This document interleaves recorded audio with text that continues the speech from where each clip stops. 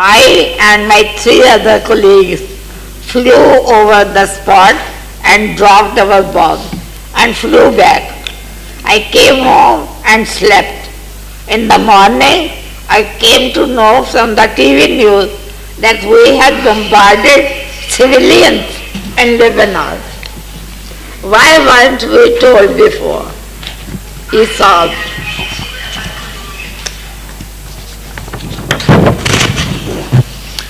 And howled. His words were full of pain. They in Russia and Ukraine, in Israel and Palestine, must be longing to live peaceful lives, bringing up their little children, falling in love, enjoying nature, enjoying literature and music and knowledge. We grew up admiring the Soviet Union. Almost the whole of our generation was impressed by the achievements of the communist regime. Socialism was our ideal, and now Russia, a part of the erstwhile Soviet Union, the land of Tolstoy, Dostoevsky, Gogol,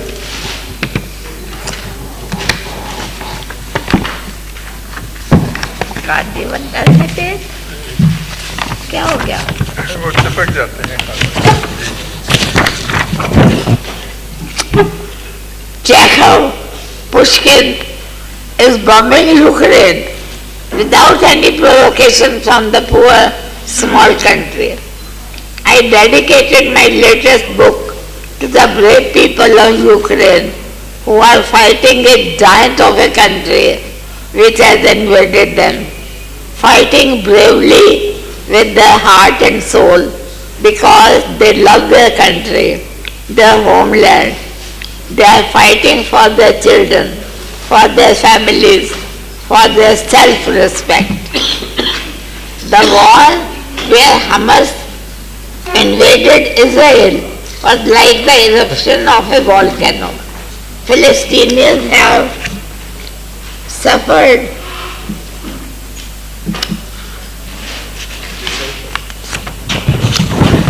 long years of living as refugees. There are 2-3 generations living in refugee camps. From every suffering arises revolt. But Hamas-like terrorism can never be tolerated. No terrorism can be justified. Hamas can never be forgiven. By no means. It was brutal. Both sides are equally guilty. And who is suffering? The innocent citizens who were living their peaceful lives. We pray for peace to come back. Here I would like to add something which I just remembered. There are good people, peace-loving people in every country. Today we think Israel is destroying Gaza. There was one president of Israel,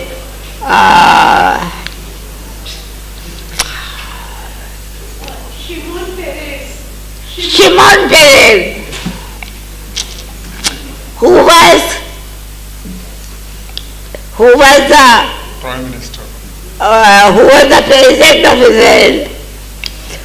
He rang up his ambassador here that where can he find good poets, a gathering of good poets where he can read his poem.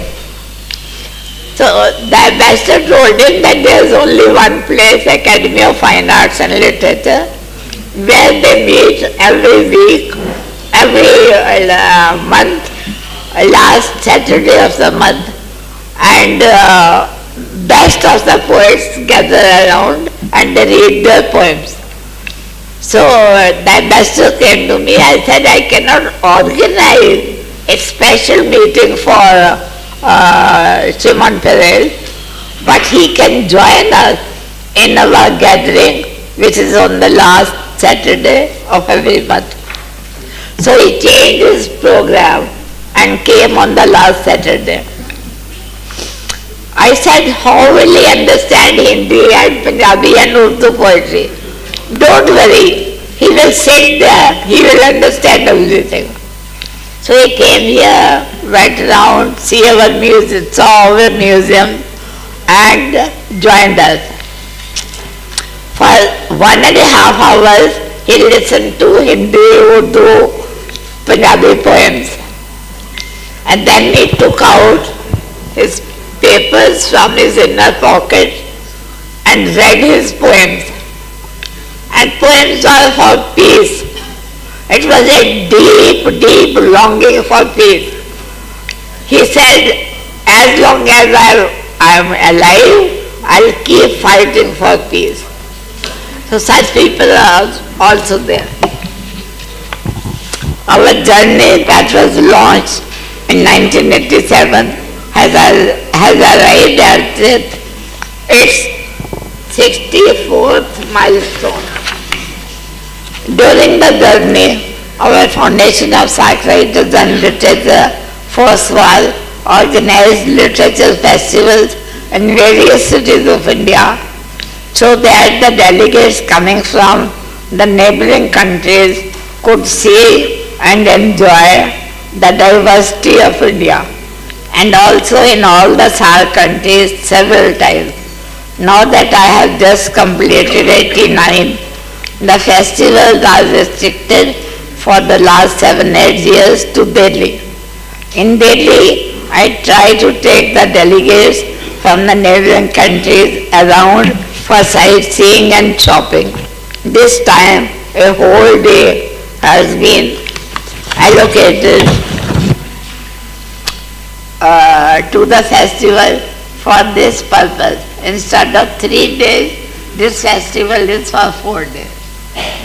And talking about Bhakti, Buddhism and Sufism, though I am not a scholar like all these eminent scholars here who will talk about these, I have an idea that Bhakti was a revolt against Brahmanical dominance over the knowledge system, because all religious and mythological texts were written in Sanskrit, and Brahmins kept Sanskrit under their strong control.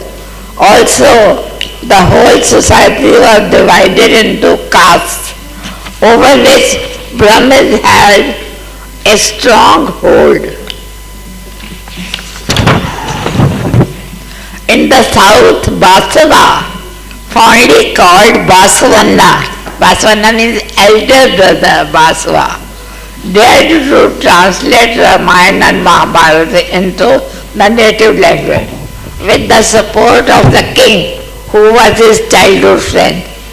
In spite of the security provided by the king, Basava was murdered by the Brahmins. In Kerala, it was Thunchan who translated these epics into Malayalam. He kept a parrot, and whosoever asked what he was doing writing on papers, he said, "Oh, I am telling stories to my parrot and noting them down on my papers." There is a memorial now which I inaugurated in Tissue in Kerala, where there is a huge statue of a parrot in black granite. In the north, there were several poets who wrote Bhakti songs. 15 of these saint poets have been included in Guru Granth Sahib. Smashing the caste system, the Sikh Gurus included almost all of them from lower caste. Similarly, Sufism was a revolt against Muslim fundamentalism. Islam was against music. Sufi poetry is sung all over India, Bangladesh, Pakistan. Islam is against dance, and Sufism they are whirling dervish and balls not only in the SAARC region but also in Turkey, the land of Rumi and Shams Tabriz.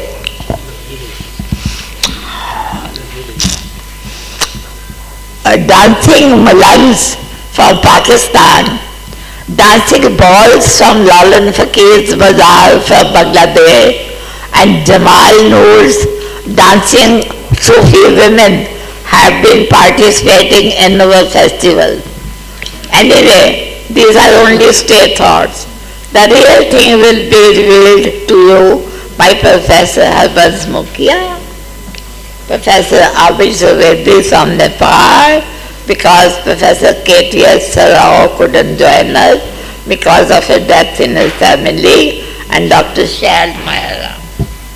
In the end, I will request you to help me keep this family get-together happening every year.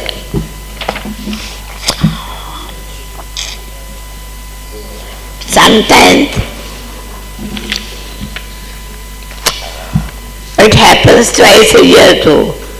I should feel that all of you are enthusiastic to come together in this SAARC Literature Festival. You should write to me asking me to organize the next festival. Please forgive us for any lapses, although we do our best. These conferences are self-funded and with a very small band of workers, mainly Alpana Kaur, Devaprakash Chaudhary, Sethi and Parveen. And all with Alpana's money, which she earns from the sale of her painting. Thank you, all of you.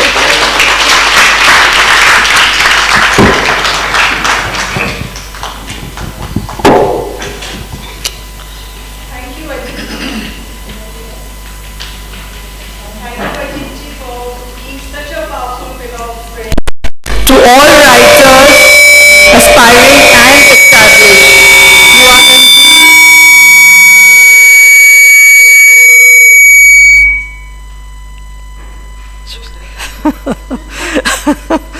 Thank you, Ajit ji, for being such a powerful pillar of strength to all writers, established and aspiring. You are indeed a great force and inspiration to all writers. Kudos to you for your untiring effort in promoting literature. I think there can be no other. A round of applause for Ajit ji. Maji, as she is fondly called. Thank you, Ajit ji.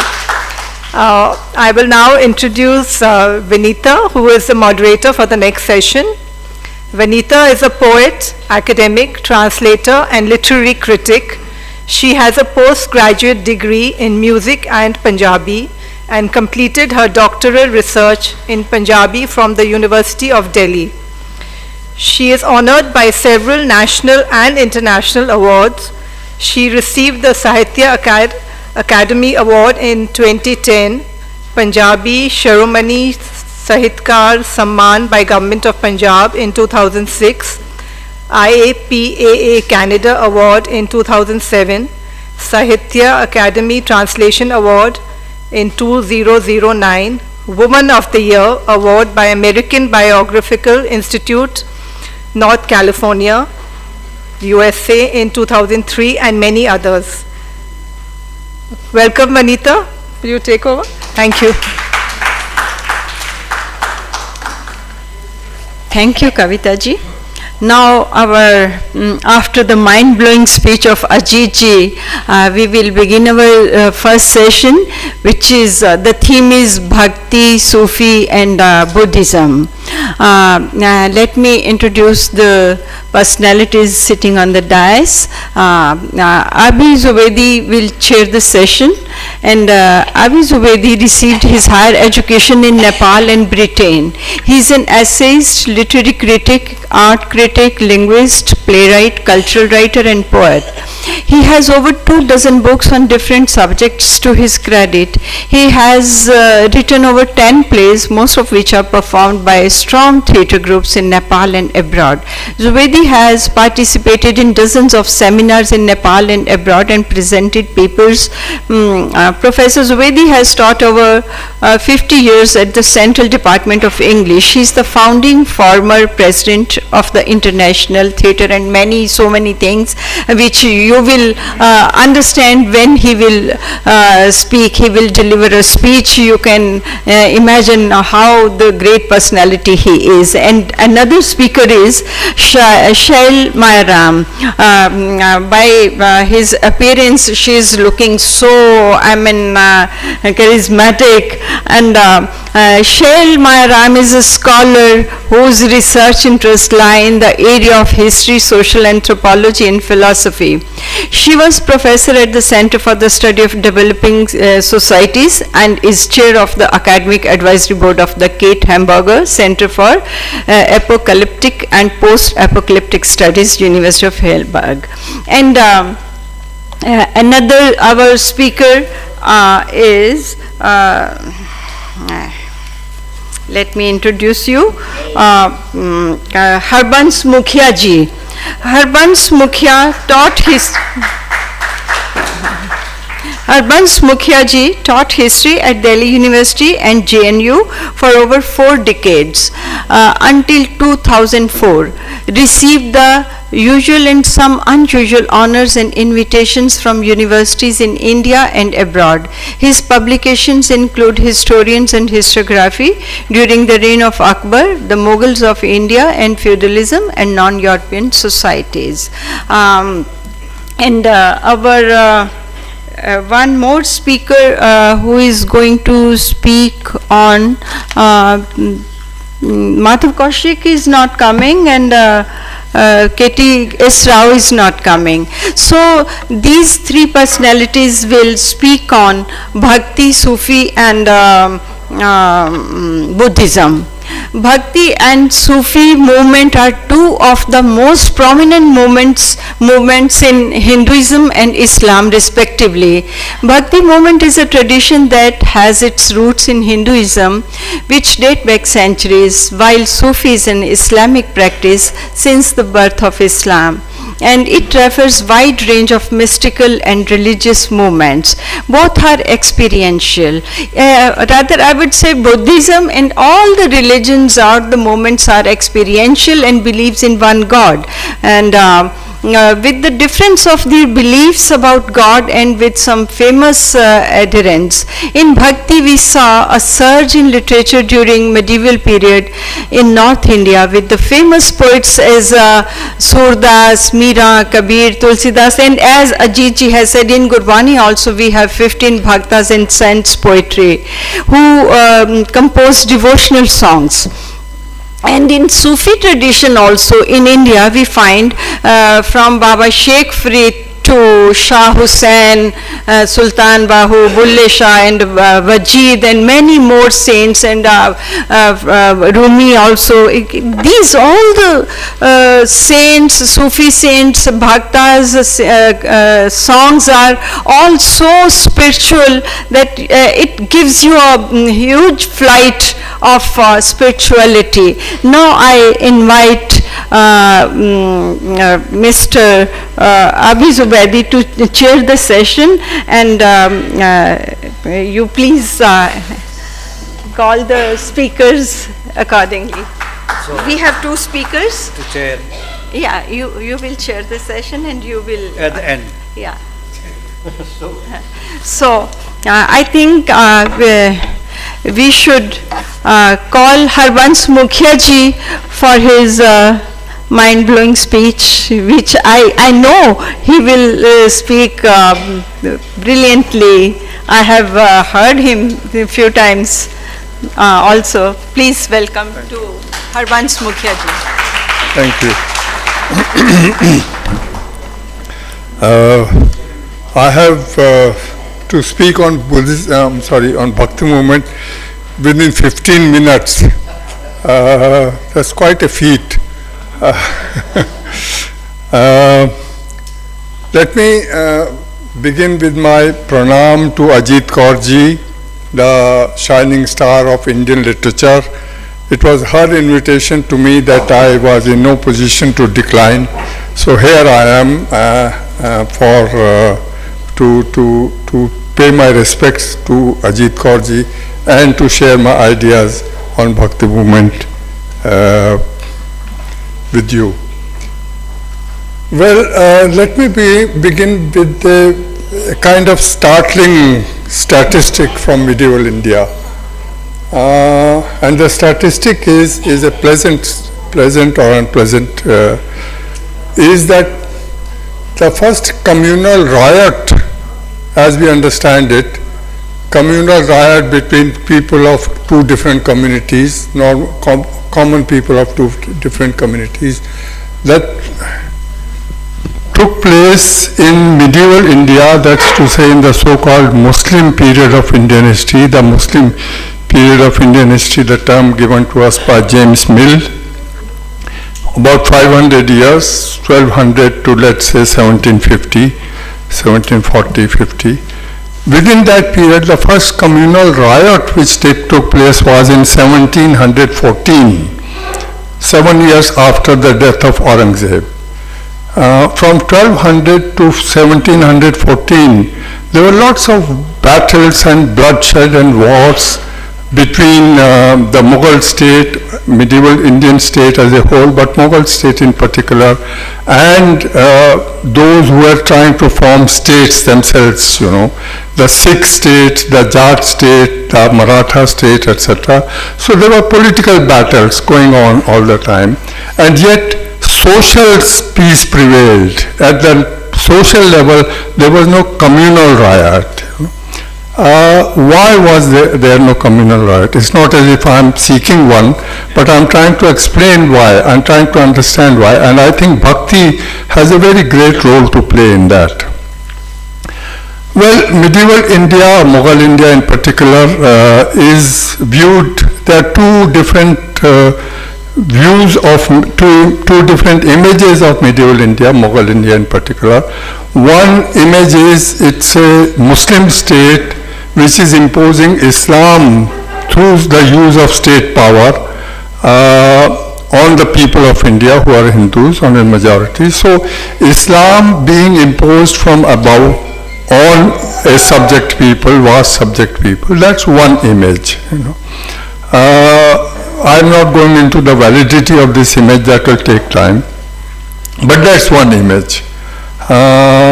Let me just in passing say that the most of conversions in medieval India, conversions to Islam in medieval India took place in border areas of India where the state has very little power, it's very sporadic power, but it doesn't even exist oftentimes. In Kerala, for example, the state never reached. The most conversions took place in Kashmir in the north, in what is now Pakistan, west, what is now Bangladesh, east, what is now part of Kerala, Malabar region. These are the four geographical peripheries of India. These were also the political peripheries of the medieval state. So, the relationship between medieval Indian state, Muslim state, converting people to Islam doesn't tally, it doesn't sort of tally, because this would involve the argument that the Muslim state was converting people where it had least power, or was quite not bothered about converting people in the Indo-Gangetic plain, where it had power for 500, 600 years, immense power. There the Muslim population never exceeded about 15%. So that's one image of it.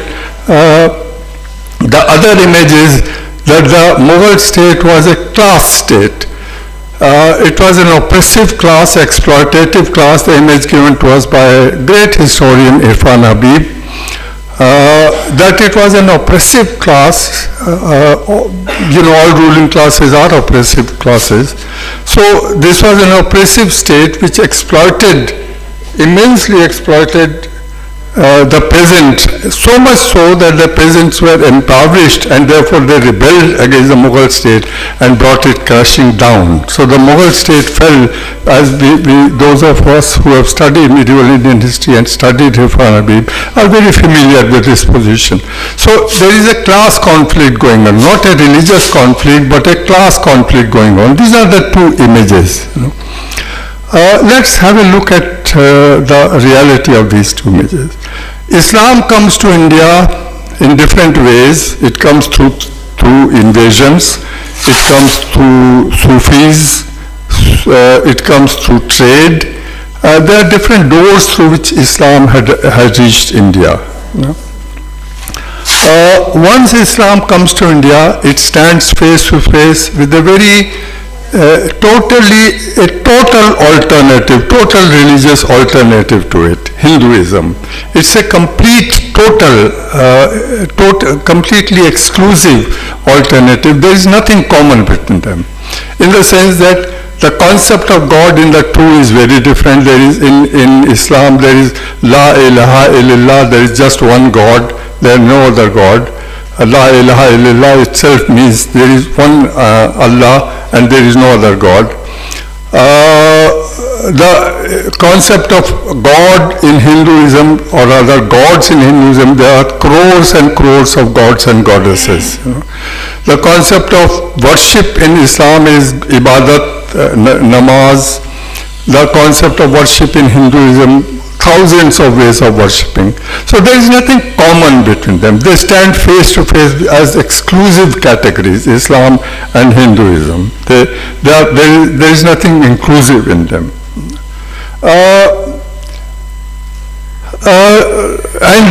And these therefore constitute two rival gods. The Allah, which is Islamic Allah, La ilaha, the monotheistic Allah, one God, and the hundreds and thousands of gods on the other side. There are two rival gods. They are competing gods. They are not inclusive but exclusive gods. And since they are competing with each other, they are rivals to each other, there is tension between gods, and therefore there is tension among the followers of these two gods. And tension which often erupts, not very often, but nonetheless erupts in violence and so on and so forth. So there is social tension as a result of the arrival of Islam in India. Now, let us remember that Europe also was going through, in fact, Europe was going through much greater intensity of religious conflict within the same religion. Here it was two different religions. There it was the same religion, Christianity, within which various sects were at war with each other. So that in some ways it's a larger than Indian phenomenon, but let's think of India at the moment. I just wanted to point out that Europe, in fact, the bloodshed in Europe on the question of religious difference is far greater than it is in India. So it was there, tension was there between two different concepts of God.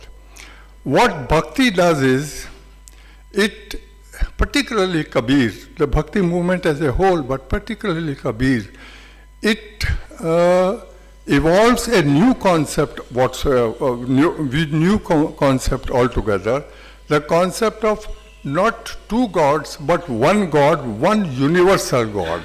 A God who is not Allah, who is not Ishwar, or a God who is both Allah and Ishwar. So there are not two. So the concept of one universal God and the concept of one universal religiosity, not religion, but religiosity. Kabir is constantly saying, what is this going to namaz and to masjid and mandir and do this and that. Kabir's doha, Do Jagdish kahan se aayo? It's a brilliant commentary on this, the most powerful reputation of two gods. Do Jagdish kahan se aayo? Where have two gods come from? There is only one God. One God who is not Muslim God and Hindu God, who is not an exclusive God for Muslims or Hindus, who is universal God for all. And therefore, forget about your rituals, Hindu and Muslim rituals.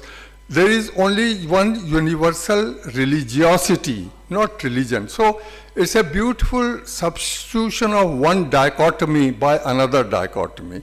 The dichotomy of two religions, organized religions, denominational religions, Hinduism and Islam, is being replaced by another dichotomy between universal religiosity on one hand and denominational religions on the other hand.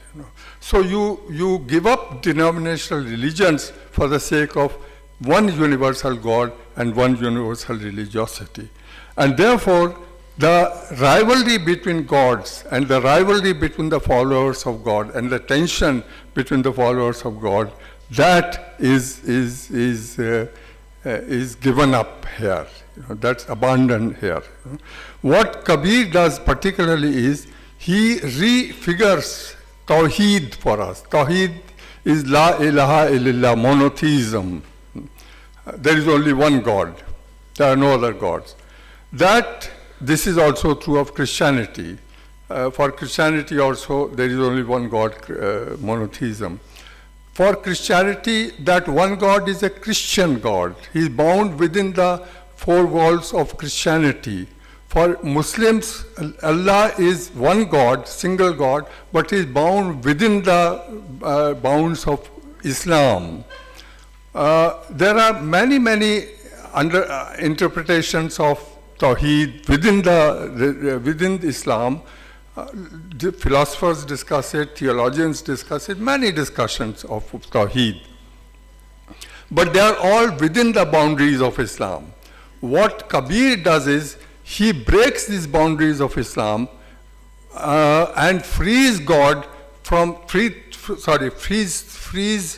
liberates Tawheed from the boundaries of Islam and makes it a universal religiosity rather than one religion. That's the revolution he creates, namely that he is liberating Tawheed, he is sticking to one God, but that God is not bound within the boundaries of Islam or Christianity is not very relevant here in India, but within the boundaries. So it's a kind of liberation that Kabir is giving to us, and therefore a reinterpretation of Tawheed is what Kabir gives us. Very interestingly, one is quite used to the idea that which has been given to us by great master thinkers like Karl Marx and another, not of the same caliber, but nonetheless a master thinker in India, M.N. Srinivas. Namely, Karl Marx's statement, the ideology of in any epoch, the ideology of the ruling class is the ideology of that epoch. That is to say, the ideology of the ruling class percolates downwards to the masses, and the masses accept that ideology. So the dominant ideology in any epoch is the ideology of the ruling class. People just accept it. The same is the premise underlying the notion of Sanskritization by M.N. Srinivas. As people move upwards, they Sanskritize themselves. They adopt the rituals and methods and mores of the Sanskritized or upper caste. So culture percolates from the top downwards. This is what we are told again and again by great masters. Culture, here it is ideology, but one could call it culture, percolates from the top downwards to the common people. Here it is the opposite.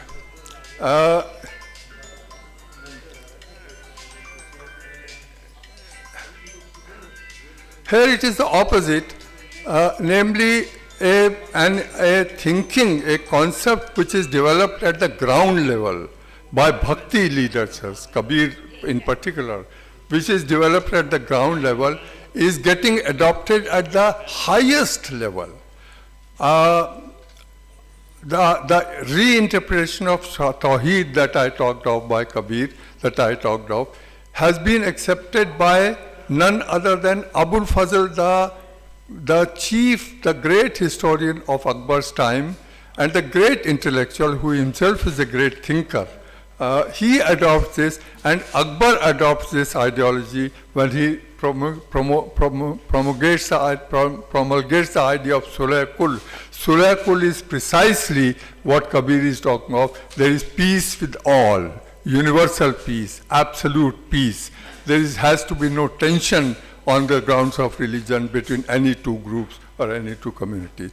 That is the ideology. So the state, Akbar's state, adopts the ideology from the ground level and adopts it as a state policy, and which state policy remained intact right to the end of the Mughal period. So that, you know, the notion that it's the culture percolates from the top downwards is inverted here. The people also have a culture which also travels upwards and gets adopted at the highest levels. Now, anyway, now the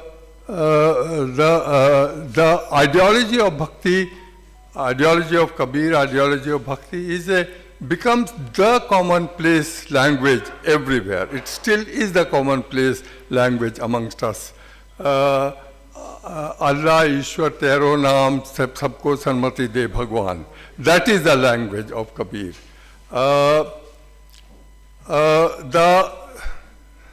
The language of Kabir is adopted by Bulle Shah. The language of Kabir is adopted by a poet of the caliber of Mirza Ghalib. There is a gem of a share of Mirza Ghalib with which I will conclude. Namely, हम वाहिद हैं, हमारा कीश है तरके रसूम. It's a bit difficult language. Ghalib's language is difficult. हम वाहिद हैं. We are followers of Tawheed. We are monotheists. We believe in monotheism. हम वाहिद हैं. We practice monotheism. हम वाहिद हैं. हमारा कीश है तरके रसूम. कीश is a sect, a kind of belief, almost dharma. It is our dharma to break rules. Tarke rusum. Hamara kish hai tarke rusum is rasm, rituals, traditions. It is our dharma to break rituals and customs. मिल्लतें जब मिट गई, दूसरा मिसरा है, गज़ब का मिसरा है, मिल्लतें जब मिट गई, when the communities are eliminated, I'll come to this in a moment, when the communities are eliminated, अजाए ईमा हो गए, they all merge in the true faith, true iman, true faith. What is meant by communities elimination? When the communities identities, communal identities are given up, then the true faith emerges, you know. So the true faith is not in assertion of your rituals and customs and ceremonies. True faith is not in the assertion of your communal identity.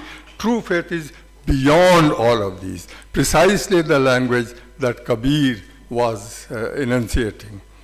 Now, this language, as I said, is a live language. It still comes to us whenever there is it's wonderful that whenever there is a communal riot, always there are people of different communities getting together and trying to resolve the tension between these two.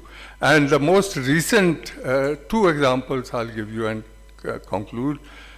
In Nuh, in Haryana, there was this tension between the Muslims and the Jats, between the Muslims and the Hindus, and there was violence and so on. What happened? When the tension rose beyond a point, it is the Hindus, Jats, who came with their with their tractors came and said, "We'll not let one Muslim be touched." And they stood guard for the Muslims then. The same thing happened in Muzaffarnagar recently, early this year or last year. The same thing happened in Muzaffarnagar. The Jats and the Muslims had fought with each other, killed each other, and displaced each other. Now, earlier this year, the same Jats drove their tractors, came with the Muslims and said, "We'll not let one Muslim be touched," and no Muslim was touched. So this is Kabir's language, this is Bhakti's language, which is still alive and which is keeping us going. Thank you very much.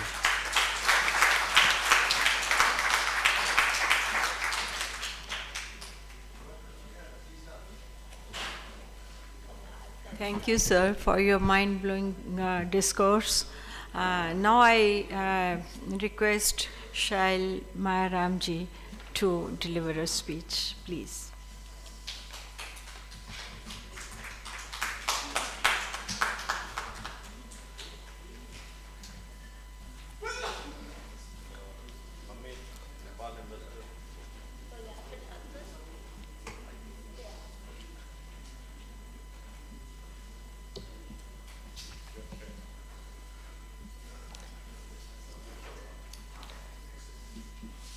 Good morning, friends.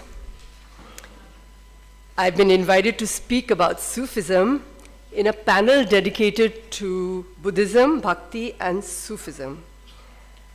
And to begin with, many thanks to Ajit Ji for being the anchor of this very important meet of South Asian writers, which I believe continues as a non-state enterprise. Now, this short presentation is going to be in two parts. First, I want to ask the question, how should we think about the religious cultures of the subcontinent over 3 millennia? The second part will be, I want to share with you the story of a life of one of the greatest Sufis ever, Sarmad Shahid. Now, the philosopher Ramchandra Gandhi, who used to hold a Saturday seminar series in this very building and would speak in the gallery of priceless miniature paintings, which you must see before you leave, would often say philosophy means bad news. Which is the role of the philosopher to question. And I want to begin with a note of skepticism about the categories Buddhism, Hinduism, and Sufism. Now, we know very well that it was the Orientalist construction in the 19th century which creates the idea of Buddhism as a Protestant religion which was critical of Brahmanism. Similarly, Hinduism is created as a Vedic religion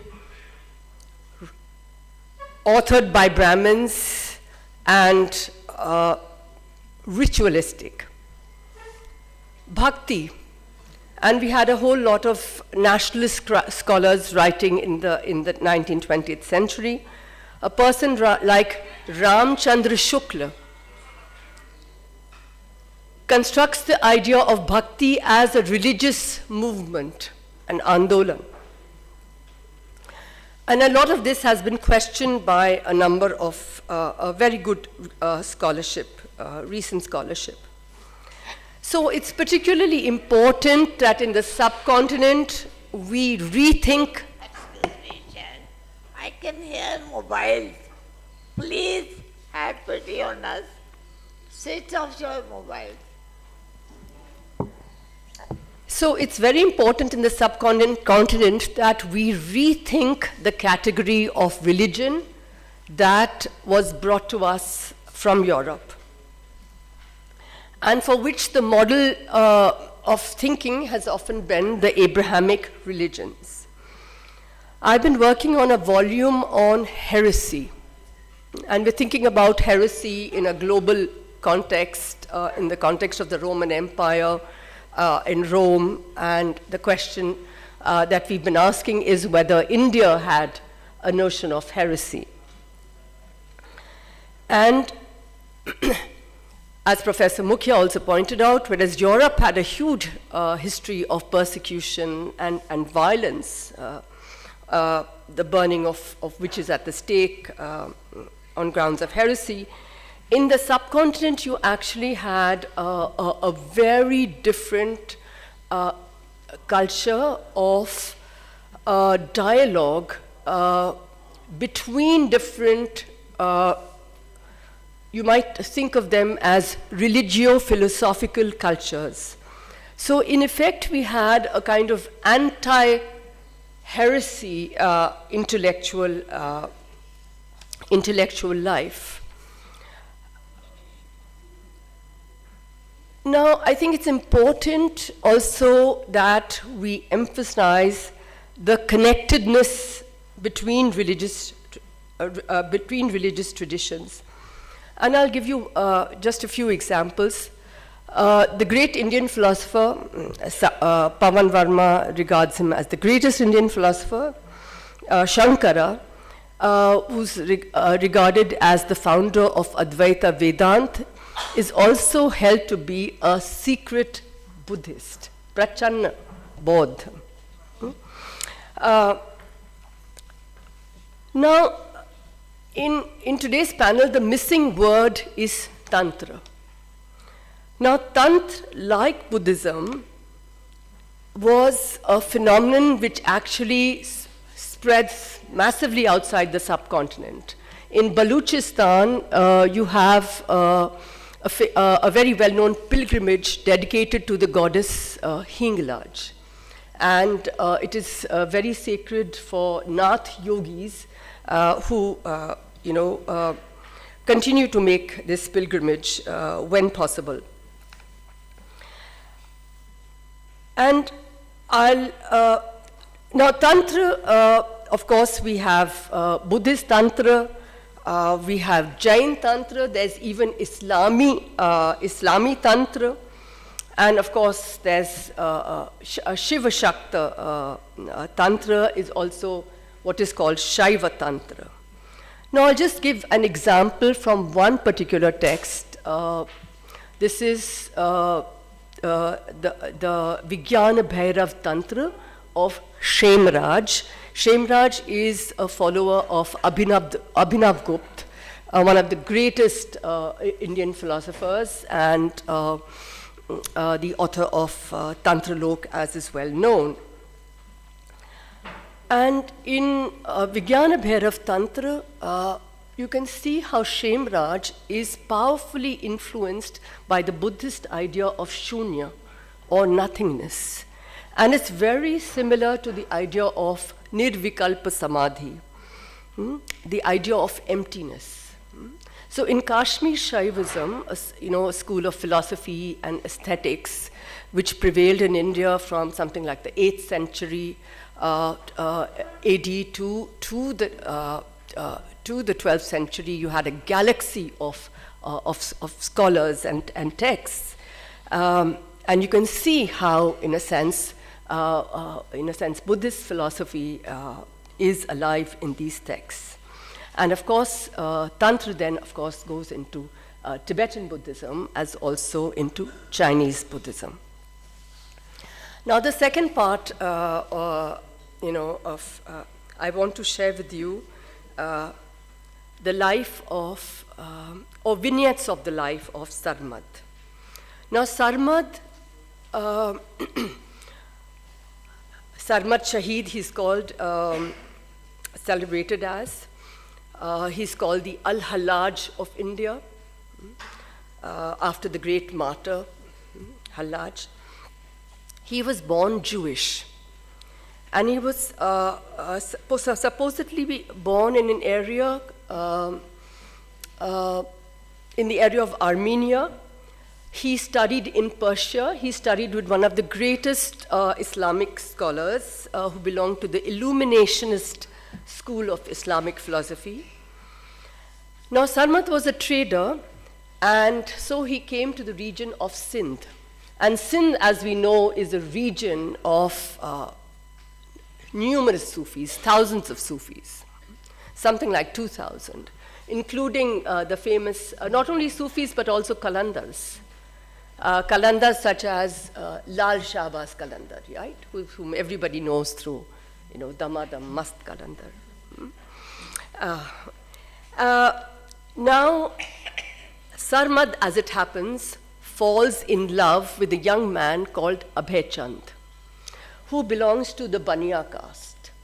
But their love is denied by Abhay Chand's father. So deep in sorrow and anguish, Sarmad gives up clothing, and he wanders around without a stitch of clothing on his body. So he goes to Patna, then he comes to Delhi. Dara Shikoh has heard about him, and there's conversations between Dara and Sarmad. Then, of course, Aurangzeb's ulema has also heard about this notorious Sufi, who's considered very deeply admired and considered a man of great scholarship. So the Council of Ulema, summons Sarmad, and he's brought before the emperor, and he's asked a series of questions. So the first question is, why did you promise Dara the crown? And Sarmad's response is, yes, I promised Dara the crown in heaven. Dara has been killed, right? By Aurangzeb. Another question he is asked is, why do you wander around naked? And his response is, God has given clothing for the sinful.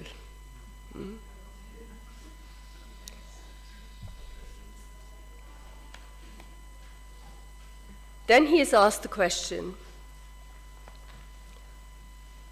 why do you deny the ascension of the Prophet Muhammad? And his response is, the heavens came down to meet Muhammad. He did not rise to go to heaven. It is the heavens who came down in recognition of his greatness. And finally, he's asked the question, why don't you recite the entire kalima? Because he was known to say, La ilaha illallah. So he said, for me, my state of enlightenment is only that there is no God. And it is said that after Sarmad was beheaded by Aurangzeb, that the head, when it fell, recited the kalima 3 times. There is another story also, which indicates the power of the Sufi, which Ramchandra Gandhi used to say, to tell, which is that 9 times the head rolled back up the steps of the Jama Mosque.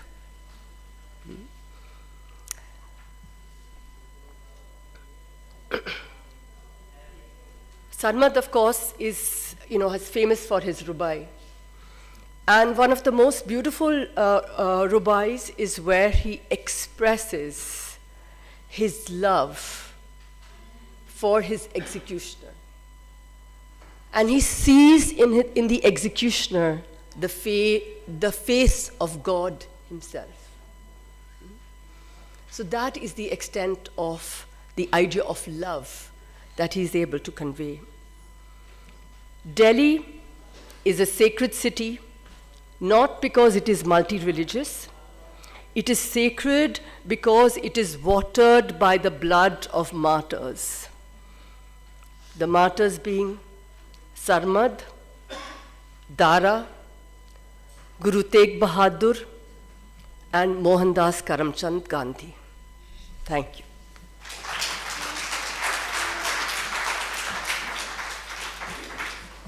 Thank you, ma'am, for your mind-blowing speech. And now I invite Abi Zubedi Saab to conclude and share your words. Thank you.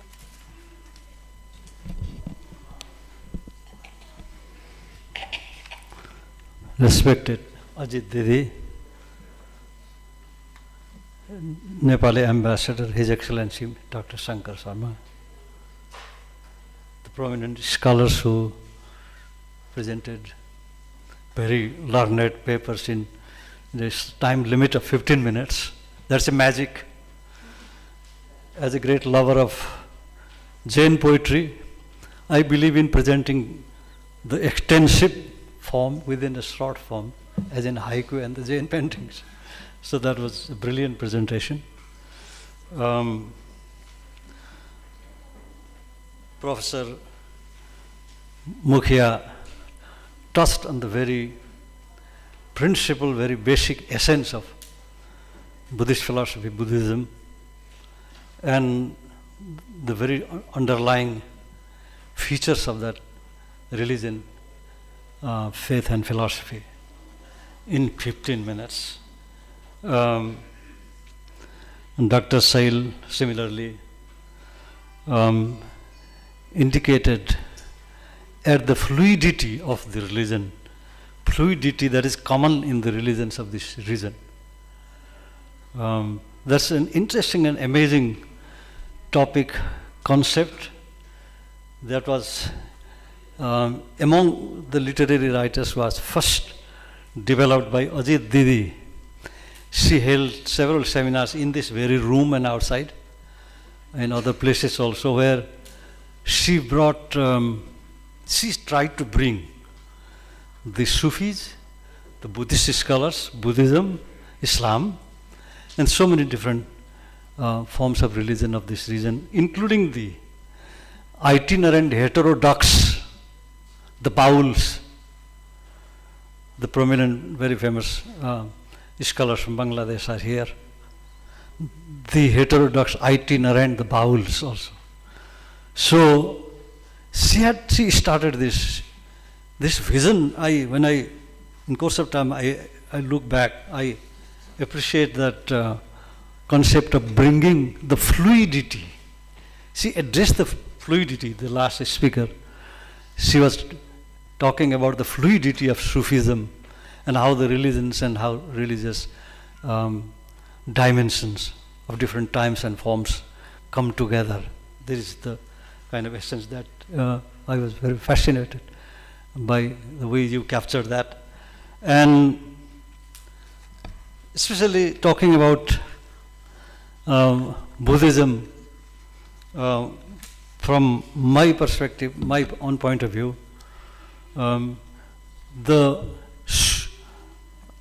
the message I got from Ajit Didi the other day, that someone cannot attend, a speaker who has taught Buddhism for 25 years at Delhi University, since he cannot come, and you should come and replace him. That is a very challenging and almost impossible task, but I took it as a kind of a Jain poetry, doing something in limited time. So that is what I'm trying to do here. The first thing I want to say is that I am a seeker. I've been seeking meaning through Buddhism for many years. The different forms of Buddhism, for example, the Mahayana, and the Theravada forms, and then Vajrayana, Tantric forms, and so on. I have been avid reader and seeker of these different forms of Buddhism. The reason why later I realized that my presentation is a little bit visceral. I put myself in that because I'm a literary writer and a playwright. I have written several plays on Buddhist theme.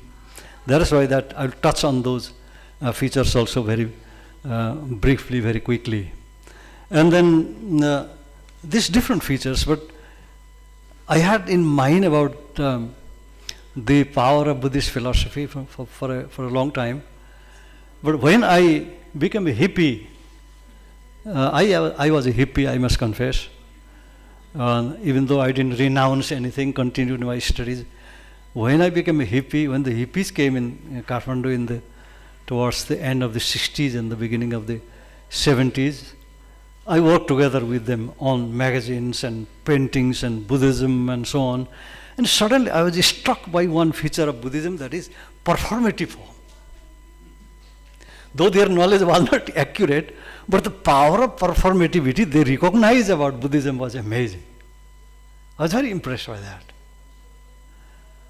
So in many cases, their presentations were somewhat erratic also at some points. And we worked together for nights at Swayambhu Hill, and then edited and published magazine Flow, where we included our perceptions of Buddhism and so on. So and that kind of regenerated a sense of participation in Buddhism. Not as a religion, I'm not a religious person, but I'm a great lover of Buddhism. I'm still doing it, I'm still writing plays based on Buddhism. So this, what struck me most about Buddhism is the kind of pratyaksha, as Buddha himself called it. Pratyaksha, your participation is very important. Pratyaksha, what you do is more important than the metaphysics. You do that. The other reason for this is that Nepal has always remained, the Buddhism in Nepal has always been, the feature of Buddhism in Nepal is the creation of the memorials. Bhutanese friends are also there. There is a great connection of the Bhutanese monastery in Kathmandu and so many other performance. So it has, Nepal has always remained a space of the itinerants. Buddhists and monks have traveled through this land and created monuments. The other feature of Buddhism in Nepal is the very important monuments. They are still such a dominating monuments in that place. This space, the monuments are created by people who, as the previous speaker said, practice fluidity. And they created these permanent monuments in Kathmandu. It's full of that. And then Nepal's perception of Buddhism is through the creation of the monuments and then monasteries and so on and so forth, which is a part of which is a feature of the Indian Tibetan Buddhism and Sino-Tibetan Buddhism as well. Because the Nevars, Buddhist Nevars of Kathmandu, who are a large part of them follow Theravada Buddhism, who even today go to these Theravada schools and temples. But the great emphasis of the Buddhism in Kathmandu Valley was on the kind of performative form, like the Vajrayana, the tantric form, for example. One very important, interesting climactic point of the this kind of performative form is the charya. Charya that is still performed and practiced. As a theatre person, I have friends who perform charya, and there are certain part of the charya. Recently, Arun Shrestha has published a very interesting book on charya, in which he has discussed all these features. So, what is the essence of Buddhism to me as a playwright, for example, is that I consider Buddhism as rejects reification. Buddhism rejects reification in favor of this emphasis on the direct, immediate, and the knowing. There's not much interested in reification, but in practice.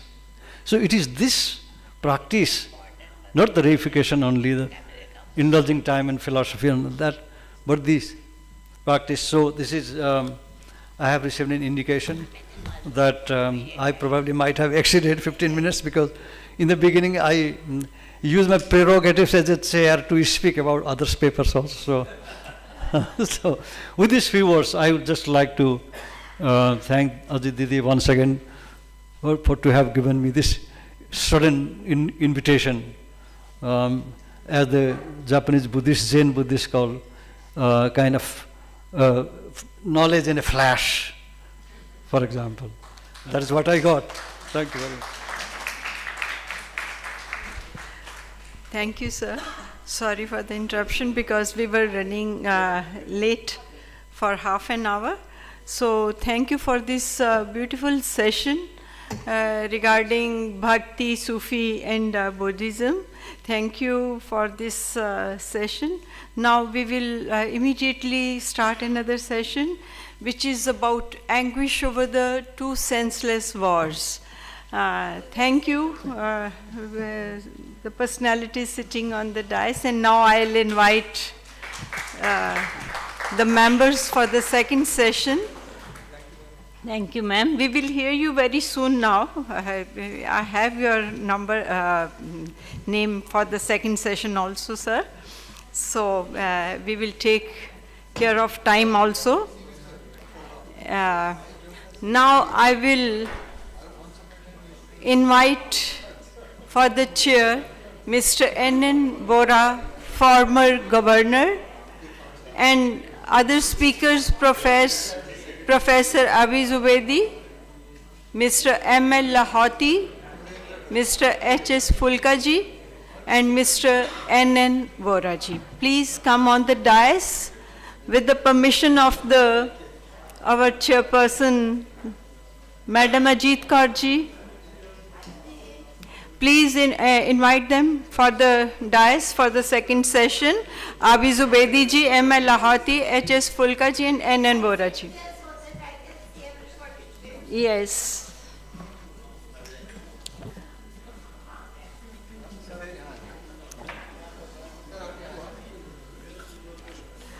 It's a beautiful combination of two sessions.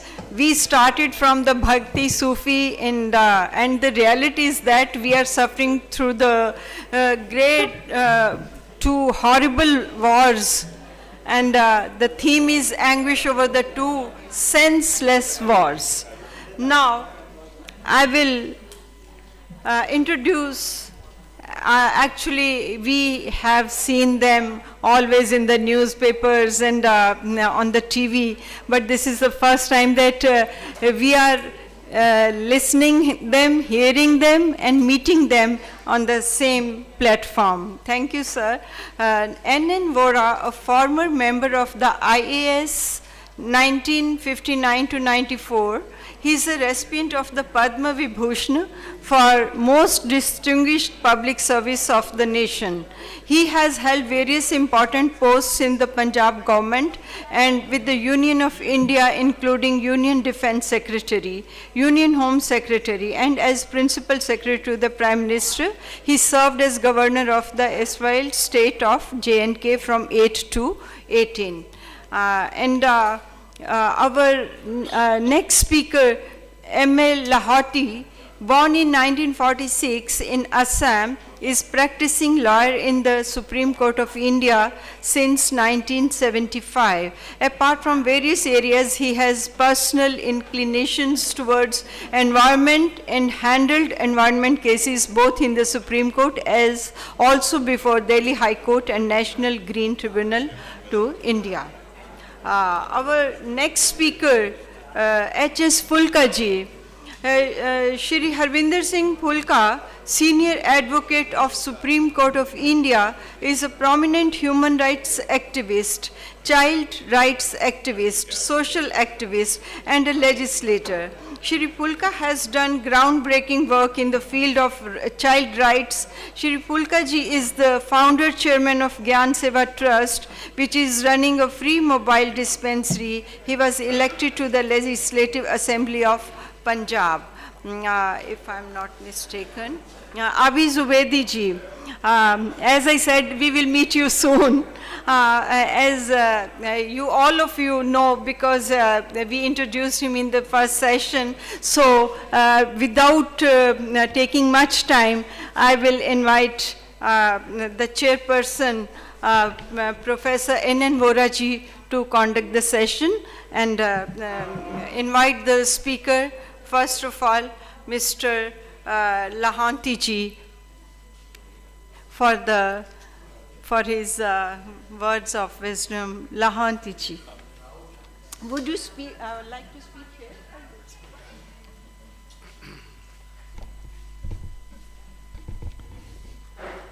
Well, I am an ordinary lawyer of the highest court of India. I knew nothing about these two wars to speak on, but I can't say, like most of you, no. The word no doesn't exist in Ajit Kaur's diary. So I agreed to speak on a subject which everyone knows about, the two wars in Ukraine and in what is called Gaza or Israel or whatever you want to say. If you go to Mahabharata and Gita, Arjun puts a question to Lord Krishna. What we are doing, Lord, in the first chapter, Pratham Adhyay, aren't we going to kill our old brothers, our teachers, our relatives? What we are going to gain by this would not be does it karpanya dosha and would not be responsible for destroying the generation which are likely to succeed.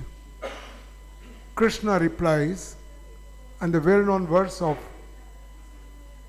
second adhyay, dvitiya adhyay, yada yada hi dharmascha glanirabhavata bharata. What Krishna said, whenever this kind of occasion arises, whenever wrongs are done, I have to born, and not I have to born on the earth, but I have to see to protect the righteous people and kill or instrument in killing the people who are the wrongdoer. Now, this shows that the question of the war or the fight or the struggle for various reasons are as old as Mahabharata or even Ramayana for that purpose. We had seen unsuccessfulness of the three entities. League of Nations was formed immediately after the First World War. United Nations were formed after the Second World War. Our first Prime Minister of India tried in his own way by having what is called NAM or non-aligned countries, which started probably, if I rightly recollect, from Bandung Conference in Indonesia. What was the attempt of League of Nations, United Nations or NAM to ensure that there is some force who is not aligned to either Russian or American forces and try to protect this globe from the future annihilation or the war or conflicts. But the naked truth or reality is it today, the devastation and destruction continues, notwithstanding the existence of UNO. What UNO can do when you had introduced yourself the power of veto to a few countries, and you know they belong to the two extreme or three extreme corners, their philosophies are different and they won't agree to anything. Now, whatever is happening today in the two places, one in Asia and other in Europe, is either the establishment of the hegemony of one group or one country or the security of the other country. Soviet Russia, or now of course Russia only, feels that the NATO is coming nearer to its border. So the war, according to Russia, is their security concern. While in whatever is going in Israel and Gaza and that Hamas area, it's thinking of Israel. They don't want to say that we want to establish our hegemony, but they say it is again our security. So Russia feels Ukraine is the issue of security of Russia, while Israel thinks it is their security. If they have to survive all around the Muslim countries, this is the only way. I myself had seen two wars. In 1962, when I probably was a student of class 7th or 8th, 1962 Chinese attack, and it was nearer to my village or my house, because immediate attack was what is now known as Arunachal or Assam in the eastern India. And I remember the convoys of the military used to pass our school, and we used to serve them whatever we could afford. Those days in Assam we mostly eat rice and dal and chai, so we used to provide those convoys, and we used to see their anguish and tears in their eyes, and they used to see how scared we people were in Assam. 1971 all of us had seen, namely how it impacted when the blackouts were there. I was a student, of course, in Delhi University. I had seen our classes were affected, our teaching were affected. Ultimately, it is a forum where you, the literary people, are there, artists are there, the renowned artists like Openter, like Arpana Kaur is present here. How the war impacts? War destroys, disturbs the peace, and when peace is disturbed, then certainly the artists are the first one who are disturbed. You have no time, you just can't think of your literature, your books, your painting, or other forms of arts. Present wars, of course, are affected globally, in the sense you had seen the crises of the food, you had seen the crisis of the petroleum or other products, and it impacts globally. Fortunately, whatever the government policy were there, we are largely protected in India today and not much impacted by the war which is going on in our neighborhood. I don't want to take more time. I must first apologize. I should have expressed my gratitude to the former governor, Mr. Bohra, whose name we all know and we heard. His Excellencies are present. My own colleague is here, and Mr. Julka. Mr. Julka had fought many battles, not the wars. He had fought the battles, which everyone knows about those battles. So I'm grateful, and thank you very much, the guests who had come from our neighborhood, from various countries. Thank you very much. And Ajit ji, I stood for you. Thank you.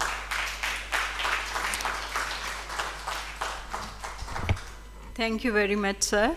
Now I will invite Shankar P. Sharma, Ambassador of Nepal in India. Shankar P. Sharma has a PhD in economics. Dr. Sharma participated in the UN General Assembly's annual meetings of the World Bank and IMF. He has published 8 books on the economy, energy, and the environment of the Asia-Pacific region, including Nepal. Welcome, sir. Thank you, and thank you so much for your very kind introduction. Distinguished authors, poets, and writers from SAARC region, and especially India. I'm not well placed here, basically because my education is basically in the economics, and then working as a diplomat here in India for the last 20 months. Before that, I was also a diplomat in the US, but basically I think in Nepal I was working with the Planning Commission and the Ministry of Finance for a long period of time, and also in the areas of economics, environment, and those areas when I was working in Singapore. But last year, I think I missed the opportunity to interact with the authors and writers. I think I was also invited by Foswal, the Foundation of SAARC Writers and Literature, but somehow I missed that opportunity. So I thought that this time, I think I will attend this program. So it's a great honor and a pleasure for me to attend the Foundation of SAARC Writers and Literature Festival, which has been promoting regional literature for decades.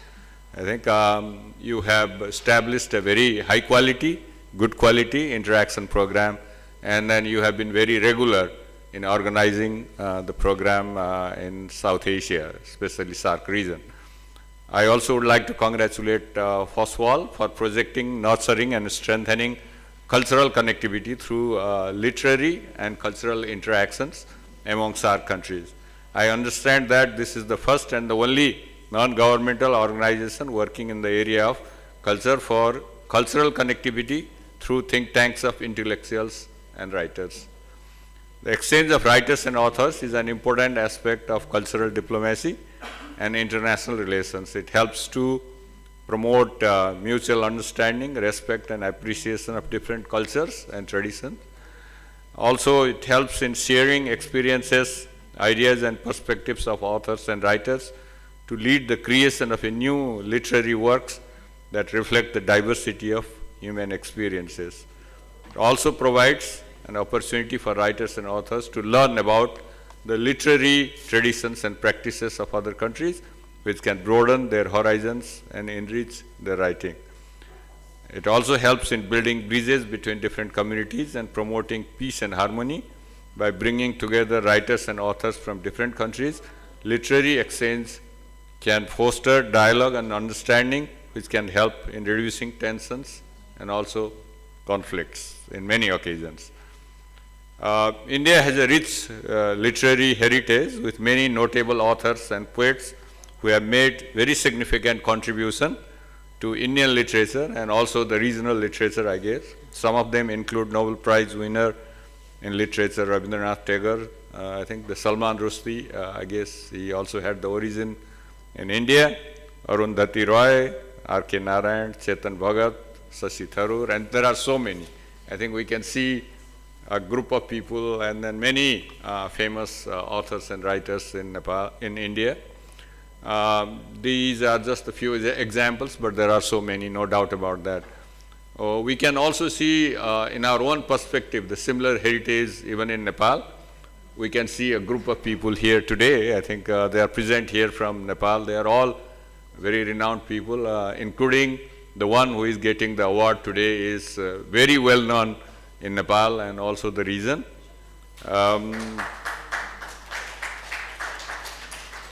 We have also produced people like Bhanubhakta Acharya. I think he wrote the Ramayana in Nepali language, and that became the kind of book that I think went to all the rural areas, not only in Nepal but also in India, Nepali-speaking people in India.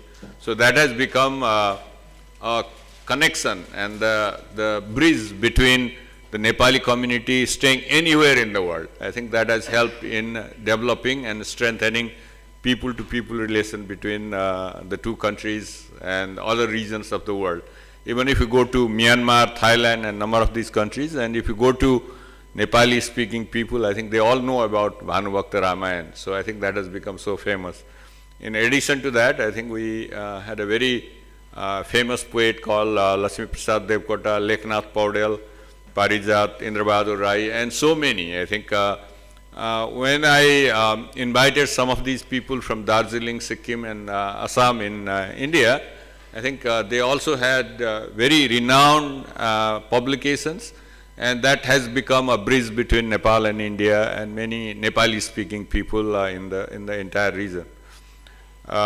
Literary linkages and diplomacy have proven to be very strong components to sustain people-to-people relations. It also has the potential to help address and solve problems between and among the countries of the region. I think because they will have the common bonding and they can also address some of the conflicts and tensions arising between and among the countries. I wish this literature festival a grand success. Thank you. Thank you so much. Thank you. Thank you, sir, for your kind information. I can share with you that Sahitya Academy always gives 4 awards to Nepali Bhasha. Creative Award, Children Award, Youth Festival Award and Translation Award also. Our next speaker, I hope he will highlight anguish over the 2 senseless wars, Mr. H.S. Fulkaji. Please come on the podium. Thank you, sir.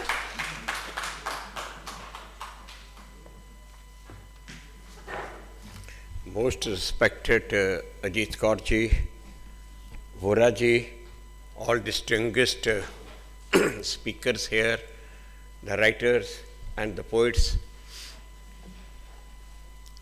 Like Mr. Lahoti and Mr. Sharma, I am also not an expert on wars. What the present era and the world today is that if there is a war in any corner of the world, it affects everyone. It affects every corner of the world, and it affects each and every person. Because now this world is a global village.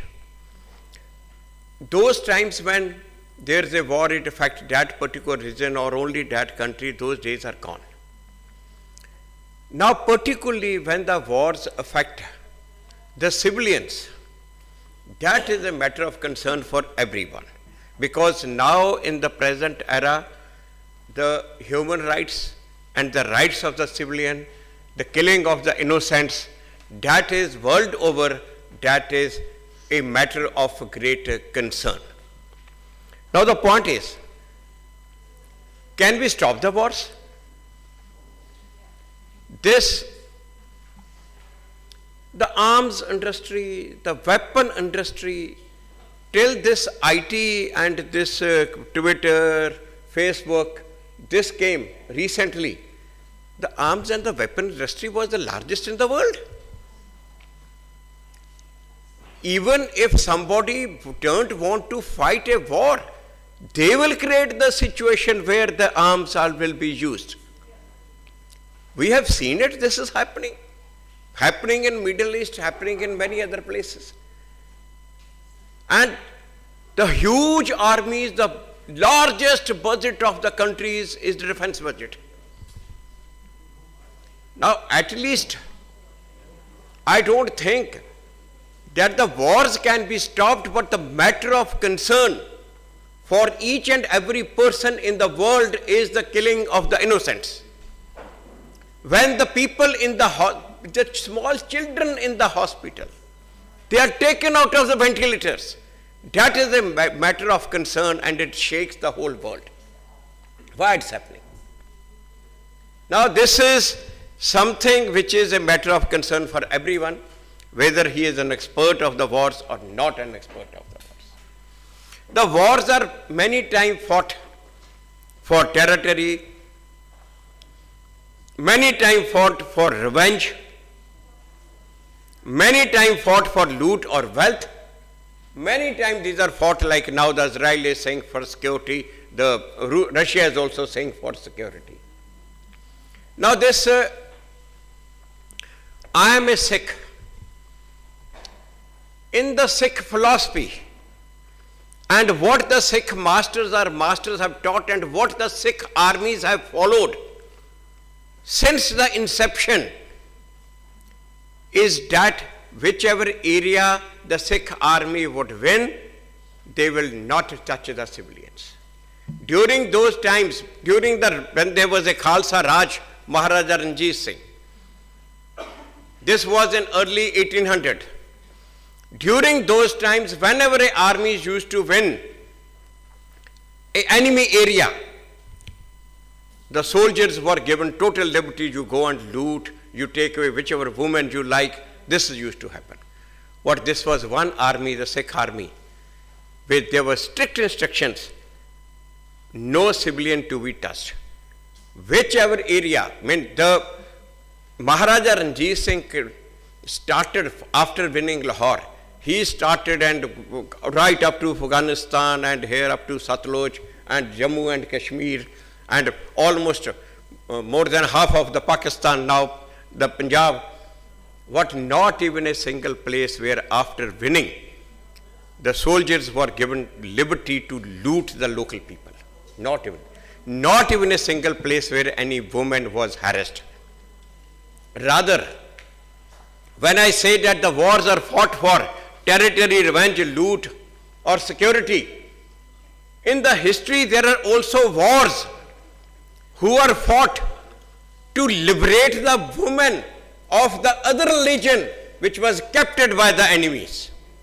Ahmad Shah Abdali, when he attacked Delhi, thousands of women he captured and was taken away, when the Sikh army fought the war, attacked Ahmed Shah army, released those women, and they sent them back to Delhi to their homes, respectively. So sometimes the wars are not always fought for greed. Sometimes the wars are fought because they are necessary. They are necessary to fight. Many times, like I say, the wars are fought to take revenge.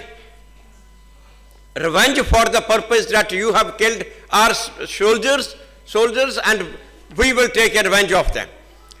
In India, we have seen in Akhnur, the terrorist attacked, backed by the, according to Indian government, backed by the Pakistan, they attacked the army camp, killed 8 soldiers. In Pulwama, in the terror attack, 40 Indian soldiers were killed. So India went and attacked the Balakot strikes. They said this is to take revenge. But there is one incident when 55 Indian soldiers were brutally killed, and the Indian government has not even recorded in its record the killing of those 55 soldiers. I am talking about November 1 to November 3, 1984 Sikh killings. 55 soldiers in uniform, 1 colonel, Colonel A.S. Anand, 1 major, Major Sukhvinder Singh, 4 captains, Captain IPS Bindra, Captain UPS Jassal, Captain Pratap Singh, and Captain SS Gill. And one most very glaring incident, Flight Lieutenant Harinder Singh, a ace pilot, one given many awards. He was selected, only 4 pilots were selected from India to go to France for the training in Mirage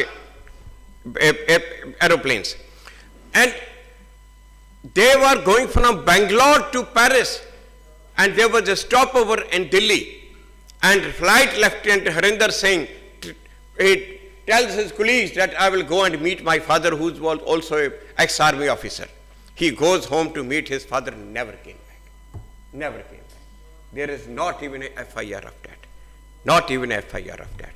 I have been handling these cases of the genocide of the Sikhs in 1984 since last almost 40 years now. So therefore, I thought it important to mention this incident also.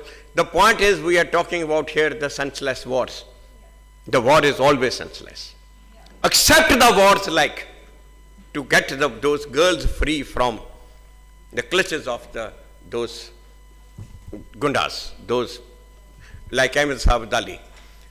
Otherwise, all wars are senseless. And I am grateful to Jeet Kaurji to have kept this topic. This is to raise the concern of the people, primarily against the killing of the civilians, the torture of the civilians. And we should all raise our voice for that. Thank you so much. Thank you. Thank you, sir. You have rightly said wars are always senseless, and thank you for sharing such a sensitive issue.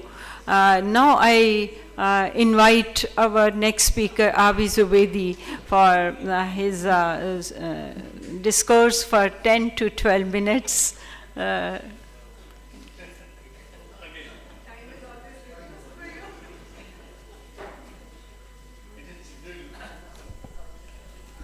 Since I've already addressed in the previous session, that spares me at the time. This time the topic is the crucial, actually, the main theme.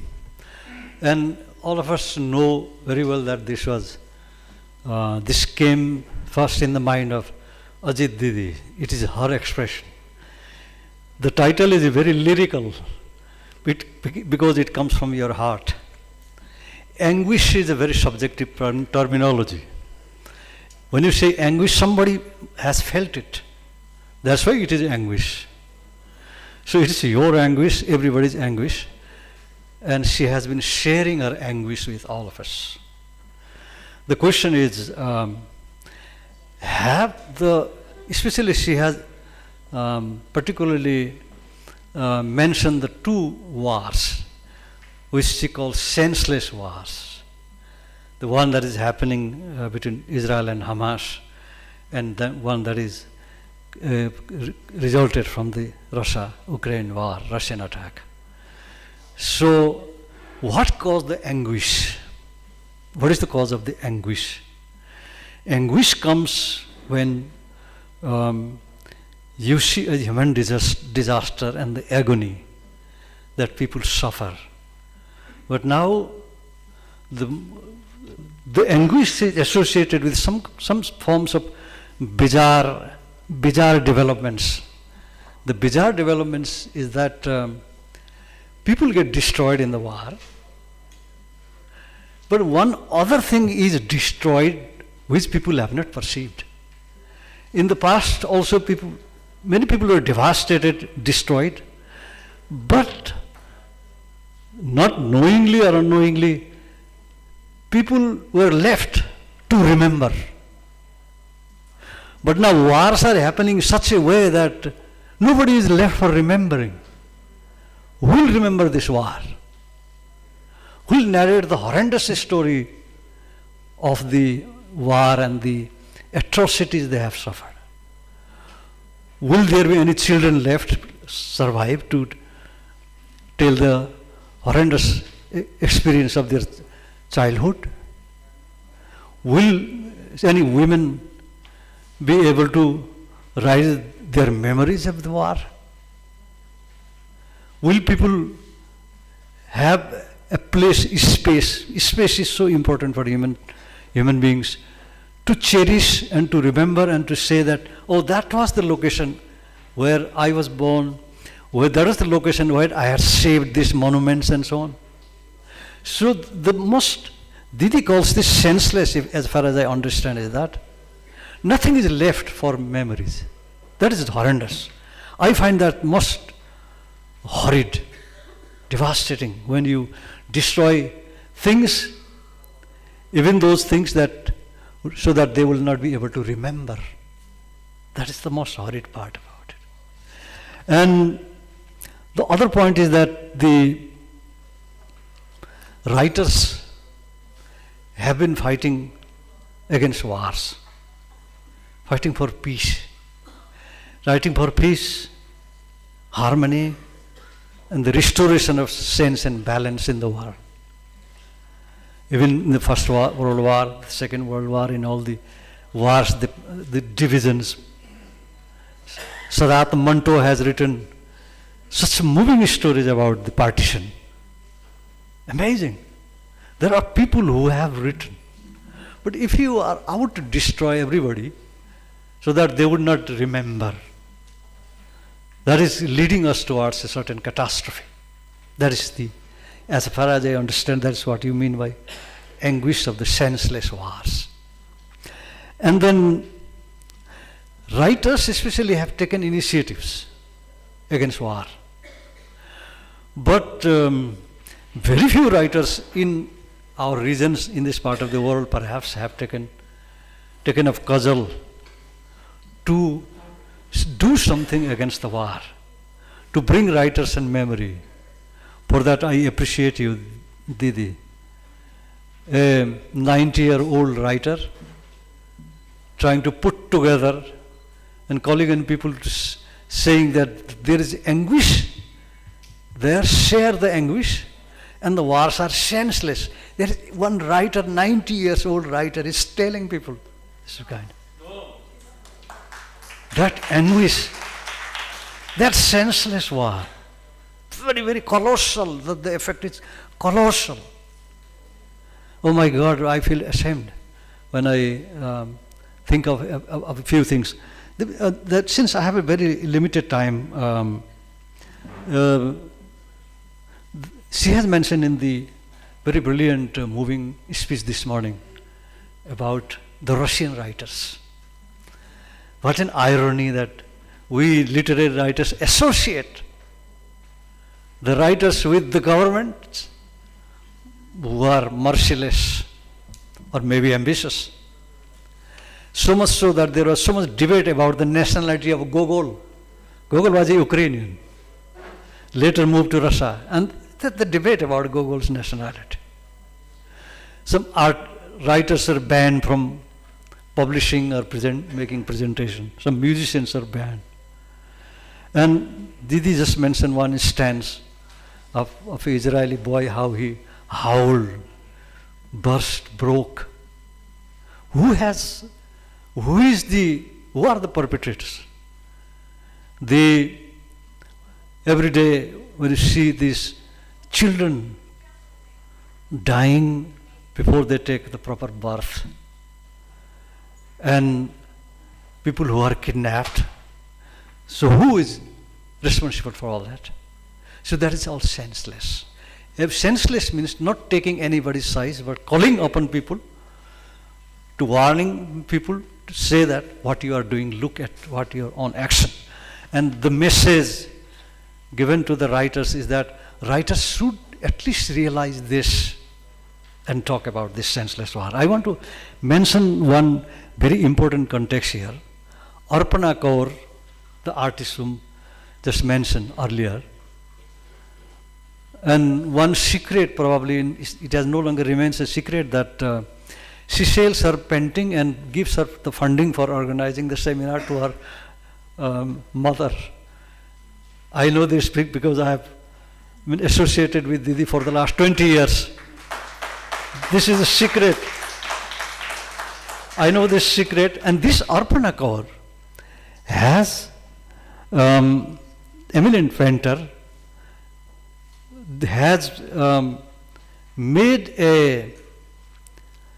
has written an article in the book. I don't know, it's available. The title of the book is Buddhism. Inside that book there is one article that she has written, Contemporizing Buddha. I would advise you to read that article. She writes, I quote, Buddha said that he was not keen to reach personal nirvana as long as there was a single suffering creature on earth. That is the earth. This led me to paint several works called Compassion, in which the Buddha sheds pure tears of humanity, page 142.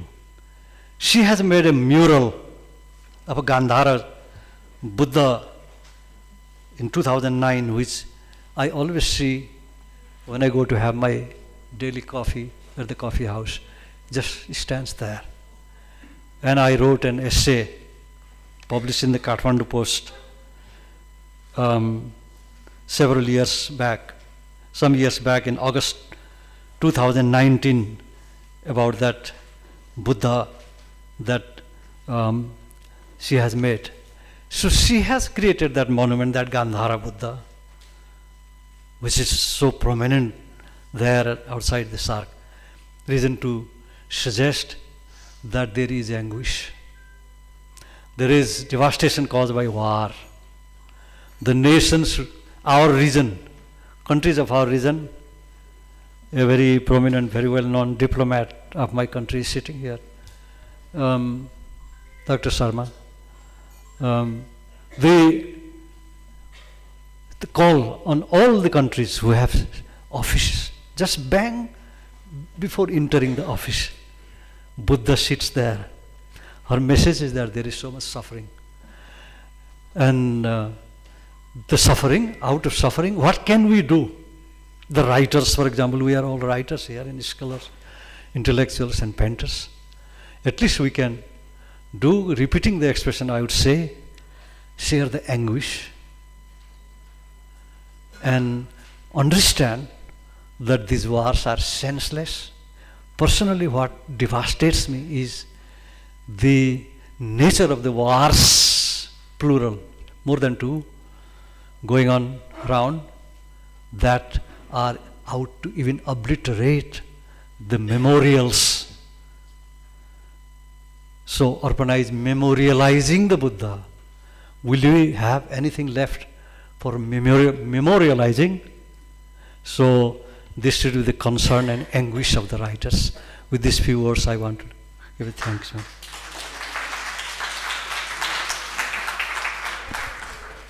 Thank you, sir, for your heart-touching words. And now I request former Governor Mr. N. Voraji for her speech for this session. Sir, please.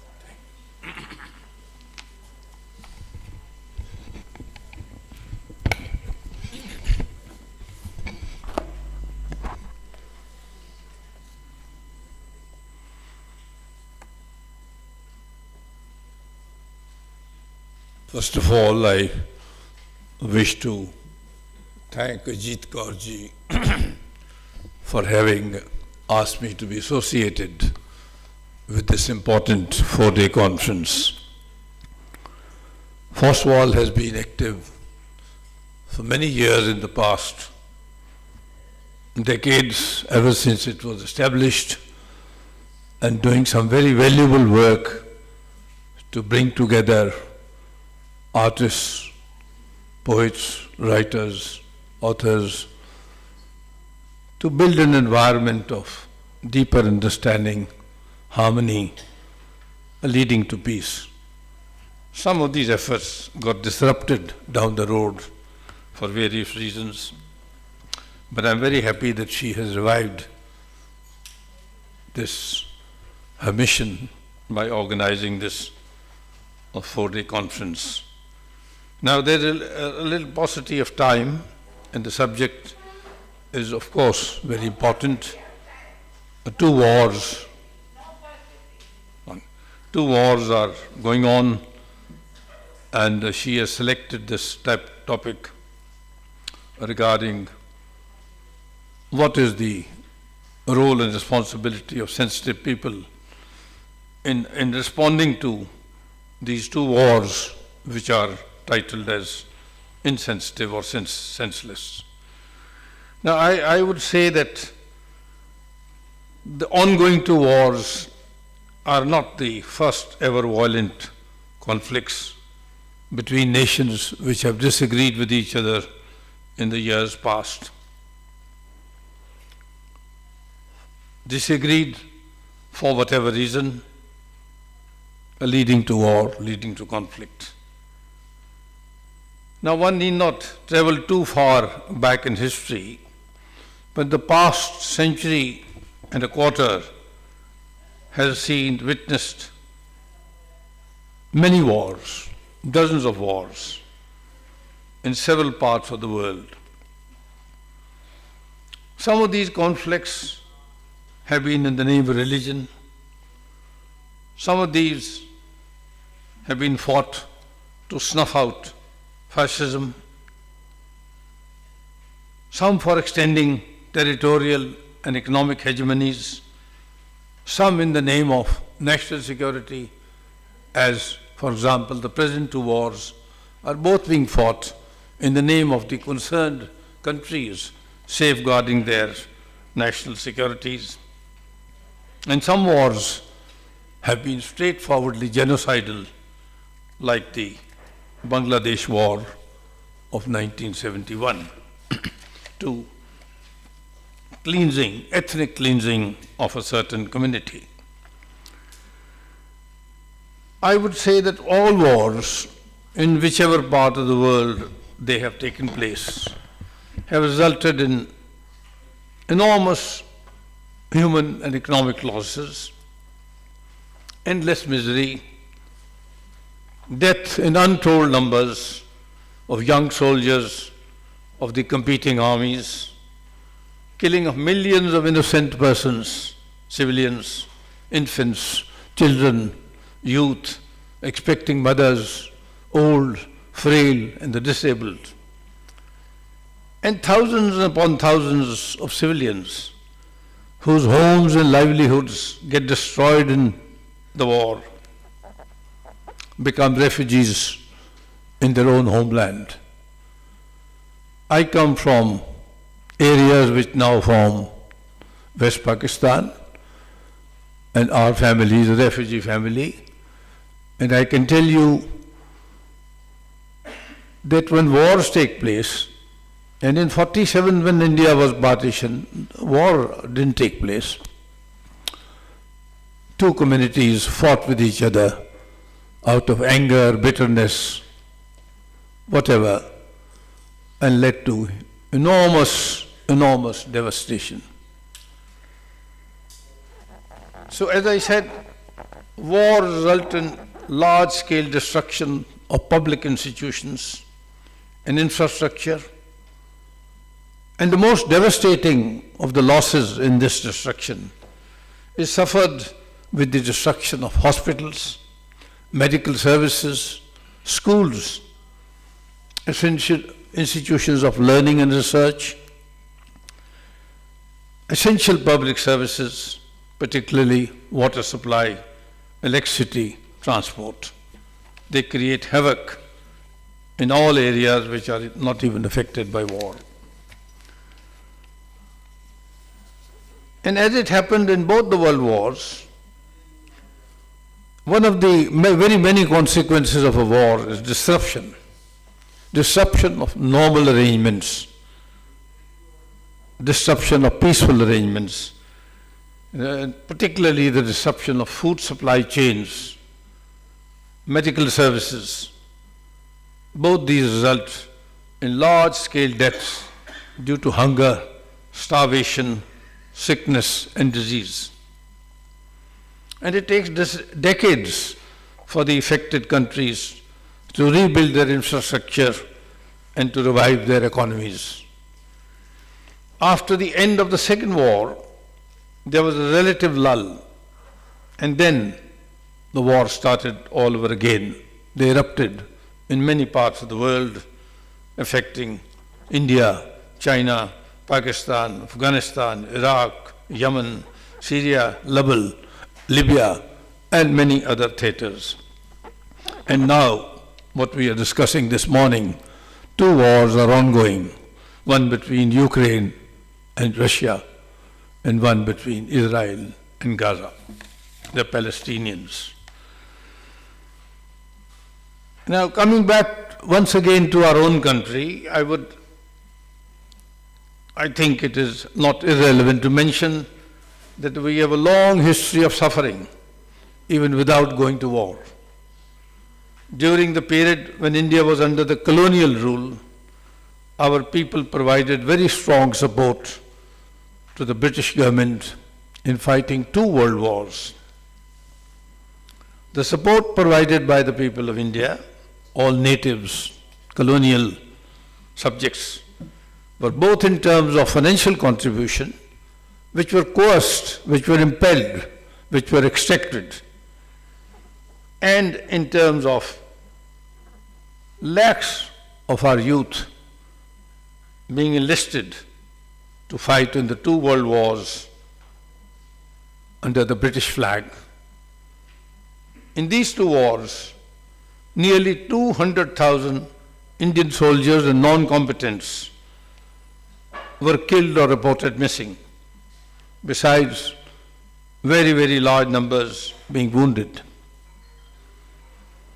Notwithstanding these enormous sacrifices, the British administration in India enforced inhuman measures, steps which led to the Great Bengal Famine. This manipulated man-made famine, this disaster emerged from the merciless policy of the imperial masters to break the back of our agriculturists, who were paid almost nothing, and their entire produce was taken over forcibly for export to England to feed the English people and to fight the war. In this famine, which lasts for a fairly long period, over 30 lakh of our people died due to hunger and starvation and sickness. Our Indians and the rest of the country were also not spared. They suffered severely as the price of even the ration food supplies were raised by over 300%. It's estimated that one of the consequences of the Second War resulted in prolonged disruption, as I said earlier, among other disruptions of school education. Of course, college education and university education get disrupted, but school is the most important because that is where young children go to gain literacy, to get to the first level of education. A study undertaken by UNICEF indicates that in 27 emerging countries which were affected by persistent wars, 33% girls and 24% boys remained illiterate. Now you can well imagine, we are talking of anguish. Here is a consequence which lasts for years and years, when almost a generation is illiterate and unemployable. And once again, I would like to recall the experience of partition in our own country. This led to ruthless communal violence, and this resulted in lakhs upon lakhs of innocent civilians being killed and much larger numbers being rendered homeless and penniless refugees.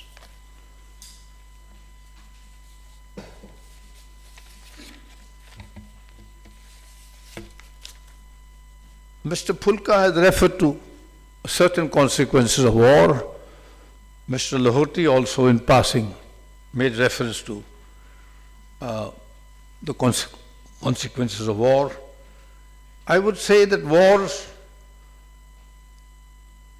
besides the damage they do in terms of enormous human losses, people being killed, innocent people, enormous economic losses,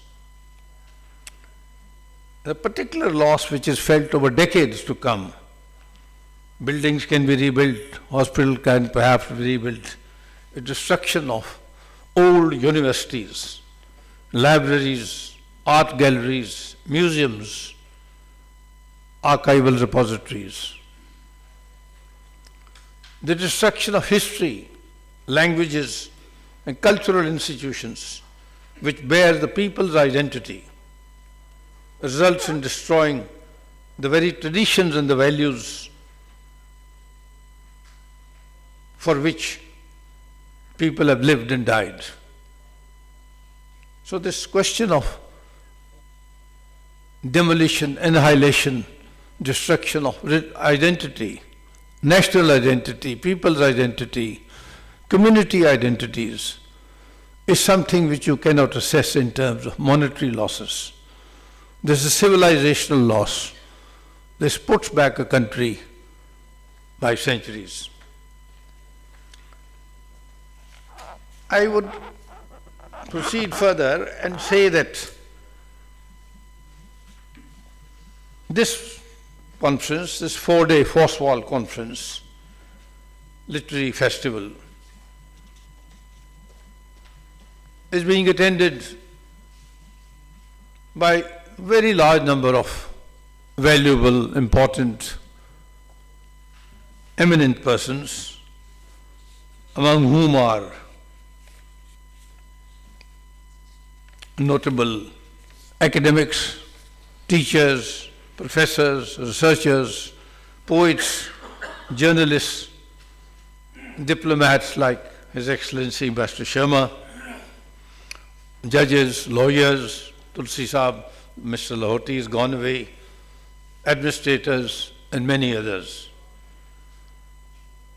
I would like to suggest to Ajit Kaurji, the President of Foswal, to consider that this literature festival, before it concludes, on the day it concludes, should consider passing a solemn resolution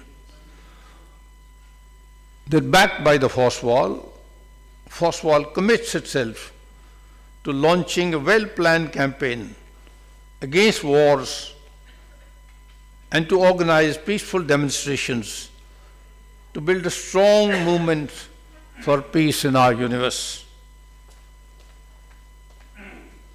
If this suggestion were to be considered by Foswal, I would say that Ajit ji may please consider setting up a small nucleus group of authors, writers, poets, painters, journalists particularly,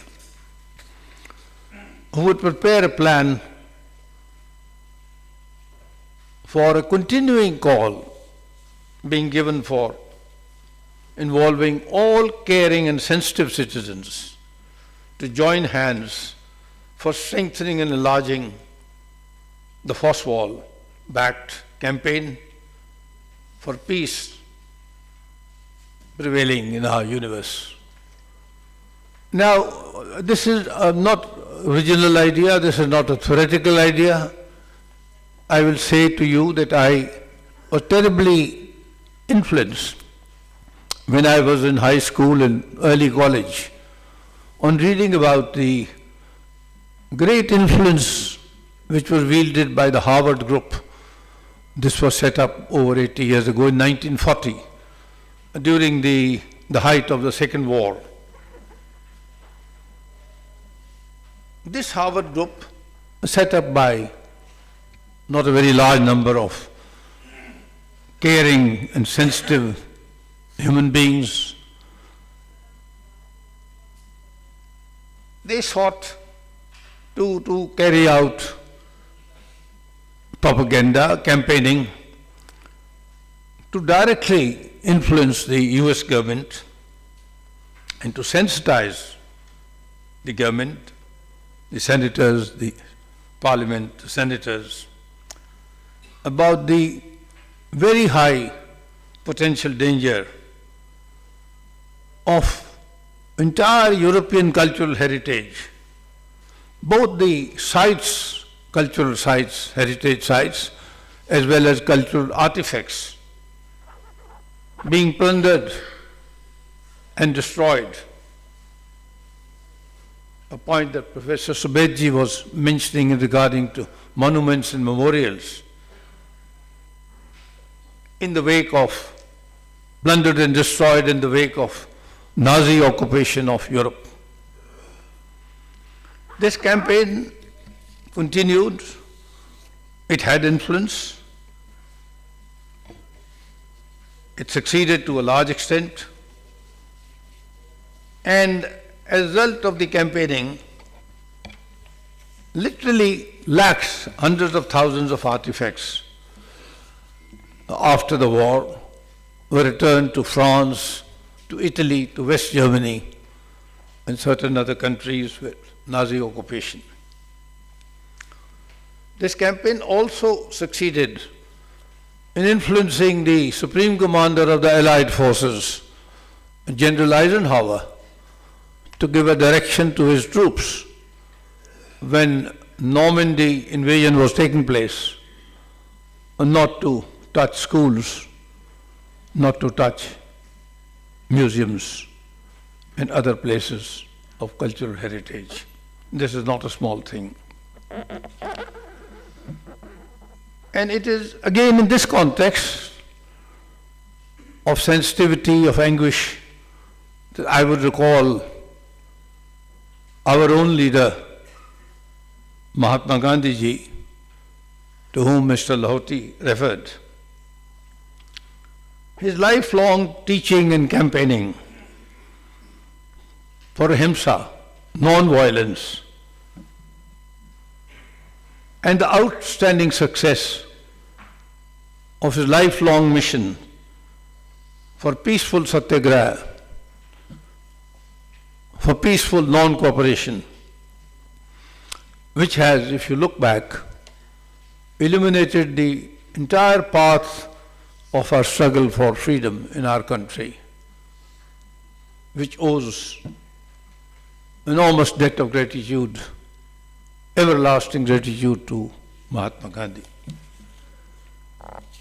So I would, Ajit ji, close here and once again thank you for organizing this useful discussion and say that if you do consider it worthwhile, involve all your past contacts, your present participants, and people in the area of your influence by considering organizing running campaign which is not time bound, will stop in 1 month or 2 months. Let it be a continuous campaign run by our friends in the area of journalism, writing, media, authors, poets. And incidentally, I mention that wars, histories of wars have been written, of course, volumes on all wars almost. But the writings, the contributions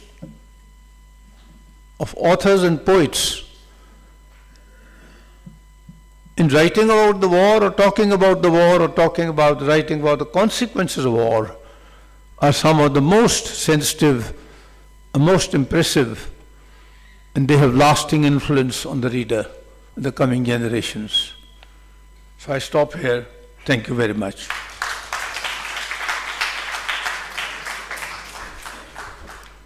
Thank you, N.N. Vora, sir, for your chairing the session and mind-blowing words against war for peace. And your suggestions are also welcome. Thank you, sir. Now, as you know, like always in the past, in the tradition of Foswal, I have pleasure to conduct this year award ceremony. We will honor 5 major literary persons this year. And now I will invite Kavita ji to invite the next session's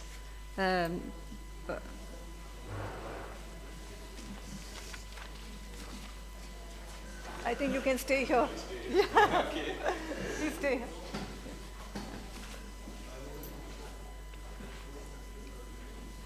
Some eminent writers will be honored with the prestigious Foswal Literature Awards by the following dignitaries: Excellency Dr. Shankar Prasad Sharma, Your Excellency Ambassador Dr. Suresh K. Goyal, is he here?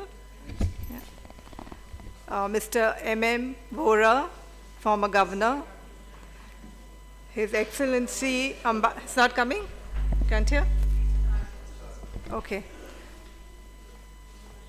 His Excellency Ambassador Amrendra Khatwa, please come forward. Her Excellency Ms. Priyanka Vikramasinghe, can we have you on the stage? She's not here. Ms. Priyanka Vikramasinghe. I don't know if she's here. No. So who all do we have then? She's here. Dr. Shankar Prasad Sharma, N.N. Vora. Dr. Suresh K. Goyal. He's not here. Okay, yeah.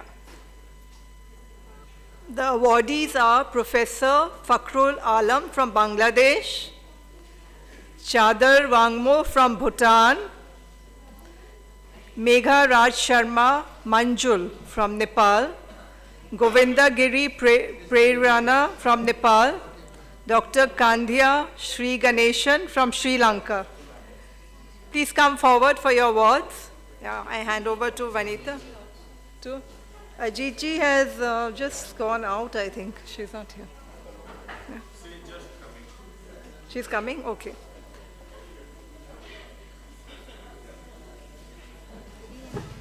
Yeah. Professor Fakhrul Alam, are you here? Okay. Okay. Yeah, you can just be seated in front till Ajit ji comes. Chadar Wangmo, please come forward. Megha Raj Sharma Manjul from Nepal. Govinda Giri Prerana from Nepal. Dr. Kandhya Sri Ganeshan from Sri Lanka. Okay. Yeah, Vanita, please. We are waiting for Ajit ji to come. Then we will read the citations.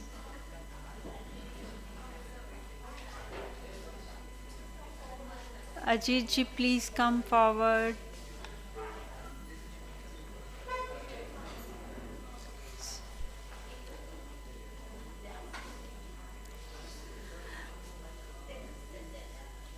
Foundation of SAARC Writers and Literature. Please come here.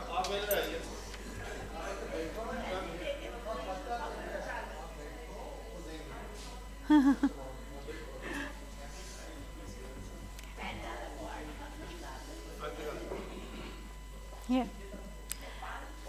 Foundation of SAARC Writers and Literature presents SAARC Literature Award 2023 in its 64th Literature Festival to Fakhrul Alam. Fakhrul Alam is a director, Sheikh Mujib Research Institute for Peace and Liberty, University of Dhaka. He received the SAARC Literature Award in 2012 at the SAARC Literature Festival of Foundation of SAARC Writers and Literature. His publications include Bharti Mukherjee, Jivanandan Das, Selected Poems, South Asian Writers in English, Imperial Entanglements in Literature, The Essential Tagore, translations of Sheikh Mujibur Rahman's unfinished memoirs, Prison Diaries, also Ocean of Sorrow, his most recent publication in the collection of essays, Once More into the Past, and Gitabitan, selected songs, lyrics of Rabindranath Tagore. We welcome Fakhrul Alam, and please give a big applause to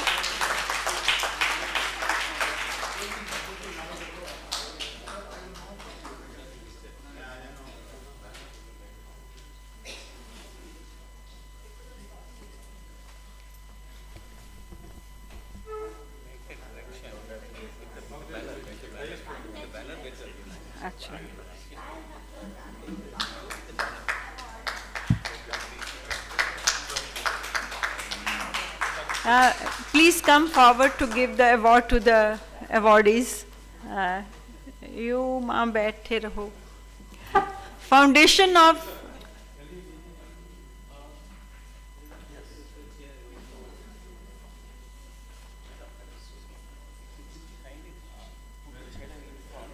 Okay. हाँ तो ले आइए, chair ले आइए आप.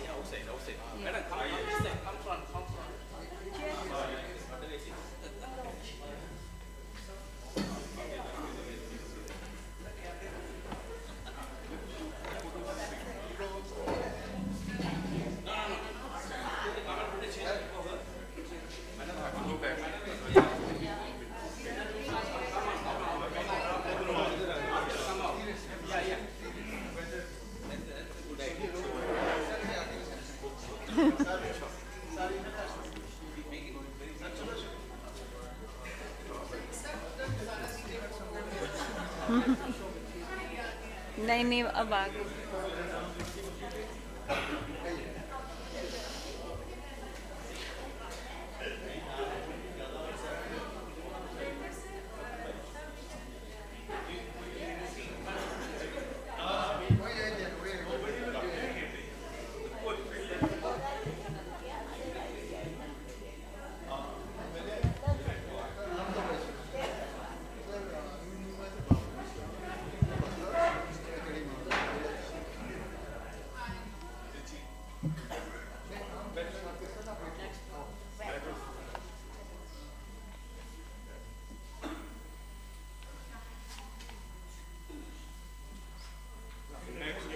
Thank you, sir. Now,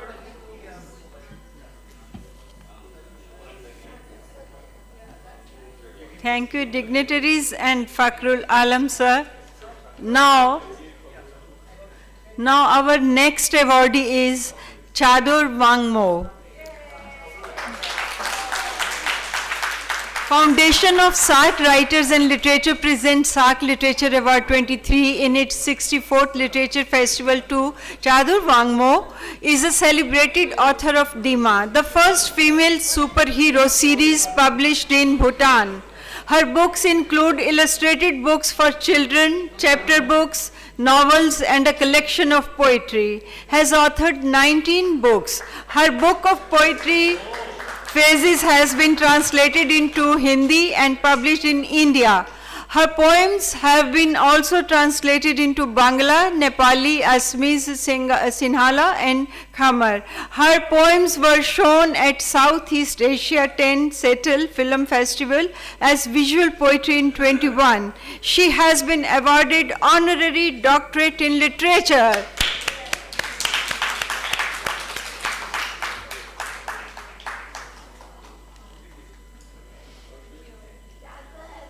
Congratulations, Chador Wangmo, for this auspicious award.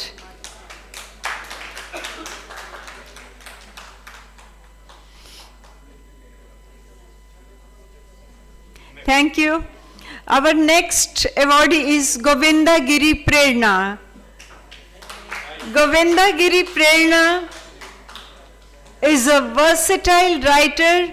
He published his first short story in February 78. After that, he is writing non-stop in different fields of literature: fiction, poetry, novel, travelogue, essay, criticism, biography, etc., etc. His works have been collected in major anthologies. His works have been translated in Hindi, English, Bengali, Russian, Turkish, Malay, and Serbian languages. 27 of his books have been published. So, thank you, Govinda Giri Prerna ji, congratulations.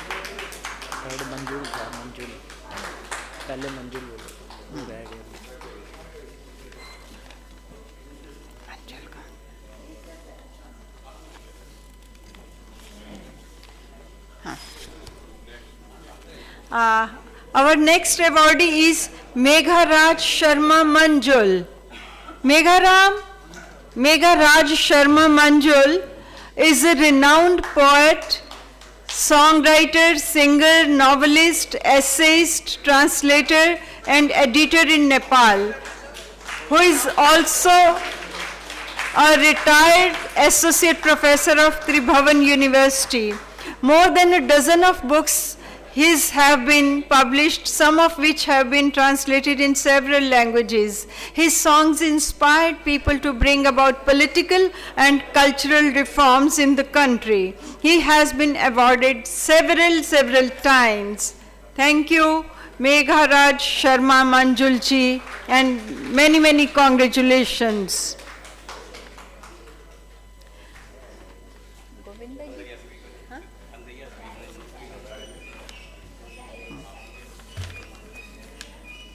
Our next awardee is Kandhaiya Siri Ganeshan. Kandhaiya Siri Ganeshan, winner of Sri Lankan State and Provincial Literary Awards.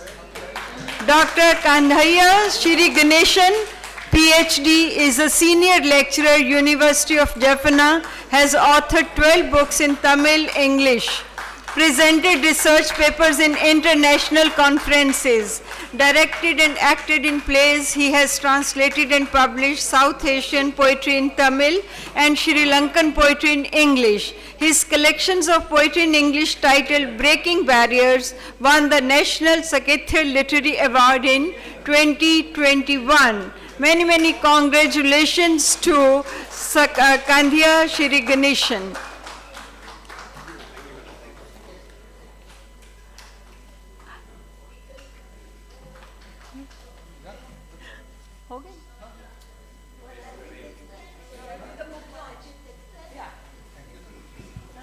Thank you, all the dignitaries and awardees. Congratulations. Now we have another tradition of a book launch also. Let me.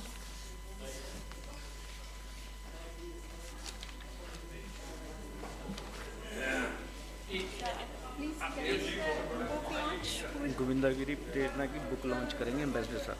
अच्छा। ये पढ़ लो आप। Excellency Dr. Shankar Prasad Sharma, Ambassador of Nepal, will release the books of Mr. Govinda Giri Prerna and Mr. Bidhan Acharya. There are other books also. If anybody wants to Writers who want to get their books launched should come to the stage, please. And Ma'am Ajit and पहले उनके होते हैं photo yeah.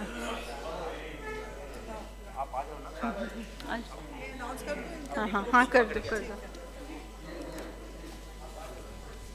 Where's Ashraf?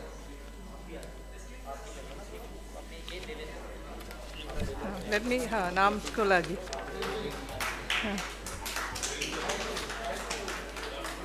Professor Abdul वासी का नाम बोल दीजिए. Where is he? Akhtar. Professor Akhtarul Vasi is here.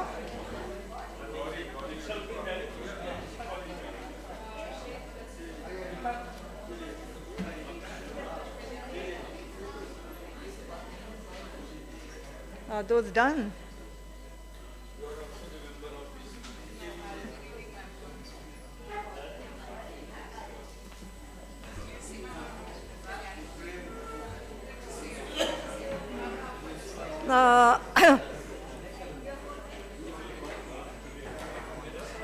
Writers Ashraf Jewel and Bhishma Upreti would like to have their book launched, Beyond Bloodshed, an international anthology of anti-war poems. Ashraf and Bhishma and Ashraf, please have your books launched.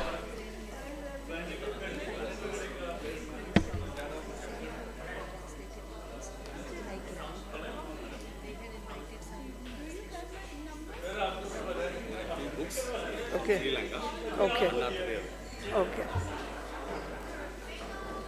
Another book by Bhishma Upreti, A World Made of Memories. Two books from Sri Lanka, Down Memory Lane and Breaking Barriers, a selection of poems. Yeah. Then The Dream Pod by Gayatri Mazumdar, sorry. The Dream Pod by Gayatri Mazumdar. Okay. Seema Jain's 3 books, Dil Se, a collection of selected poems. The Vanquished Queen, The Diary of KKK, okay. And Mohalla. Okay. Anyone else? A book by Shushminder Jeet Kaur, The Tapestry of Heartstrings, a book of poems. Anyone else? Anyone else? Let's have some claps from the audience, please.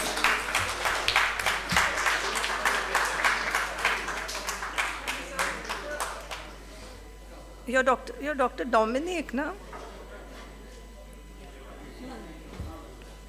Short stories by K.V. Dominic, Tales Unraveled, Sufferings and Pangs of the Downtrodden, and Kahaniya, also by K.V. Dominic. Why don't you go? Get them launched. Yeah?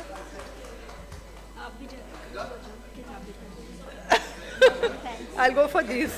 Huh? आपका thanks कर दें. चलो ये हो गया.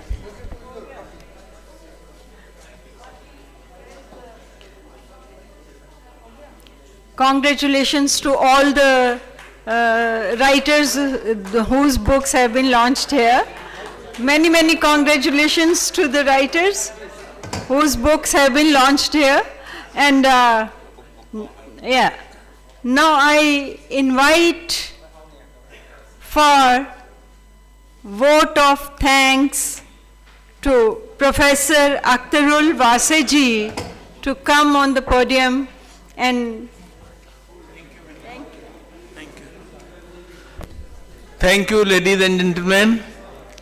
I must thank you all that you have spared your valuable time come all the way from your own countries, and we must be grateful and thankful to Madam Ajit Kaur, to whom I call Mai, and her great daughter Aparna Kaur for organizing this Foswal Literary Festival.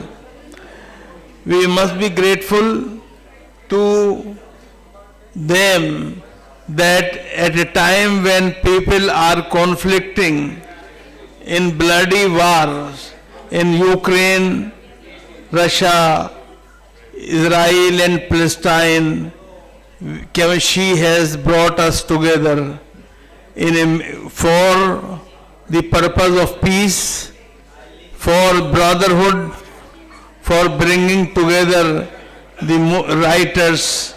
And we writers must realize one thing, that pen is mightier than the gun, and hope that you people will join us for other sessions also and make a success to this great festival.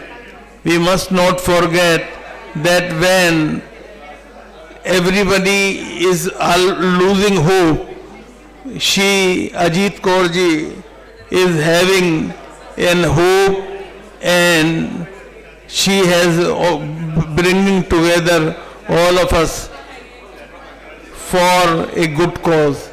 I must thank you again. Thank you. Hello. Now I think all are very excited to have lunch. Let's move for the lunch. Now we will have lunch outside. I don't know the venue actually.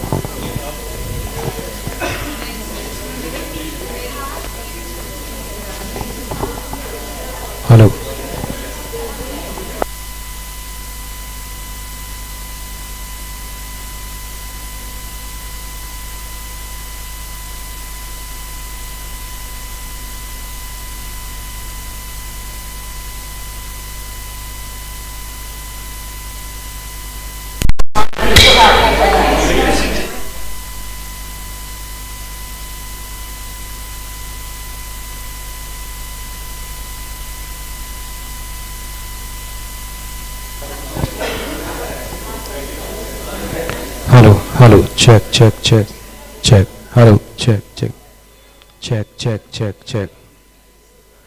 Mic check, mic check. Hello, hello.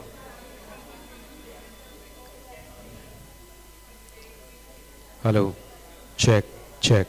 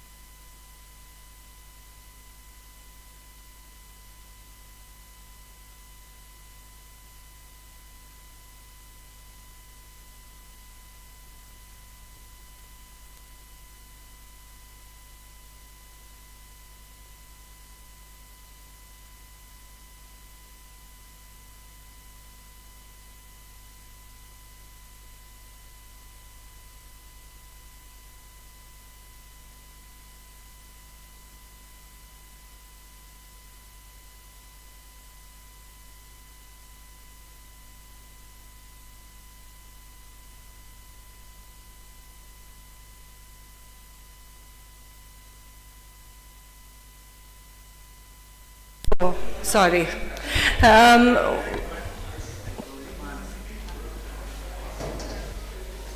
well, I'm assuming everyone is sitting here. Really honored to be moderating this session. I'm not much of a poet myself, but in these dark times, I frequently turn to poetry for its tensile strength. The brevity of a poem helps in tuning out the world and its many excesses, allowing us to retreat, if only momentarily, to one's inner self. One of the focal areas of this festival is genocides in Gaza, Ukraine, and elsewhere. Poetry's ability to crystallize a particular moment in time is incredible. If we only look at Ukraine, there's so much poetry coming out from the war zone that it is difficult to keep up with it. Darina Gladoun, a poet based in Bucha, an area under Russian occupation, who is best known for her recent poem, A Flock of Cardinals Melted in the Scarlet Sky, says that poets in the war zone are sitting at the boundary between literature and journalism, and what she's writing is poetry in uniform. However, much of these musings later, since our time is measured, I would like to present our esteemed panel, starting with Dr. Bimal Guha. Dr. Bimal Guha, from Bangladesh, a leading poet of our generation. I'm equally honored to present acclaimed poetic voices from India, Mandira Ghosh, Kalyani Rajan, Ashraf Jewel, Nandini Sahu, Pankuri Shukla, not here, no? Or here. Chairing the session is Dr. Amrendra Khatua, a former diplomat who has more than 40 collections of poetry published in Oriya, English, Hindi, and Spanish. Everyone is allowed 8 minutes, and I'm going to just hand over the session to the chair now and sit in the audience and enjoy your poems.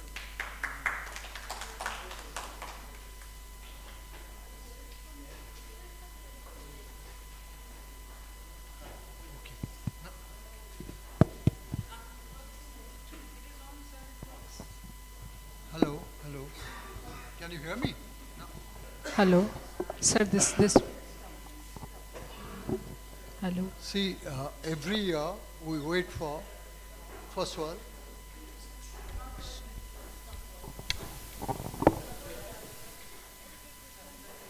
Hello. It's working for me. I don't know. It's working for me. Every year we wait for this festival to hear the literary voices from all over South Asia.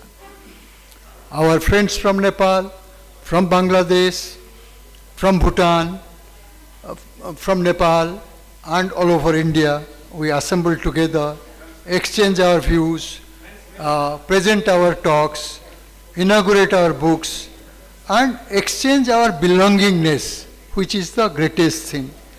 This first poetry session of the first day of Foswal is celebration of that. And thank you, the moderator was tremendous. She has already told us that the war is going on. War brings poetry. Peace brings poetry. Love brings poetry. All of you have 8 minutes. Within the 8 minutes you can read 2, 3, 1, whatever. Please feel free. And now I invite Dr. Bimal Guha to start. Please come.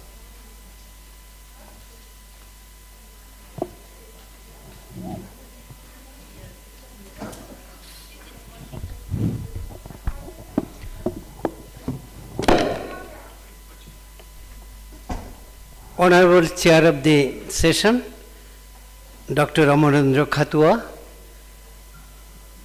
Moderator Dr. Sujata Prasad, distinguished audience. I am Bimal Guha from Bangladesh. I will recite 2 poems within 8 minutes. The first poem, the title, Those Who Don't Read Poetry.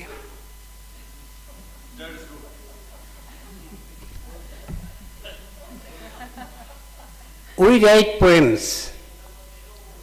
We write the history of our time over the white pages. reams after reams of papers. Some of my acquaintances have inquired of me if these poems are of any use to humans. They have more query. Do poems ever benefit anyone? Isn't writing poem a waste of time? Huge outstanding stanzas have been composed by Rabindranath, Nazrul, also by Jivanananda and Samsur. How many of them read those poems? But I retort, poems are read by those to whom life is a source of all beauties, a source of all colors. And poetry is a complete artistic expression of all life forms. We write poems, we compose life every day. We pull out images of philosophical metaphors and ever transforming essence of our consciousness. This deep poetic expression, this memory ethos, kept embalmed and treasured up for future insight. Poetry is that illuminated original flow, time's transforming form of evolution.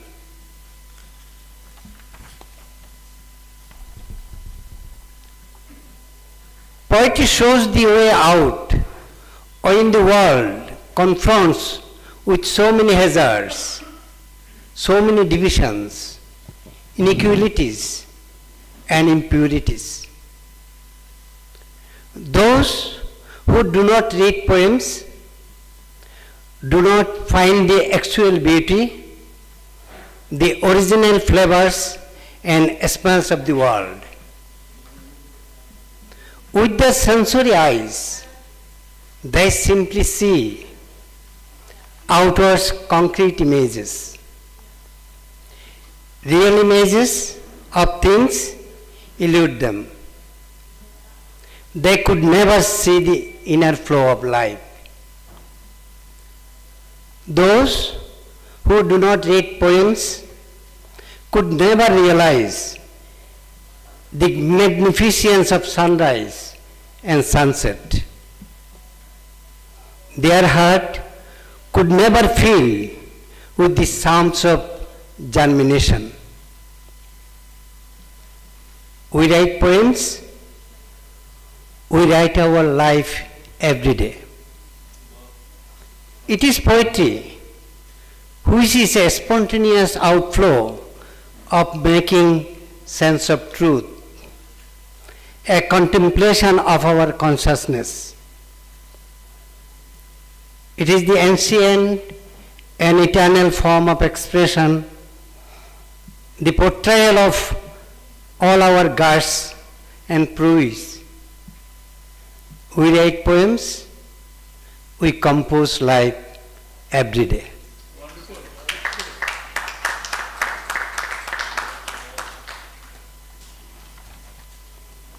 The second one, titled Against War. War is a sky-shattering, fierce roar of clouds, quick footsteps full of tearful wails, a terrible, terrible thing. We have taken our stand against all wars. War is clever ruse of antagonistic states, fiery words full of fierce anger. A follow-up of revenge, loud cries. War is a terrible, terrible thing. We have taken our stand against all wars. War is arrogant display of muscle with no principle. It is often begin with a false show of friendship. It is full of bombs, cocktails, atomic explosions, smoke bullets from machine guns, destruction of all human values, burning down the home of one's neighbor. War is a terrible, terrible thing. We have taken our stand against all wars. Thank you all.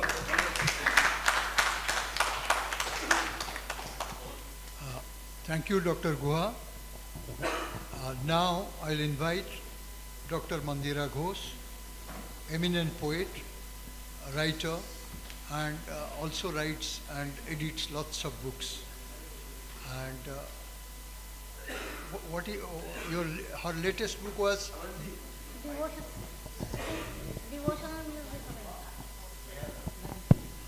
Hello. Hello. Her latest book is Devotional Music of India, and recently it was released by Dr. Karan Singh. Dr. Mandira Ghosh. Thank you, Dr. Amarendra Khatua, for such a gracious introduction. Thank you, Sujata Prasad. I thank Ajit Kaur and my friend Arpana Kaur, and to all of you distinguished speakers, and also the listeners, and wish all of you a very good afternoon. The first poem which I have selected is from my latest poetry book, Tale of a Gypsy in Kafka's World. Is there any need of war? Who wins in any war? From the time immemorial, kings have fought, though no dynasty is left to see their fruits. Generals from the southwest of Russia halt. Russian army halt. Spread music about Kiev, not missiles. Please halt. Killing innocent in Crimea. Kiev falls. Chernikov is bombarded. Colossal attack on children and women. Mariupol falls. Refugees flee to Berlin. Poland, where the fresh life may begin. Forces from all sides as enemy to advance. Russia annexed Crimea earlier, now Odessa. Cut the destiny to approach the Black Sea. Now Red Cross arrives in buses in Mykolaiv. Will combat weapons with music, songs and poetry. Nightmare will pass, the sun will shine. Nightmares should pass, the sun must shine. In the morning, Mr. Bhora talked about the starvation and famine as the consequences of war. So a poem on starvation. She is 18 and aged to dance. She knows not her age, her face wrinkled with sunlight and dust. One could see her pretty face now infected with maggots and flies, with swollen belly lying on the street, bakes in a broken bowl. One remaining 1 rupee snatched by a thief. Tomorrow death may strike on an unknown street. Tomorrow death may strike in any street in the world, across the continents. Millions will starve, millions will die for want of food because of war. Only one question will be asked to these girls by the prosperous and the bloodthirsty. Go and search for work. Work? And the last, my grandfather, Dhirendranath Datta, was a martyr. He is being awarded with Shaheed from Bangladesh government, a poem on him. Tale of a Gypsy. My homeland is Kumilla, Bangladesh. All my life, though I remained as a homeless gypsy, I am among those who are without a homeland, or I may had, but I have never been there, never seen the beauty or ugliness of the land and the river. My homeland, I have heard, can be approached through the delta, beautiful sea, beautiful rivers, meadows, and the mountains. It nestles near the Manamati beside the lovely mountains. Awesome river Gomti flows in and out of the city. From the lotus fort, the city emerges. Plants can't carry the wave of the pink hibiscus. Parrots screech through the dusk to dawn. Ma said to have born in this most beautiful land. As she soaked there in monsoon rains, near the Gomti, flowing down the mountain range, skylarks fly in deep blue azure sky. In this beauteous lap of nature, in these hills of near the Manamati camp, Pakistan army brutally killed my grandfather Dhirendranath Datta, blinded him, tortured him, strangled him for giving his life for Bangladesh and for Bengal, for the Bengalis. Now water of the river has turned blood red, the hills echo his shrieks and cries, the meadows got thorns, the sky is blank, Skylar's voice is gagged forever. No, I don't want to visit my parents' land anymore. Even if my parents' land is my land, my homeland, I will never visit that land. Even if it is a lotus land, I will never visit that, as I don't have any homeland. Thank you, Kavita. Thank you. Thank you, Mandira. Now I'll invite Kalyani Rajan, a bilingual poet, a teacher who does lots of work researching on literature and various aspects of literature. Kalyani.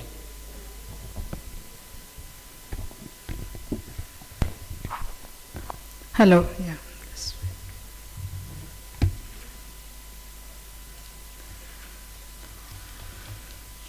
I must begin by thanking Dr. Khatwa for recommending my name, Dr. Ajit Kaur for graciously including me, Ms. Sujata Prasad for moderating the sessions, and all the august writers and poets. This is my first debut here on the Foswal stage, and I must say that I am very grateful to be here with all of you. I'm told that I take myself seriously to a fault, and I apologize for my foolishness in being so. And I remain, as my poems do, a work in progress. I begin by this poem titled, Will the Phoenix Still Rise? I'm speaking to my favorite poet, Maya Angelou. And still I'll rise again, said Maya. I'll rise like dust, said she. Some stories are different, however, whether it a girl or a woman be.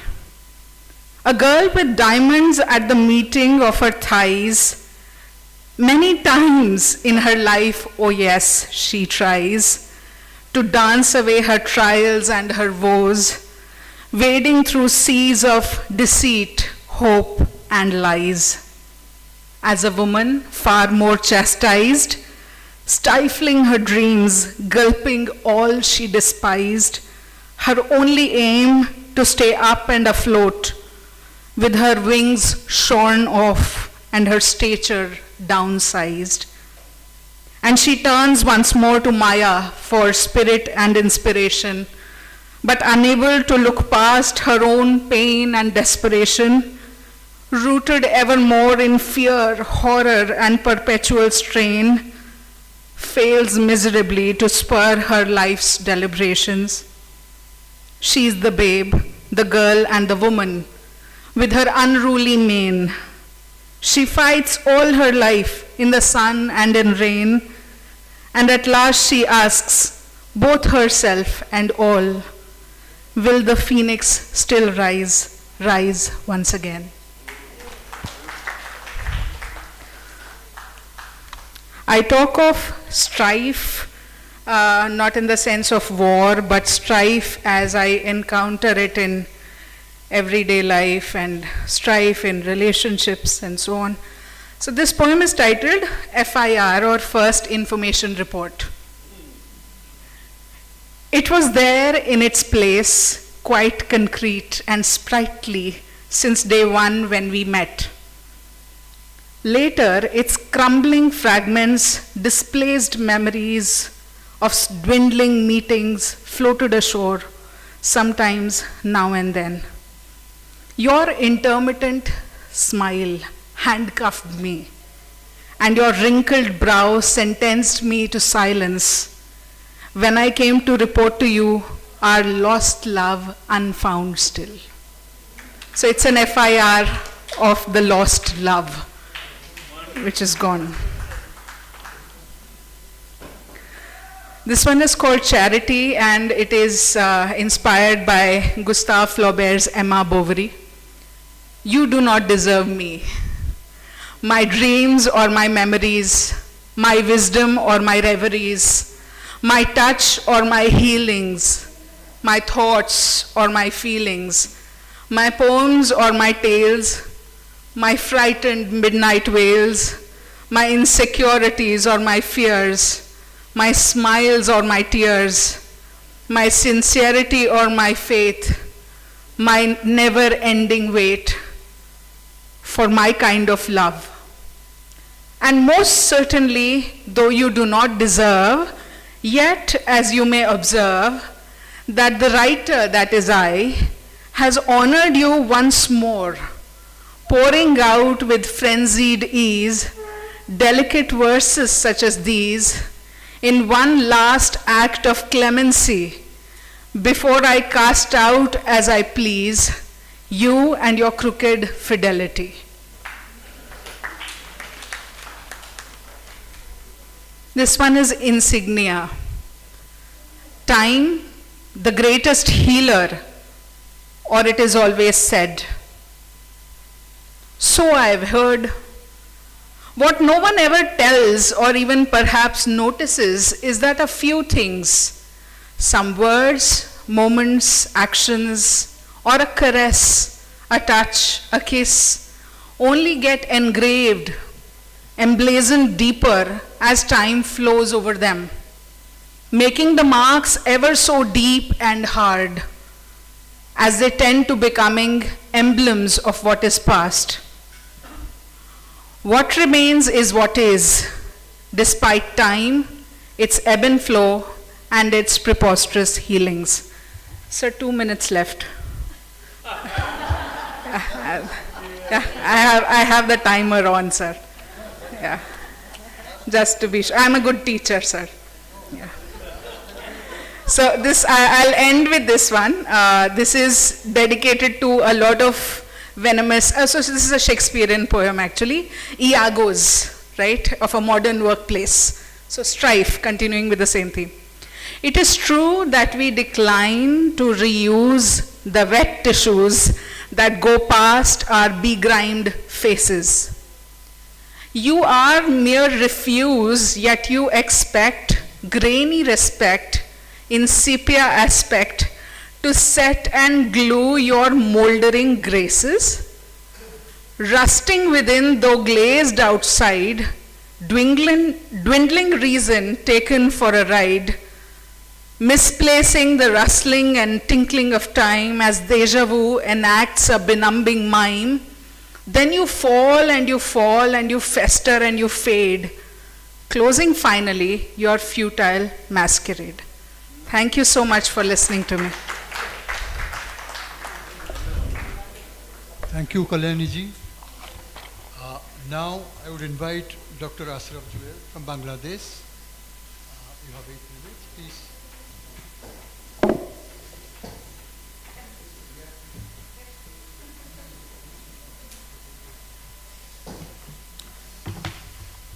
Thank you, Mr. Chairman. Very good afternoon. It's my fate that always, before my presentation, there would be a very good, presenter and a very good poet, and obviously she will be, very fair lady. So I don't know, can I keep your concentration on my poetry or not? So the title of my poem is Death is in fact a newborn child. It has been translated by a renowned poet from Bangladesh, poet Muhammad Nurul Huda. Last night I traveled the whole world, gathering only what didn't surprise me. In the skeleton of addiction, America suffers from asthma within the walls of smoke. In the weight of bullet, the Arabs suffocate under stale yellow attire. In the appearance of beard, the terrified Africa stands with a casket of mine. In the respiration of interest, diffused Europe burns its finest limbs of gold. In the wound of pillow, Asia crazily moves hands and legs within the bag of signal. Between light and darkness, there is introversion and hazy maps piercing the tongue. The earth is just a simple bubble in a child's sleep. Anguish weeping behind watermark, though there's no groan of revolt anywhere now. Civilization is in splits, feelings of religion under curse, prison houses in clusters, damp and wet skin pores. All resentment of time target the soul and belly of watermelon. Who has permitted him to wrap the flags around his body? Constitutions. Constitution is just a little carved leg of polio patient who sucks the veil of semen riding on the back of a mule. He bothers little where the ship of mourning has anchored. Painted his costly pages, he just opens his limitations in the web of capitalism. The fold of the orange are broken into pieces. All eagerness targets at the wax-covered apple. The face of time resembles the burnt and twisted potato. It's not an auspicious symptom at all. Intercourse between two mules give birth to a horse. That's not an auspicious symptom too. This inclining of time towards a silver knife and a golden nymph, this free mixing of the temperament of a palace and hazy brass, this enmity between a bookshop and a shoe repairer, emotion-choked sex act between the rich and the cries of dogs, barren shouts in favor of crowds of hunger, history of millions of miles inside stockings, such political rise of loose and flabby pennies. All these are not good symptoms at all. Food for laughter? Yeah, death is the only food for laughter. Death of man is the food for laughter. Death of birds and animals and plants is the food for laughter. Death of hills, oceans, skies, houses, societies, and dreams is food for laughter. Everywhere the killer shies fly on, in public or secret, maybe here too. We are their loyal bedmates. They paint kisses on our anger. We make them friends swallowing the saliva of hatred, and etc., etc., etc. Alas, we can't enter the volatile cave of death hugging them cordially. It's not a matter of regret for them. Though they want to devour death, death does not devour them. Then we hear the sound of celebrating the hoops of the delights and smiles of future, and we smile. We only smile. We heal the diseased soul by smiling and smiling only. Death is for us, only for us. Death, in fact, a newborn child. Thank you to all. Dr. Joel, thank you. Now we have Dr. Nandini Sahu, a multifaceted author, professor. I know that. Relax.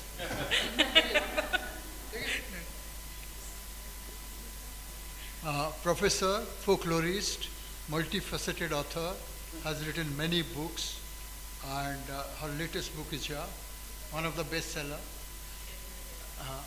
And I'll invite her now to read her poem. Okay, thank you, Ajit Kaur Madam and Foswal for inviting me, and thank you, Amrendra Katwa sir, for inviting me.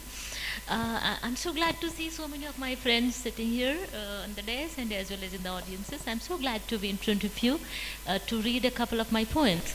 I was asking him now, do you want me to read a serious poem or a funny poem? He said, go for both. so I'll do that. Most of my books are like Sita, Ahilya, Karn and all that. Being a folklorist, in most of my poetry books I use folklore and mythology as my backdrop. But anyway, today, is it working? Yeah. From my recent poetry book, A Song Half Half, which is my COVID poetry collection. Okay, this time. So during COVID.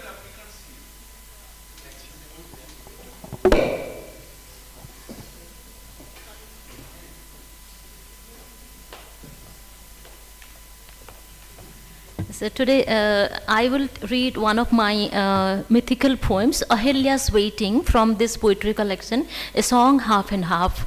My Ahilya wants to continue being a stone if the archetypal Ram has to come and touch her for the sin that she never committed. So I have used touch as a metaphor here. So the first part of the poem is Rishi Gautam gives her the curse to remain as a stone. So I am starting from the second part. I am Ahilya. Am I really waiting since centuries for my salvation by just a touch and for my redemption? I have the Indriyas, the five senses inside me, so solid that I cannot be transformed to oblivion. In it I am as a stone. While my acquisitive mind retorts, my steady mind waits. I am Sthita Pragya, Sadhak. I have my Indriyas in my own accumulation. Doing my sadhana, I am time and time earned. O Ram, finally you are generously plentiful to meet me after ages of waiting.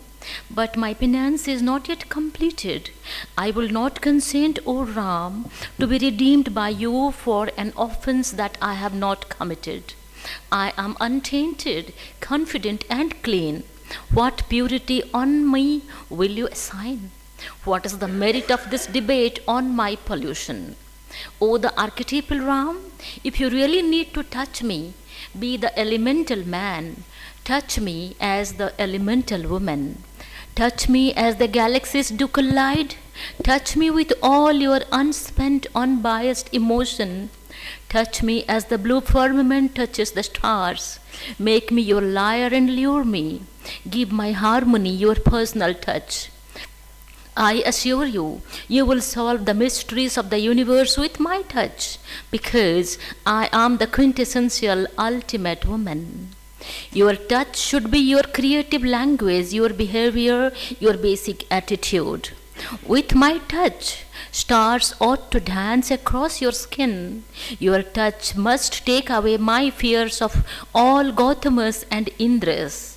Love, soothe my anxiety and fill my senses with your compassion. Touch my cognizance and you can redeem the stone. Make me your muse.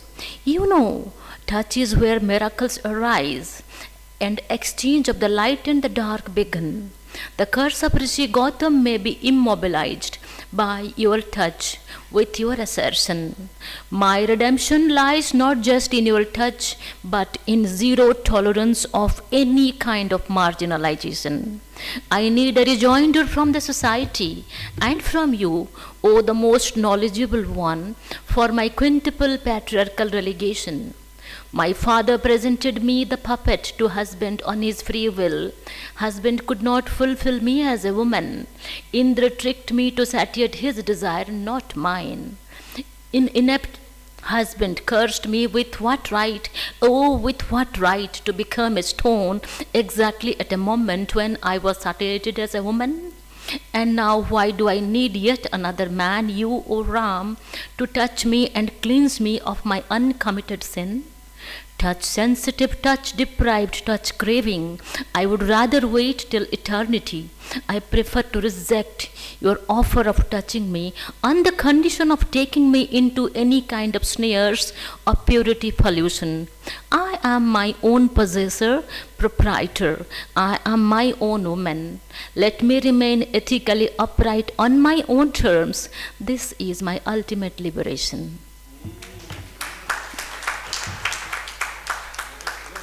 Thank you. And now I have this funny poem. How much time? Okay. Now, this is, I went to Central University, Tamil Nadu, to deliver a lecture as a woman poet. They had invited me. Then a little girl says me, why women poets cry so much? So I thought, let me also try some humorous poems. And then this poem, A Parody of Love. This poem has a background. I had COVID, and then there was this man who is a very, very powerful man. He offered me oxygen. He offered me not the moon and the stars, but oxygen and all those medicines of COVID which were elusive. So this poem, is a parody of love. So I am telling my true love that, see, this kind of a man is there who is offering me oxygen, not stars and moon. A parody of love with my love today about a lampoon, a caricature of pseudo-love to love with my true love, a burlesque. That is the fun mood today about this conformist. His WhatsApp status is, I am the guardian of the ancient civilization. What pompous was he when he met me online? He never saw me, he met me online. Over a lecture I delivered on culture studies.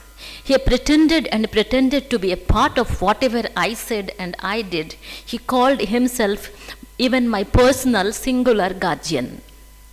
He decided that I fell in love with him as he was so irresistible.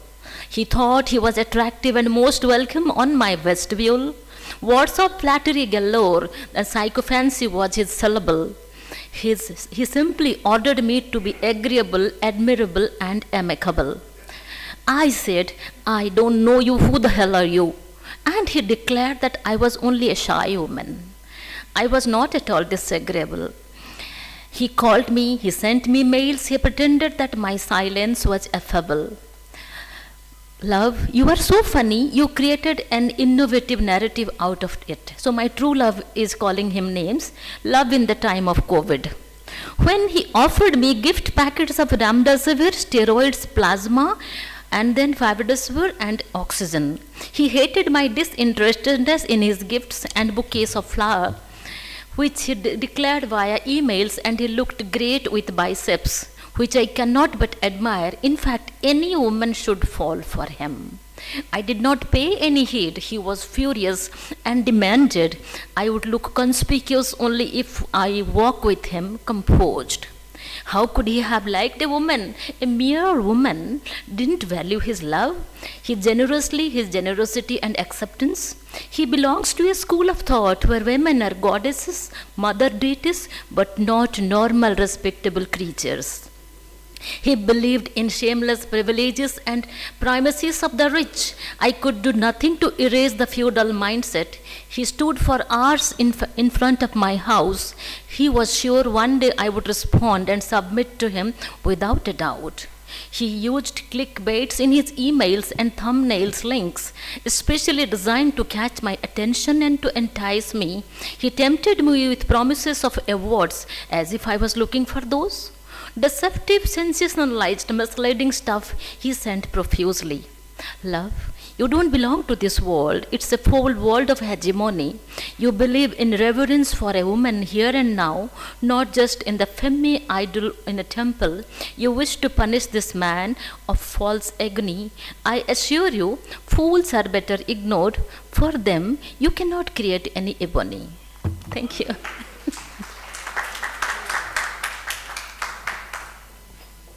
Thank you, Nandini. Now we have the almost the youngest poet celebrating Foswal with us, Pankhuri Sukla, and she has one published book, but she writes a lot. Soon other books will be coming. I invite Pankhuri to read few of her poems. Thank you. Thank you. Thank you for having me here. So, hello all of you. My name is Pankhuri and I have written an anthology called Meadows of Thoughts. So today I'll be sharing a bit about my poems and I will be reciting two of my poems today. So beginning with the first one, which is, I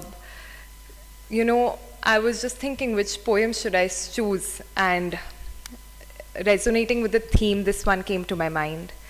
And just as the Sufi path teaches us to peel away the layers of the self, so this one is called Labels Rebel. So a little bit about the poem, and it's like, and how I wrote it and what led me to writing it.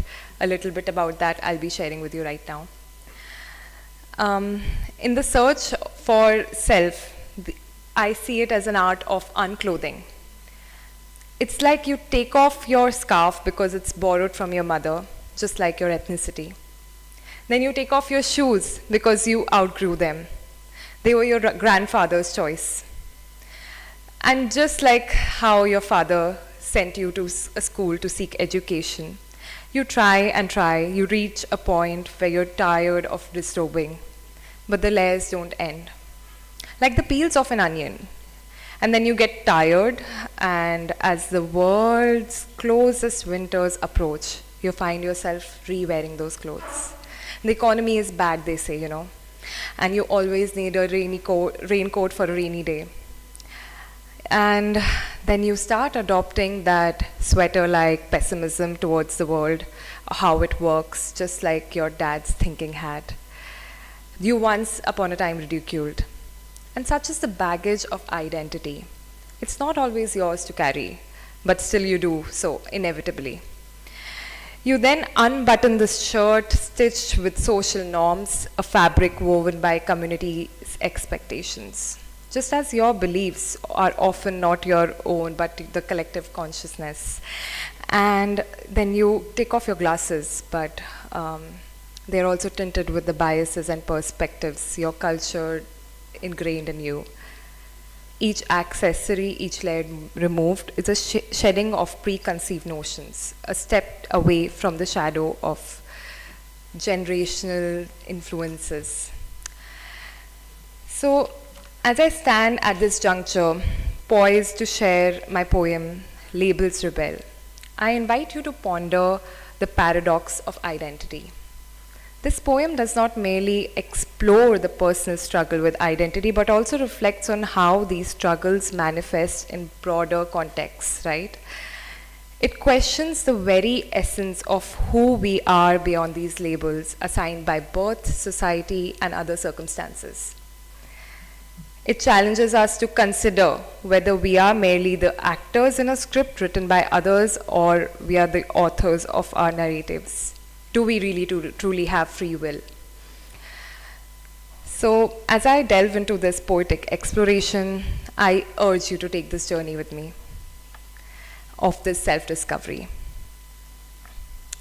Are we the products we afford, the resources that we are fed, the nations we are born to, the faiths we abide by, the communities we lend, races that geography determines, the genitals we rent, the lingos we own, or the endless class struggles we mourn?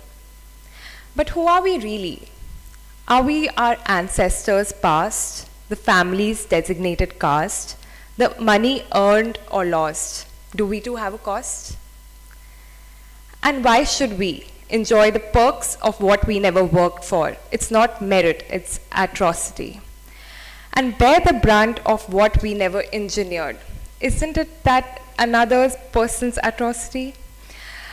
Should we then rejoice someone's color, for the equator didn't sear their skin, sit across the same blood, even if we don't think akin, and be codified in our religion's brand, while we carry the load of our indigenous land, with a love that is buried in our mud and sand? Maybe we are nothing but the space we take, the feelings we induce and ache, the preset clothes we lose, trivial in totality yet someone's muse. We aren't just what we do, we are what we leave behind. Our ideas personified, we are awareness of a no mind. And when we often find ourselves in the surge of a thundering storm, in the mellows of the spring air, in the depths of the sea, in the autumn's leaves shine, we discern that you and I are immortal from the dawn of time.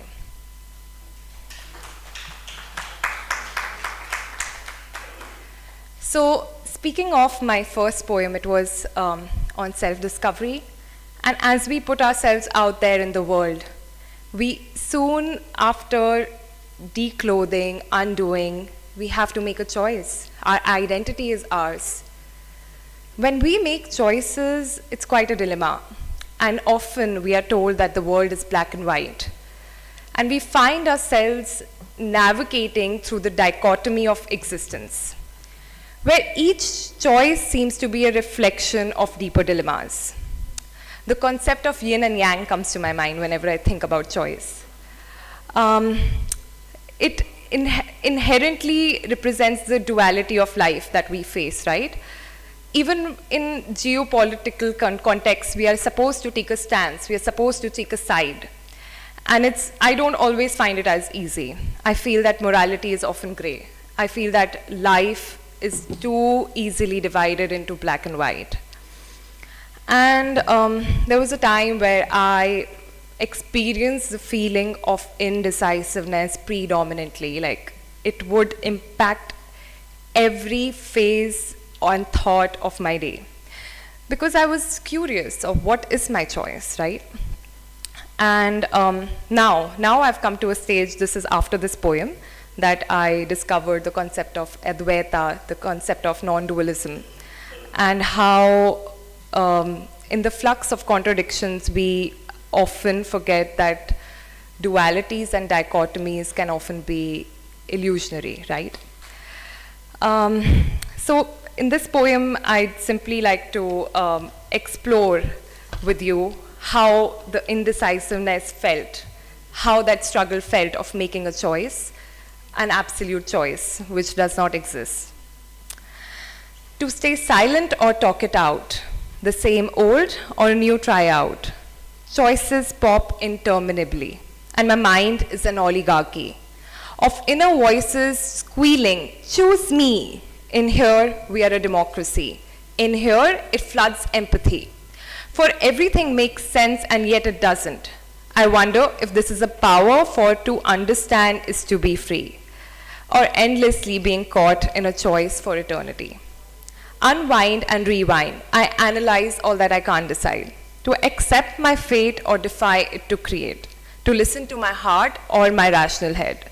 To focus or be one or be everything at once. To inspect my flaws or in vanity be flawless. To be sentient in many truths of subjectivity or see the oneness from the eyes of objectivity. To water my individualism or weed it out for collectivism. To accept things as they are or dream and fight for the idealist in me. To maneuver through life seizing every opportunity or kiss away the eye for the we. And be in for the long haul, the bigger journey. To adapt to the world, the survival of the fittest. Or dissolve into the alternate reality, a world with a twist. A pull and a push, sometimes I'm caught in between the devil and the deep blue sea. For all I'm asked the most is to be or not to be. Thank you.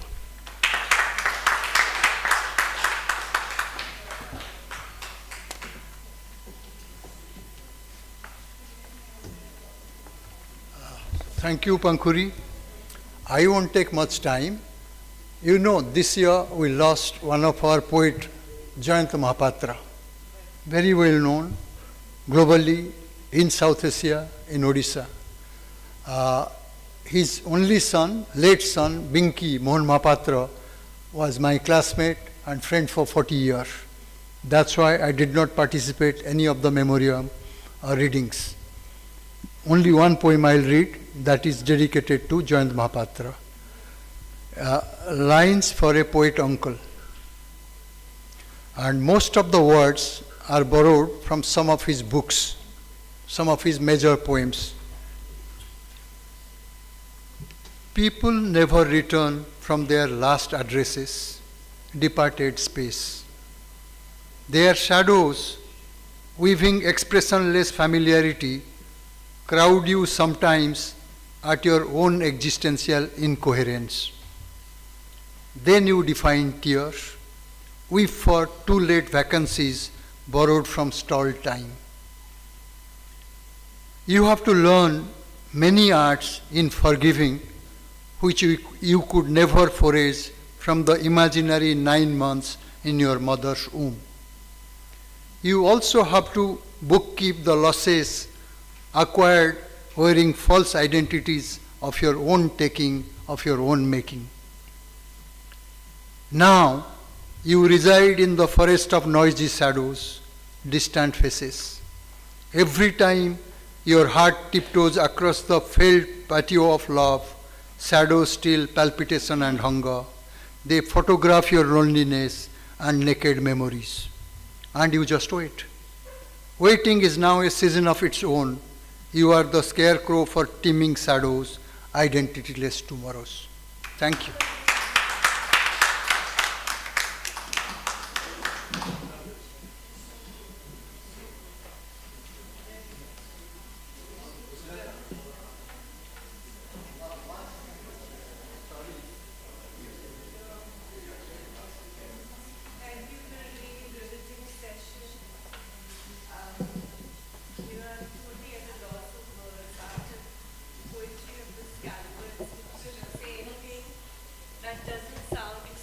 Puerile. Thank you everyone for being patient. Dear dignitaries, we have next session. It's a paper reading from fiction and paper presentation session. It's second session of the day, and I'd like to request to chair this session Professor Manjurul Islam from Bangladesh. And the other participant of this session will be Santosh Kumar Pokhrel from Nepal. Dr. Nipunika Dilani Madhu Goged from Sri Lanka, and Professor Samantha Ilangakung from Sri Lanka. Please come to the stage.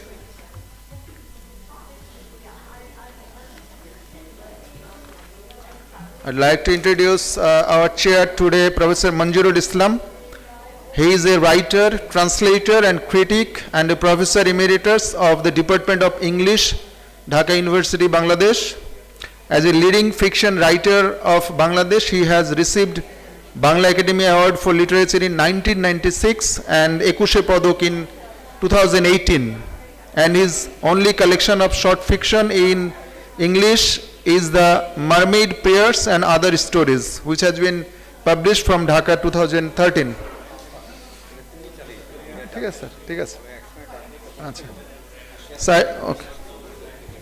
So I'd like to request the other participant over here, Professor Samantha Ilangakun from Sri Lanka, Santosh Kumar Pokhrel from Nepal, and Dr. Nipunika Dilani Madhu Goged from Sri Lanka. Santosh Kumar Pokhrel from Nepal, is he here? He is not here? So we'll go with Professor Samantha Ilangakun from Sri Lanka. I'd like to introduce him in front of you.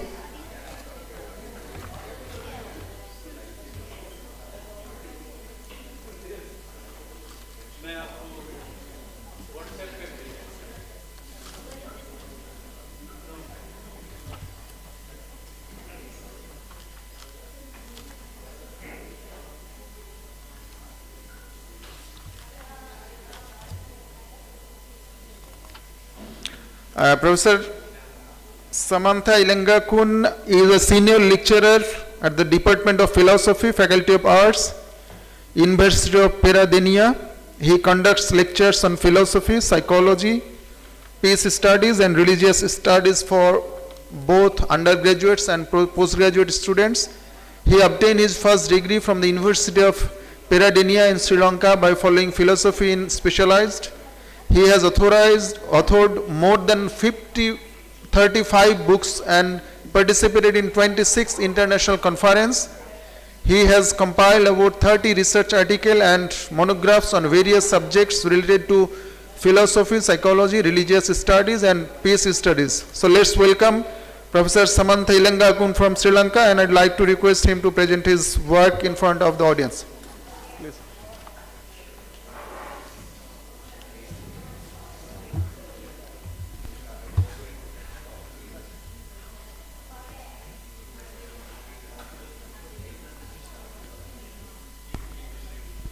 Thank you very much. Good afternoon, everybody. Chairperson of this session, Professor, and my colleagues, and all the delegates from the South Asian countries. Thank you very much for giving me this opportunity to present some religious literature on peace. From the morning we discuss about the misery of wars, especially with reference to 2 wars ongoing at the moment, and we all are scared of those 2 wars, right? So I would like to share some of the spiritual ideas of the religious founders and religious followers over the years on the misery of war and the beauty of peace. So let me share some of them. So I would like to start from the Rig Veda, which is from India. So it goes up to 1500 years ago. So the Rig Veda says like this: come together, talk together, let our minds be in harmony,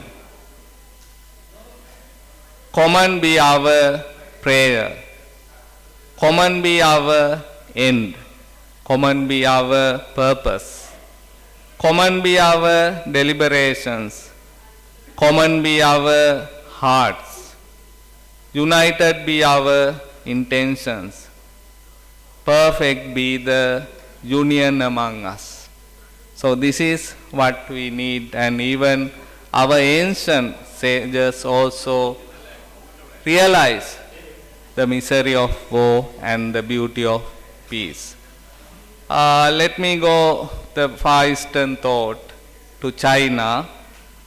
One of the ancient religions in China, Confucianism. Confucius says like this: if there be righteousness in the heart, there will be beauty in character. If there be beauty in character, there will be harmony in home. If there be harmony in home, there will be order in the nation. If there be order in the nation, there will be peace in the world. So now we struggle to realize what approach is better for peace. Should we start from the home, or should we start from the world? Or otherwise we can say, which approach is better, micro approach or macro approach? So many religions begin with the micro approach. Peace begins in us, in me, right? So either peace or the war begins in mind. So let me move to my own religion, that is Buddhism. As a Buddhist, I prefer this literature from the words of the Buddha. This is quoted from the Karaniya Sutra, or we would call Karaniya Metta Sutra. It's the core idea of that sutra is how to extend our loving kindness to all. So from this also we can understand which approach is better for peace. This is all about love. As a mother loves her child, an only child, with love that knows no limit, spreading wide, measureless, and immense, and for it will sacrifice her very life. So let your life for all beings, east and west, north and south, below, above, extending and extending wide, be immeasurable, unfathomable. Chaste is such love, not clinging so to fools. But the seers understand. This is all about mother's love. So mother's love is unconditional, and her love towards one and only child is immeasurable. So what Buddhism says, to extend such type of a love to the whole world. So again, we can understand from this preaching also that we should start love from the home as a mother. So mother's love is the model, ideal love, and it can be taken as the best form of love. So if we can change our attitudes of loving others in the same way of a mother, then we can entertain everything in this universe, whether they are close or away, or whether they are in distance, we can entertain everything into me. So I would like to go to some of the ideas from other religions also. In Islam there is a saying, my mouth is my tiger. So that is very important simile. There is a similar preaching in Buddhism also. The tongue is like a weapon. So it can hurt others if we misuse it. If you use our mouth with pleasant words, then we can heal many people. Right? If we misuse our words, then it is harmful to others. So this is a practice. In India, in the ancient times, there were sages called Muni. So Muni means keeping silence. So the Buddha also once preached, if you don't have things to speak of which are constructive, important, then be silent. That is called noble silence. So keeping silence is not a bad thing, because our words are sometimes like weapons, like a tiger. So that is one thing, because we At present, we have to teach people, especially on non-violent communication. Especially in peace studies, we have to teach people how to communicate without hurting others. So they contain such ideas in religion. So I would like to extract another metaphor from one of the Chinese Buddhist schools, that is called Huayan Buddhism. Huayan Buddhism uses a parable of Indra's net. So there is a net like a network which covers the universe.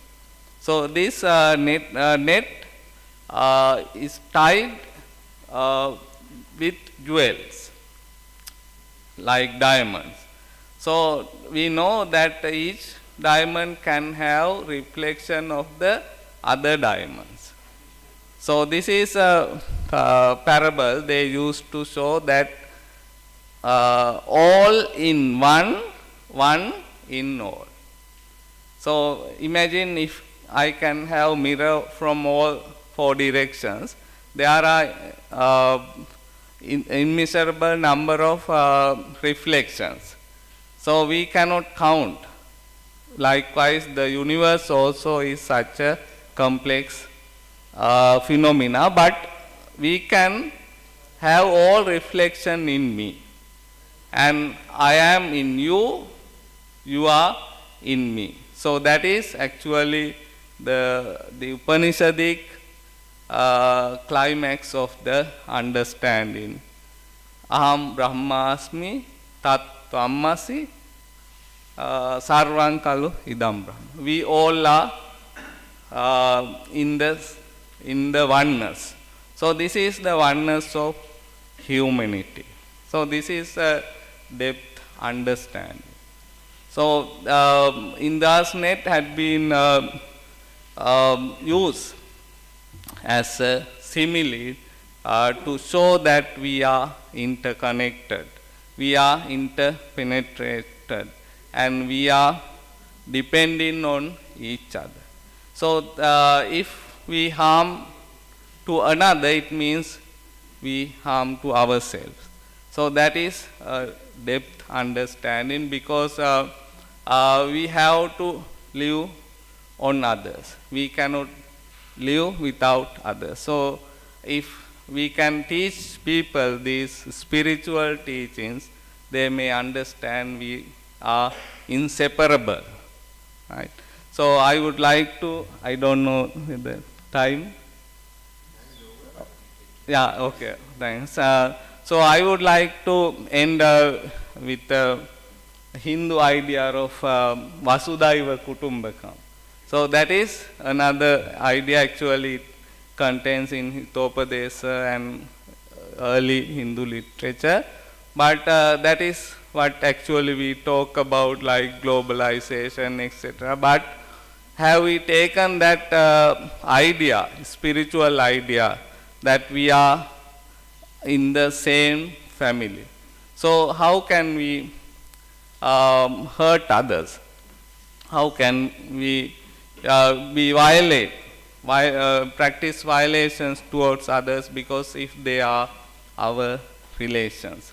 So these ideas should be behind all these policy makers and legal reformers or whatever it is, because we have forgotten these spiritual ideas in making this world a peaceful abode, not only for humans but also for other beings also. Thank you very much.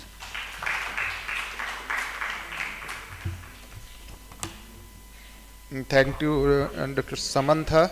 Now I'd like to, I think Santosh Kumar Pokhrel is not here. So our next speaker, Dr. Nipunika Dhalani Madhugogade from Sri Lanka, and give her introduction in brief. She is a senior lecturer of the Department of English of the Buddhist and Pali University of Sri Lanka and has completed her BA from University of Peradeniya, MA from University of Kelaniya and PhD from the Buddhist and Pali University of Sri Lanka. Her research interests include English literature, linguistics, Buddhism and comparative studies. So I'd like to request to her in podium and deliver her speech, please.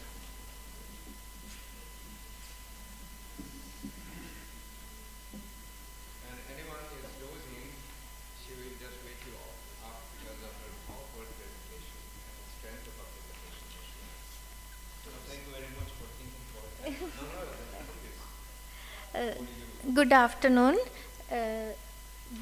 chair of the session and delegates from different countries.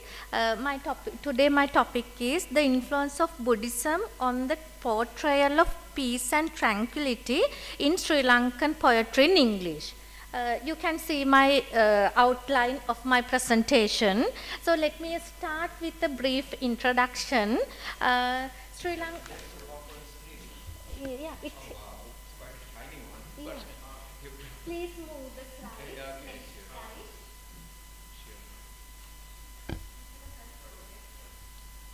Yeah. So let me start with the brief introduction to my topic.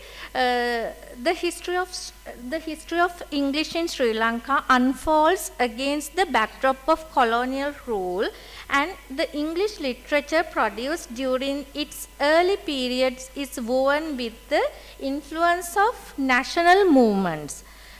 Later works of English literature portrays different social, cultural, political, religious and economic aspects of the country. Being a multicultural, multi-ethnic and multi-religious country, Sri Lankan poetry in English serves to reflect its diversity of cultural and spiritual heritage of the country. However, Buddhism as the dominant religion of the majority emerges as a pervasive force in literature. Thus, Buddhism has influenced the English poetry in many ways. Sri Lankan poetry takes new dimensions through the lens of the country's social political history. Sri Lanka experienced two major traumatic events.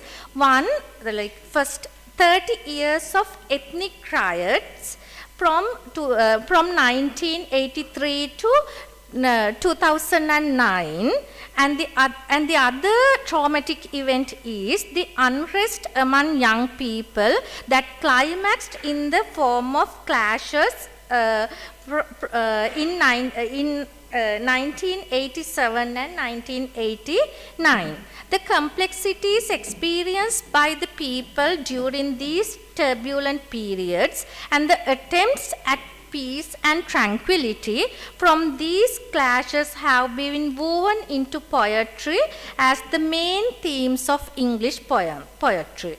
Accordingly, this study tries to investigate how Sri Lankan poets in English harness the philosophical tenets of Buddhism to convey the profound themes of peace and tranquility. By examining the poetry that emerged during this period, this study seeks to investigate the intricate ways in which Buddhist principles are interwoven into poetic expression.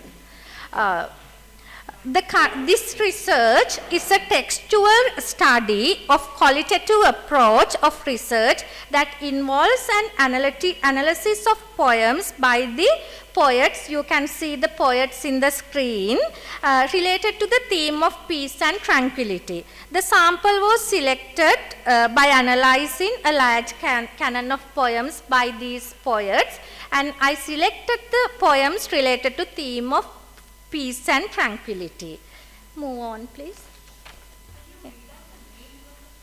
Yeah, so you can't see it properly. Yeah, so Yeah, next. The bigger, on your left you have Yasmin Gunaratna,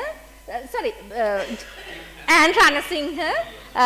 In the middle you have Jean Narsanayagan. On my right top you have Yasmin Gunaratna. Then below her picture, that's Kamala Gunaratna. Kamala Vijayaratna. Then in the middle, Alfred Davis Soisa, right? Those are the Sri Lankan poets. Then can you please move to the next one? Yeah, these some of the literature that I am not going to explain those. Those writers have investigated about Sri Lankan poems, and they are related to peace and tranquility. Yeah, next one please.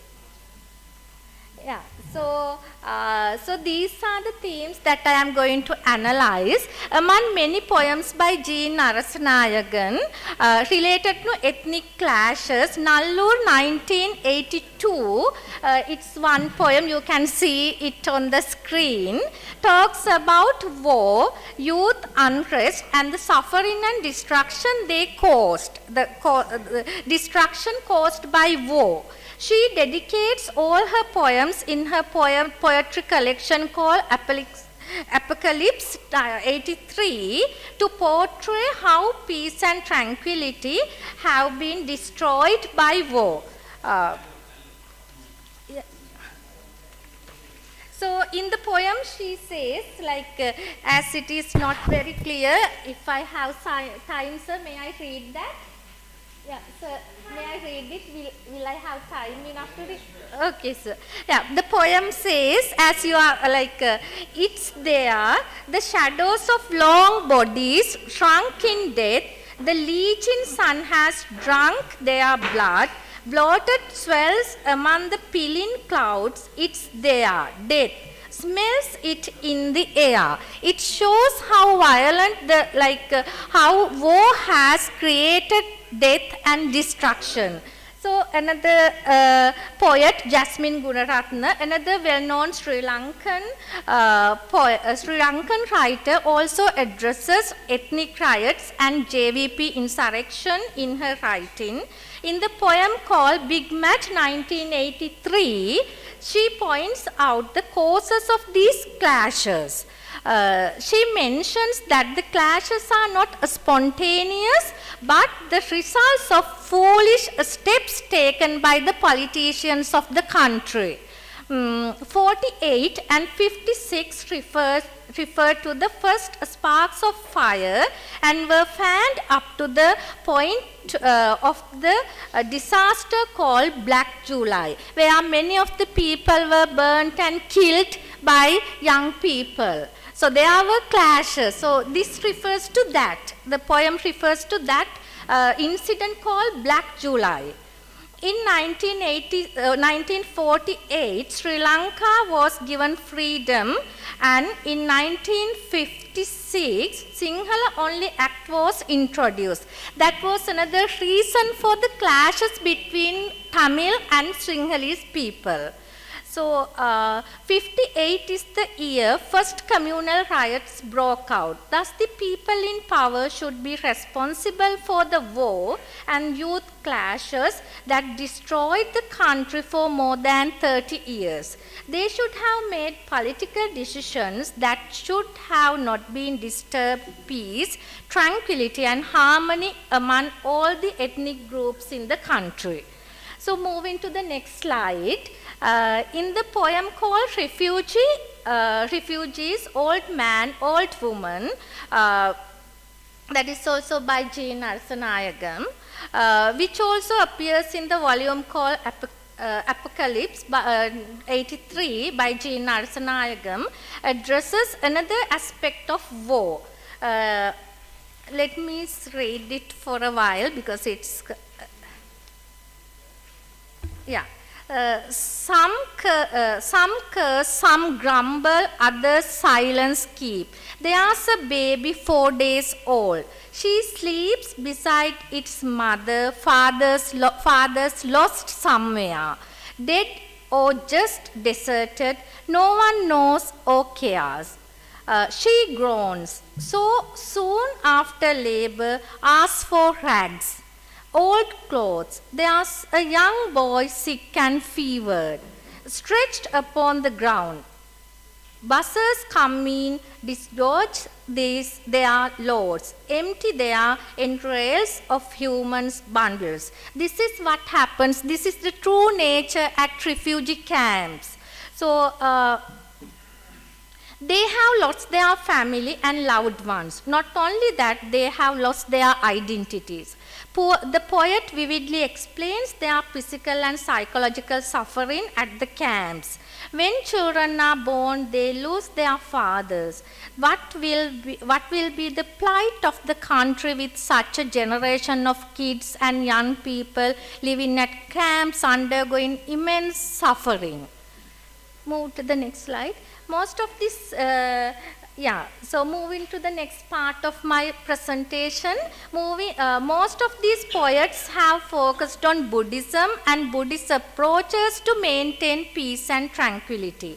They have incorporated Buddhist principles like compassion, impermanence, and loving kindness into their poetry. At a time of war, when people kill each other brutally, there is no place for kindness, compassion, and loving kindness. These are the main concepts that Buddhism admires highly. In the poem called Ahimsa Sutra by G. Narasanayagam, pleads for people to stop cruelty and spread loving kindness. Influenced by Buddhism, she appreciates loving kindness and compassion for all living beings. In the poem, she tries to propagate that idea to everyone involved in clashes. As Buddhism teaches, she tries to educate the people on bad emotions that lead to destruction. Likewise, she tries to show that if we inculcate wholesome emotions and act on them without acting on unwholesome emotions, that will help us to stop war, clashes, death and destruction. Move to the next slide, please. Impermanence is like the essence of Buddhism. It is the major philosophy that teaches us the true nature of life. And Ranasinghe, another poet who is Sri Lankan by marriage, also keenly addresses the social issues in the country. She points out that the main reason for all these clashes and killing is the ignorance of people about impermanence. She tries to explain that even though people kill each other, that is futile. Because like the murderer gets nothing by killing each other, but the results and action for himself, he will get for himself finally. By bringing out the profound philosophy of impermanence, she tries to educate people that killing each other is futile. You will not get anything by killing and torturing others, because our life is also impermanent. We must understand this reality. So Anne Ranasinghe brings this philosophy into her poetry. So next slide, please. In addition to the profound doctrines of Buddhism, certain Buddhist rituals also provide some comfort for the victims. Botry, where the Bodhisattva enlightenment, brings strong visual images to convey the extent of the violence that is perpetrated. The bo tree in Buddhism is a symbol of love and kindness for all living beings. The Lord Buddha attained enlightenment under the sacred bo tree. However, the poem captures a moment where cold-blooded violence is committed right under the symbol of love, right under this bo tree. By juxtaposing the venerated symbol of Buddhism and vicious violence, the poet exposes the hypocrisy of people. It is a tragic moment when a philosophy which advocates love and kindness is used to justify hatred and violence. In the same way, people, especially the Buddhists, make their wishes before the Buddha. Throughout their belief in the religion and veneration for the religion, they seek great psychological relief. When the husband, a soldier, leaves her for work, the wife begs for the safety of her husband from the Buddha. She prays without end. It shows the insecurity of their lives and the only security they find from the Buddha. By doing so, she tries to beg for safety and make up her mind to a certain extent. Okay, so next one, please. Yeah. So now moving to the conclusion. I am informed my time is over. So moving to the conclusion, let me summarize the conclusion. So from this research we can understand that Sri Lankan English poets are sensitive to societal issues and complexities. They have addressed suffering, violence, death and other related social, political issues in their poetry. All these poets in selection have portrayed how riots, how clashes, how war ruin the peace and tranquility of people. The poets have presented approaches to peace and tranquility through Buddhism. Let me wind up my presentation with another poem by Jasmine Gunaratna. It's called, the name of the poem is Peace Game. I may read it. That is the last stanza of the poem. Except to put up quite a light, sometimes against our guns and such, we call the entertainment peace. Oh, woe, I can't remember which. Yeah. So I would like to wind up my speech with this extract by Jasmine Gunaratna, where she problematizes the concept of woe. So that's the end of my presentation. Thank you very much. Thank you very much with the technique of sharing my presentation. Thank you.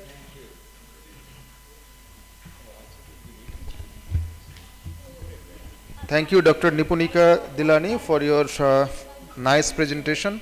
It was both oral and digital, so it was really a nice presentation.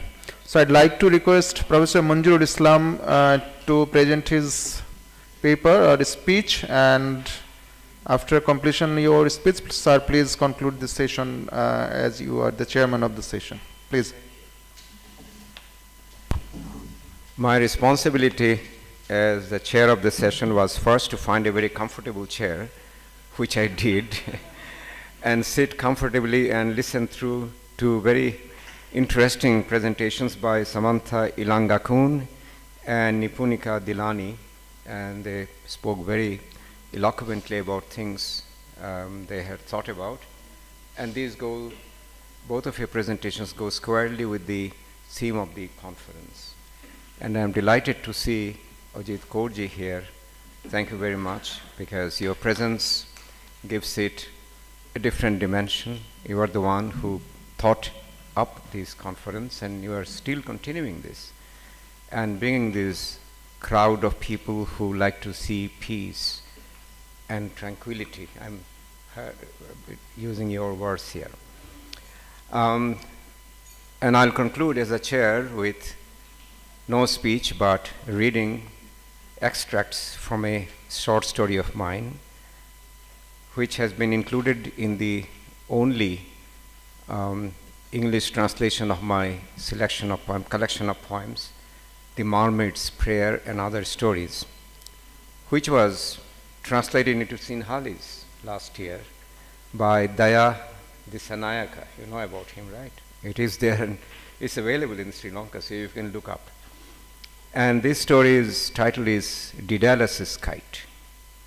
Now we know about the myth of Daedalus, the able craftsman, who along with his son Icarus were put in a labyrinth, and he fashioned a pair of waxen wings for his son to escape the labyrinth. The son did that, and that part is highlighted as man's indomitable spirit, not to be subdued but always to dream, and this boy becomes a myth. I look at the other aspect. Well, the boy did escape, but he could not survive. And that's what happens in our time. And so this is slightly a twist on the myth of Icarus's flight from the labyrinth. It is called Daedalus's kite. And all my stories I pick from real life situations. I do believe that truth is stranger than fiction. At times, truth really beats any fiction that you can imagine. And all my stories, most of them are picked up from real life. I take from newspapers, from people who know about things, my students' descriptions of their lives and the lives they know. And the style I employ is one of storytellers, because writing stories, printing them, only a history of 200, 300 years in our subcontinent. But the storytelling, the history of oral storytelling is 1,000-year-old.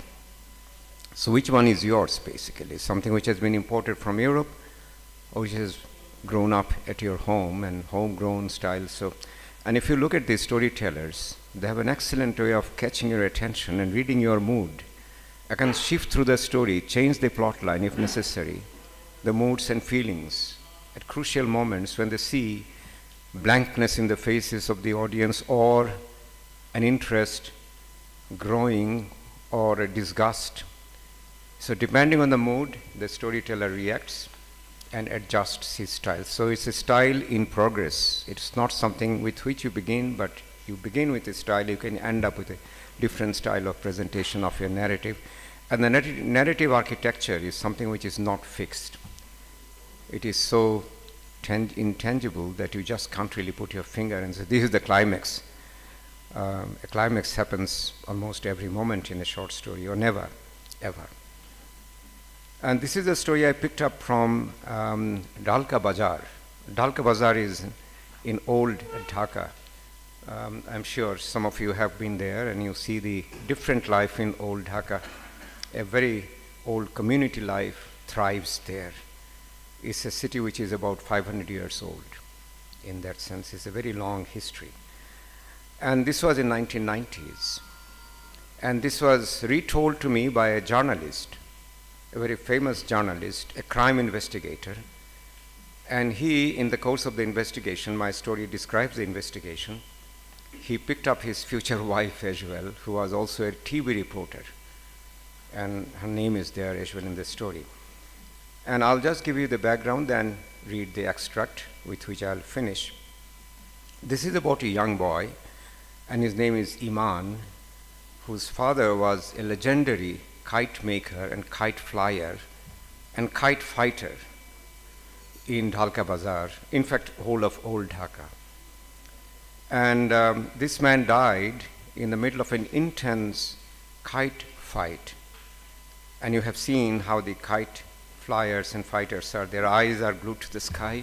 They never look where they are standing. And this man was standing on top of an old building, and he slipped and fell to his death downstairs. And when his dead body was brought to his home, his wife got a shock and never recovered. She also died. So the young boy, Iman, was orphaned in course of 3 hours.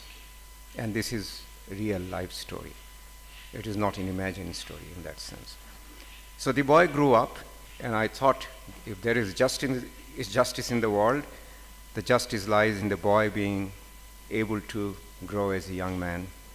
His mentor was somebody called Hussein Mia, and this is a real life story, who had a car mechanic shop. For some reason he called them garages in our part of the world.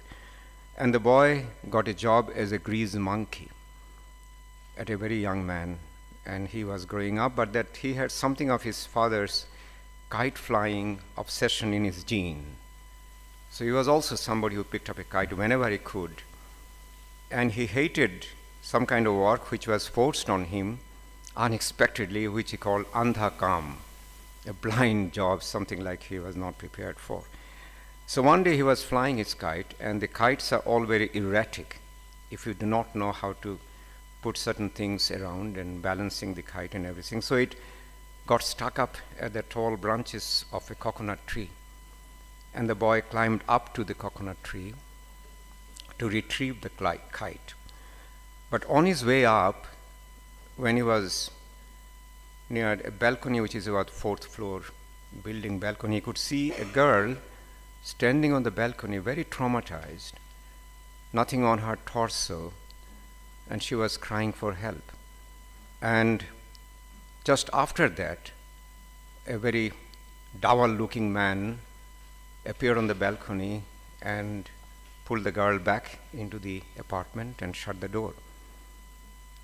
And the boy was definitely a bit traumatized as well, but then his eyes were fixed on retrieving the kite, so he kept climbing the coconut tree. It took some time for him to retrieve the kite and come down, and then he heard the thudding sound which you fear the worst. And this was the girl falling down from the balcony, not falling, but she was pushed out. And surprisingly, the man's wife's face also appeared at the background. And then there was a case in the Thana, we call it, police precinct, and the case was instigated, and because of the dogged journalist, it indeed went to the court. But in course of the case, as it happens in the subcontinent, things changed, because this man was very powerful. He had tons of money, and he was a policeman, retired to boot. So he influenced the court proceedings, the lower court proceedings. And this boy, from being a witness, became an accomplice. So this girl, the story was concocted like this. The girl used to smuggle valuable goods through this boy. As he climbed the coconut tree, the girl threw a little bundle, and he caught the bundle, and then he came down, and this is the way the girl finally was caught. And so this case was drawing to a close, and I will just read a few lines, about 2 paragraphs from the end, when this final scene is unfolding in the courtroom. Now, as a celebrated barrister, now this man is very rich, so he employed a barrister, in fact, a couple of them. This celebrated barrister brought his arguments to a close. He told the judge he would prove that the depraved boy, now the boy has become depraved, Iman Ali was the real culprit. It was of this vile villain, and this is how the language is used in the court, vile villain, that the unfortunate girl Asma, this girl's name is Asma, had to meet her maker well before her time. Asma too was depraved, living a life of crime, but her death had mercifully put her beyond any censure by the court. The lucky dead, sighed Sabrina. Now Sabrina is a future wife of, not at the time, of the journalist. Your Honor, the barrister continued, the media have cast doubt on the boy's ability to catch the bundle at such a height, 40 feet from the ground to be exact, with only one hand. A noted journalist has written in his column, and here the barrister looked straight at Moeed Bhai, that's a journalist, with an unblinking eyes for a full 15 seconds, as if he were examining an animal before buying it for slaughter. So Moeed had written in his column that not even Farooq engineer could do that. Now, those of you who belong entirely to this age probably have never heard of Farooq engineer. He was one of the most distinguished wicket keepers of Indian test captain. Okay, you have heard of Farooq engineer? Yeah, okay, he was so great. So even Farooq engineer, because 1990s, late 1990s, who could not even do that.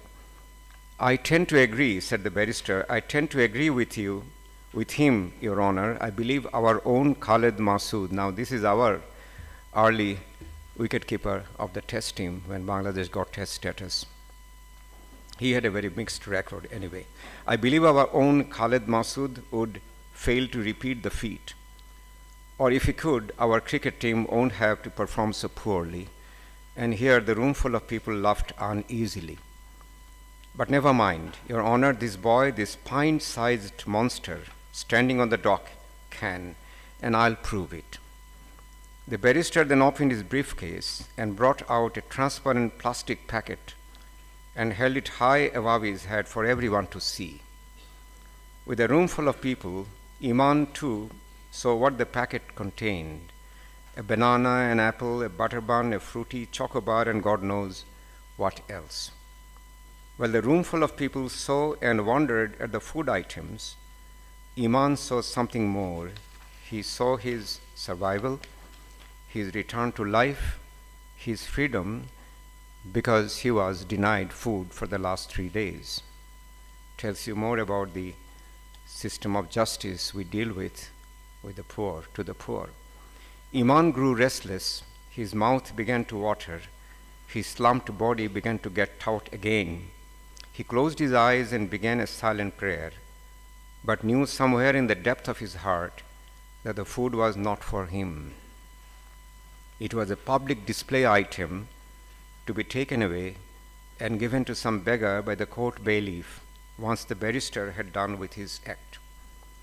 He felt a policeman approach and touch his arm. He opened his eyes and saw the policeman tightly holding his left hand. Iman advanced his right hand too, for he thought that was what the police expected. But the policeman shook his head and let him know he was not there to arrest him. Then he heard the barrister saying loudly so that Iman couldn't miss a word, "Your Honor, I'll throw this packet at the boy, and please see what follows." Before Iman could get what the barrister meant, he saw him throwing the packet of food at him. He had really done it. The packet rose in an arc in the air and then began to descend. Iman was frightened. Would the packet open in the midair and spill its content? But no, the packet kept its integrity, and it was coming right towards him. Okay. "Come, come," Iman began to plead. For how long he didn't know, but it seemed like a lifetime. "Come to me, please," Iman implored, as if he was running after a loose kite floating high in the sky, and he wanted so much to possess it. He was not sure if the packet would take a plunge and disappear somewhere beyond his reach. How long does it take for a packet weighing 1.5 kilos to travel? You ask me, I don't know. Ask Iman. Because his right hand, which was hanging loose by his side, suddenly sprang into action, and he grabbed the packet halfway on its descent, a good 3 feet from where he stood. The policeman now let his left hand free, and Iman, as if he were the crazy Maqbool of Dhalka Bazaar. Now, this is a story I have woven in, this crazy man Maqbool, who roamed the streets of Dhalka Bazaar, who moved around with hunger in his eyes and pounced even on little schoolgirls carrying fancy tiffin boxes, opened the packet and began to devour its content. His jaw masticated wildly, his teeth gnashed, and his whole body shook with the sheer delight of having the feast of a lifetime. He was in no mood to give his ear to anyone, least of all to the barrister, who was telling the court, "You see, Your Honor," with what amazing alacrity the boy caught the packet. And since the guardians and the keepers of the law, who believe in justice and nothing but justice, saw the truth in the barrister's argument, readily agreed with him that the poor girl Asma, not herself above reproach, but that was a separate matter, fell to her death while smuggling a packet of valuables to that depraved criminal, and further agreed that justice demanded that to protect the society and the community at large from the polluting touch of the debased criminal, he be kept in punitive confinement for as long as the honorable court deemed fit. That's the story. And now, but in real life, something else happened. The case moved to the High Court and it was dismissed. The boy was set free, but that would destroy the, the climax that I have tried to. This is what life is, gives you a mixed package all the time. Nothing comes in this life only one-sided, always is a mixed package. Thank you very much. And this is, by the by, the end of the session. And thanks to Ashraf Jewel for wonderfully moderating the session. And he will announce how much time we have saved from your routine today, from your life. But thank you, Ajit ji, for coming. Nothing like you, Ajit ji. I translated your Black Ice in Bangla. Yeah. And you have written every word is true. Yeah. I took such immense pride and pleasure translating her story into Bangla. Yes, I did. Oh, you haven't got the book. That's a translation, the anthology. Selina Hussain has done that, and she was the one who told me. Oh, I have translated this one story, and I derive such pleasure and pride in doing so, because this is so much gripping. I mean, all of you should read that to understand what goes through in somebody's mind when there is a riot unfolding. Neighbors, let me underline the word neighbors, turning into enemies overnight by something, a chemistry I cannot really explain. Fortunately, I did not pursue my reading chemistry. I did this till HSC. Because I would be one person who would be trying to find out what's the chemistry, the genetic one or whatever, which releases such intense toxic moments in which you turn against yourself. In fact, if you turn against your neighbor, you turn against yourself. And that's what happens.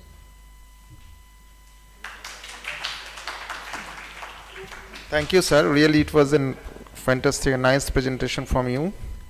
So the next session, I think it will be poetry session, and I'd like to request my friend Kavita to moderate this session. Kavita, Dr. Kavita Singhal to moderate the poetry session, please.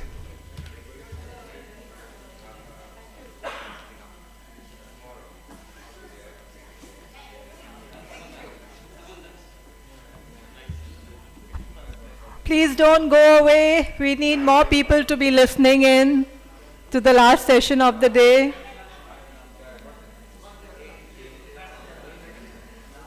A little more patience, please, for just one more session of, I'm sure, very beautiful poetry.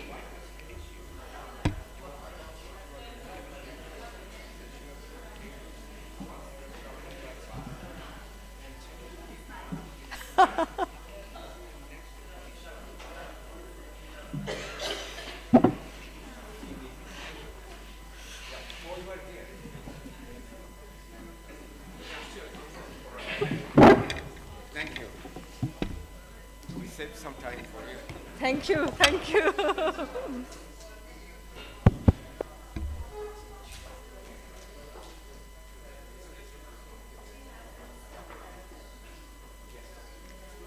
A very good evening, everyone. We begin our third and last session of today.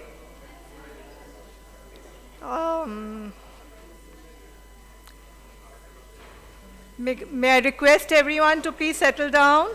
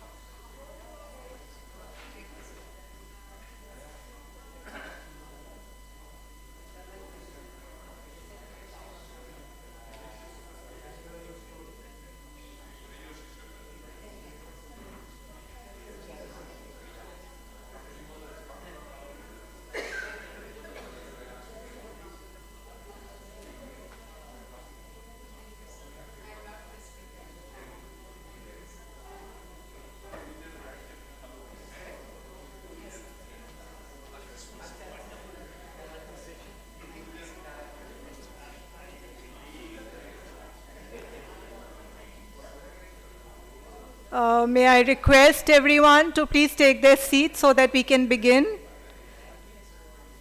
And please don't go away before listening to the beautiful poems that are going to be read this evening. Robinson, why don't you come in?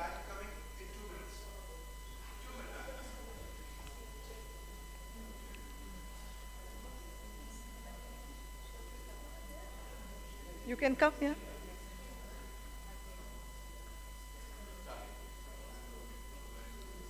I'd like to welcome our renowned poets from Nepal, Bangladesh, Sri Lanka, Bhutan and India. I'm sure the bouquet of poems to be presented will add a beautiful flavor to this evening. I request the chairperson for the session, Dr. Rinzin Rinzin from Bhutan. Oh, you've already taken your place, okay. I just introduce Dr. Rinzin Rinzin. I think everyone is familiar with him. Dr. Rinzin Rinzin is a Bhutanese author, poet, scholar, and public servant. He worked as a member of parliament, lecturer, agriculturist, manager, administrator, management consultant, and writer during the last 25 years or so.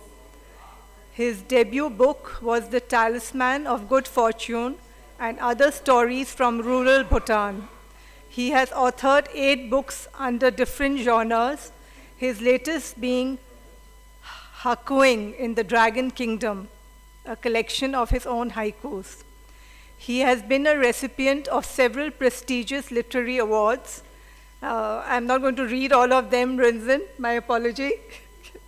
Currently, Dr. Rinzin serves as the Executive Director of Bhutan Transparency Initiative, a civil society organization committed to promoting transparency, accountability, and integrity, and preventing corruption in Bhutan.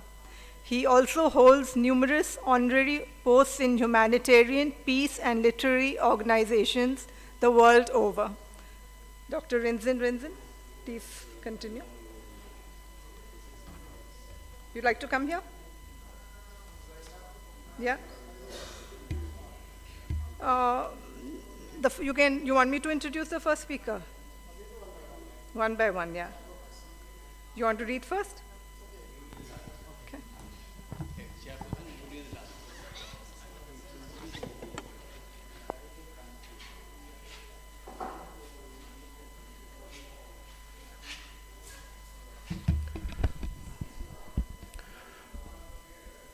Kuzambu Namaskar, good evening.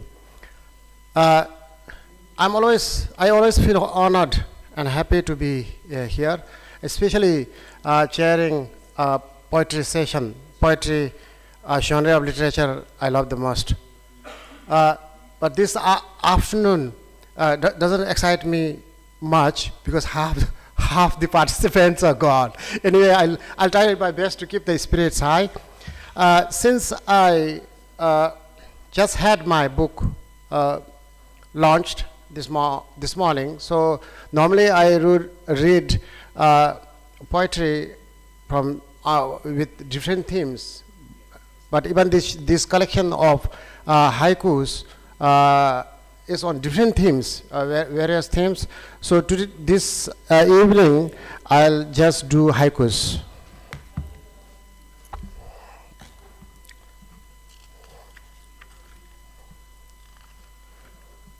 My first haiku is about cherry blossoms. Budding trees of hope makes the winter hide in shame. Life's promise abounds. So just a reminder, my haikus are all 5-7 haikus. Okay. Second one. All right, please. We have very few people in the hall, and those of you who are here, please, I would request you to maintain silence. Because when you're listening to poetry, if you lose even one word, then you miss the essence of the poem. Thank you. Especially when you are listening to haikus. Second one is about primula flowers, but with a message on life, obviously. Hallowed golden sun, with primulas in full bloom, weaving great love songs.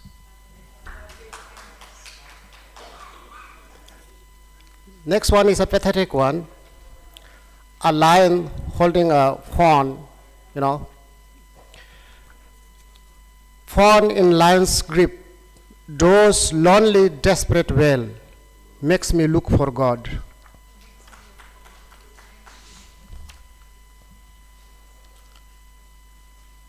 Another one. Hail robbing flowers of hopeful fruit trees in spring, life's uncertainty.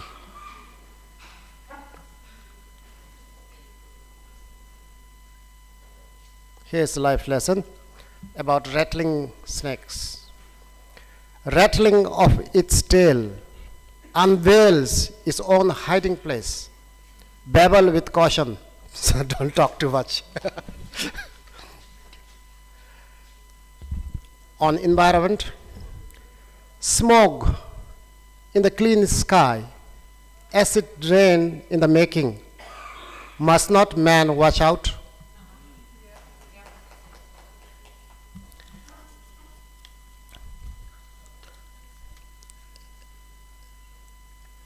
This is in memory of my girlfriend when I was a teenager. Ripe red strawberries, beauteous and sweet to the core, her lips manifest.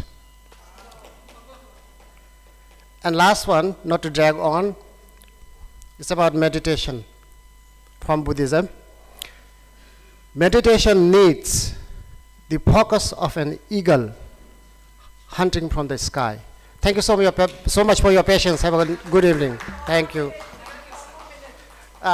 It's okay, I'll pass it on to the others, and if still they want to listen to more haikus or poems, I'll get back. Thank you so much.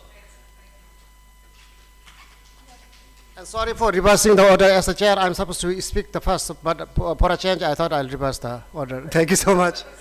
Yeah, he's supposed to introduce the others, but he's not doing so. So, I think that certainly left us all spellbound. Yes. May we have a loud round of applause.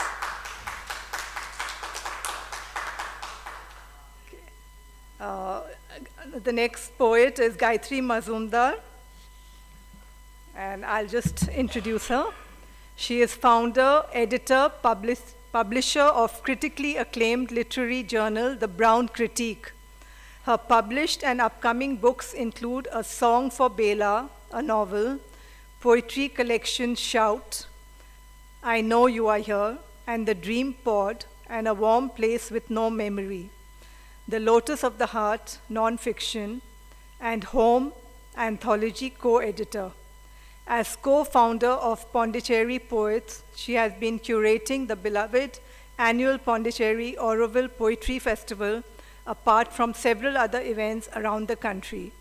She often features poets, artists on the Brown Critique YouTube channel. Gayatri is associated with Sri Aurobindo Society and lives in Pondicherry. And she has come all the way from Pondicherry to attend this festival. Thank you, Gayatri. Thank you so much, Kavita, for that. She's also a friend. And I'd like to thank especially Ajit Kaurji, who's not here, and the entire Foswal family for thinking of me and for inviting me. And it's also, this important topic that we are touching on, which is this phenomenal effort in bringing us together to dwell on some serious concerns facing humanity, and for turning within by expressing ourselves through poetry, philosophy, and other conversations. I just wanted to mention that wars are not necessarily just two wars happening in Ukraine and elsewhere, but it's also, I believe, several thousands of wars happening every day, with our neighbors, in our lives, with our partners. So we need to look and go within to solve this. Sometimes it is necessary to make peace with ourselves and with our immediate environment. And, so let's also focus on peace today. I'll just read a few poems which may have a little contradictory aspects to it, but I'll begin which they kind of touch on the theme. The first one is called Bodh Gaya, summer 2019. I must be in Bodh Gaya, the road leading to it replete with Buddhas, Buddha Toyota, Buddha Resort, and Buddhahood. Instantaneously I transmorph, disappear when the tree bends to bless me. I become the tree, and the rest, they say, is history. As clouds drift past remembered breeze, I turn to look back to see if all this is real. This cannot be, for there's no one ambulating the lotus path. Only a large, brass, silent mind singing bowl serves now as the bhikkhu's only refuge. What's with these Thai, Vietnamese, Bhutanese monks and nuns that make dogs, rivers restful and sleep? I squat with remembered doggedness a few meters from where they say Shakyamuni sat to meditate, but the world resurfaces as if with a vengeance. So much artifact in emptiness, it can be distracting. So much labor surrounding impermanence. I see my father's twinkle in a young monk's eye as he hands me a fallen people leaf for keeps, saying, "You are special," or something to that effect.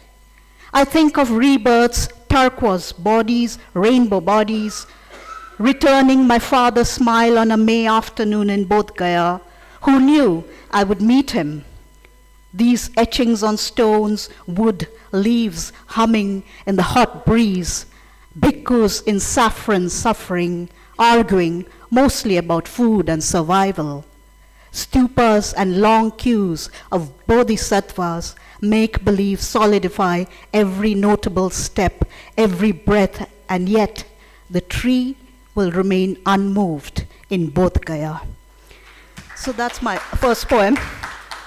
I live in a place called Pondicherry, which is close to Auroville, another place called Auroville, and we have a lot of peace. We try and make peace with a lot of things, and there is a little wall at Unity Pavilion, which is called Unity Wall. It's a short poem. At Unity Pavilion in Auroville, we stand in front of universal earthen wall, a rammed earth stele with soils from Normandy, Aldiraya, over Gizeh, Chitradurga, Los Ladrillos, and elsewhere. Whose soil am I standing on? Who unmixed our skins? Soil solidarity returning to dust. So that was my Auroville poem. I have another poem which was more recent, and it's going to be in the next book, which is supposed to be out in later this month by Red River. It's called Das Vidania. Das Vidania, as you know, is a Russian word for goodbye. Yes? Yeah, bye. Yes. So, Das Vidania. Remember the folk tongue propaganda at home those days? Hissing static blue 45 RPMs with Soviet clouds, gorgeous folk dancers floating about our rooms, Span, Vogue from America. In the ensuing confusion, colors bled out of our childhood years, scattered around paddy fields with Viet Cong scarecrows, Kalashnikovs, and lost kittens. 1999, the hearse turned the corner. Gautam's widowed, sagacious grandmother in thick, black-rimmed glasses whispered, "You'll meet him again." Da. I pressed tulsi leaves onto his eyes. Das Vidania. Gautam died so young, Mausi, I shouldn't have waited. We watched as the red turned your heart blue, all your dreams failing when Lenin toppled by the wayside, Reaganomics hit our home hard. You knew about the agents, mustard, orange, transported in truckloads, accidental anthrax, aerosol killing, 68 in Sverdlovsk near Moscow, men, women, and children ambushed about Ho Chi Minh Highway.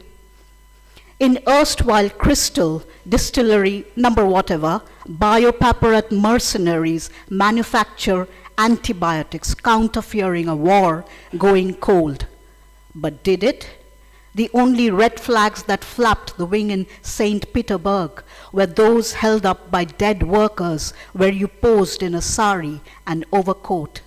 Niet, niet. I still do not know what you were doing there then. Kingdoms are brought down when benevolent oligarchs invest in fear, sadness, take out the light with them. Thus, Vidanya, I'll meet you again in the same empty house, number 98, where your Buddha gaze follows the climb up the spiral staircase you built, leading to the glass ceiling filled with gardenias. Smoke rings Charminar as Russian shoulders march across the snow. The last Anna Pavlova leaf dance about the arbor of your morning walks, reading Gorky, Tolstoy, Pushkin. So that was a poem on the ongoing theme. I don't know how much time. It's almost done. Almost done? Okay, so anyway, thank you so much for having me again. One more? Okay, I'll just read a couple of lines from a poem that I wrote on the theme after a visit to Ramana Ashram, which some of you may know in Tiruvannamalai. So it's on Ramana Ashram's, hill. So it's called Communion Union. This is for my friend Kavita Dutt. I'll just read a few lines. I'll start from here.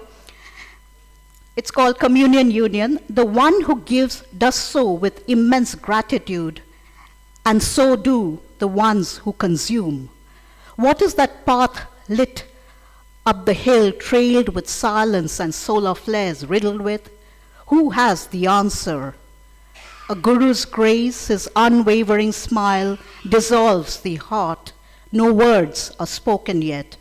How can we even think of letting this moment slip through our innumerable lifetimes, even as we are bound to let go? When we die, in more ways than one, we make way for the unborn, for hungry squirrels, monkeys, and birds, and worms, banyans, and seeds, and liberation songs. We feed fire to twinkling little stars, feed each other, gut and soul. Haul the moon home with our blue fishing nets, and lo, a peony petals pink, apparently for no reason as far as humans can tell, but to brushstroke this hour of the sun with wonder and heady fragrance, a certain melody and a steady hum, swaying even to guzzles and pop songs as the van wobbles on this human journey. We give, we take, nothing is outside this, everything is. Thank you so much for having me again. Sorry if I... Thank you so much, Gayatri ji. You really took the challenge upon yourself to keep everybody's eyes wide open. It's difficult at this time of the evening, so thank you so much.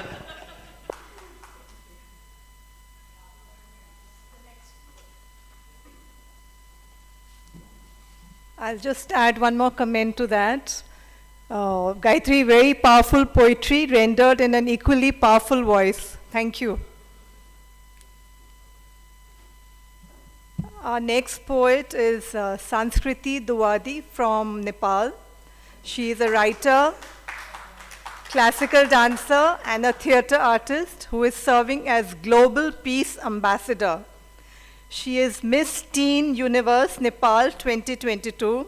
She is the founder of Proti and the Wordsworthers, and also a national title holder as Glocals 20 Under 20. Her upcoming book's name is The Fakeness Theory. Welcome.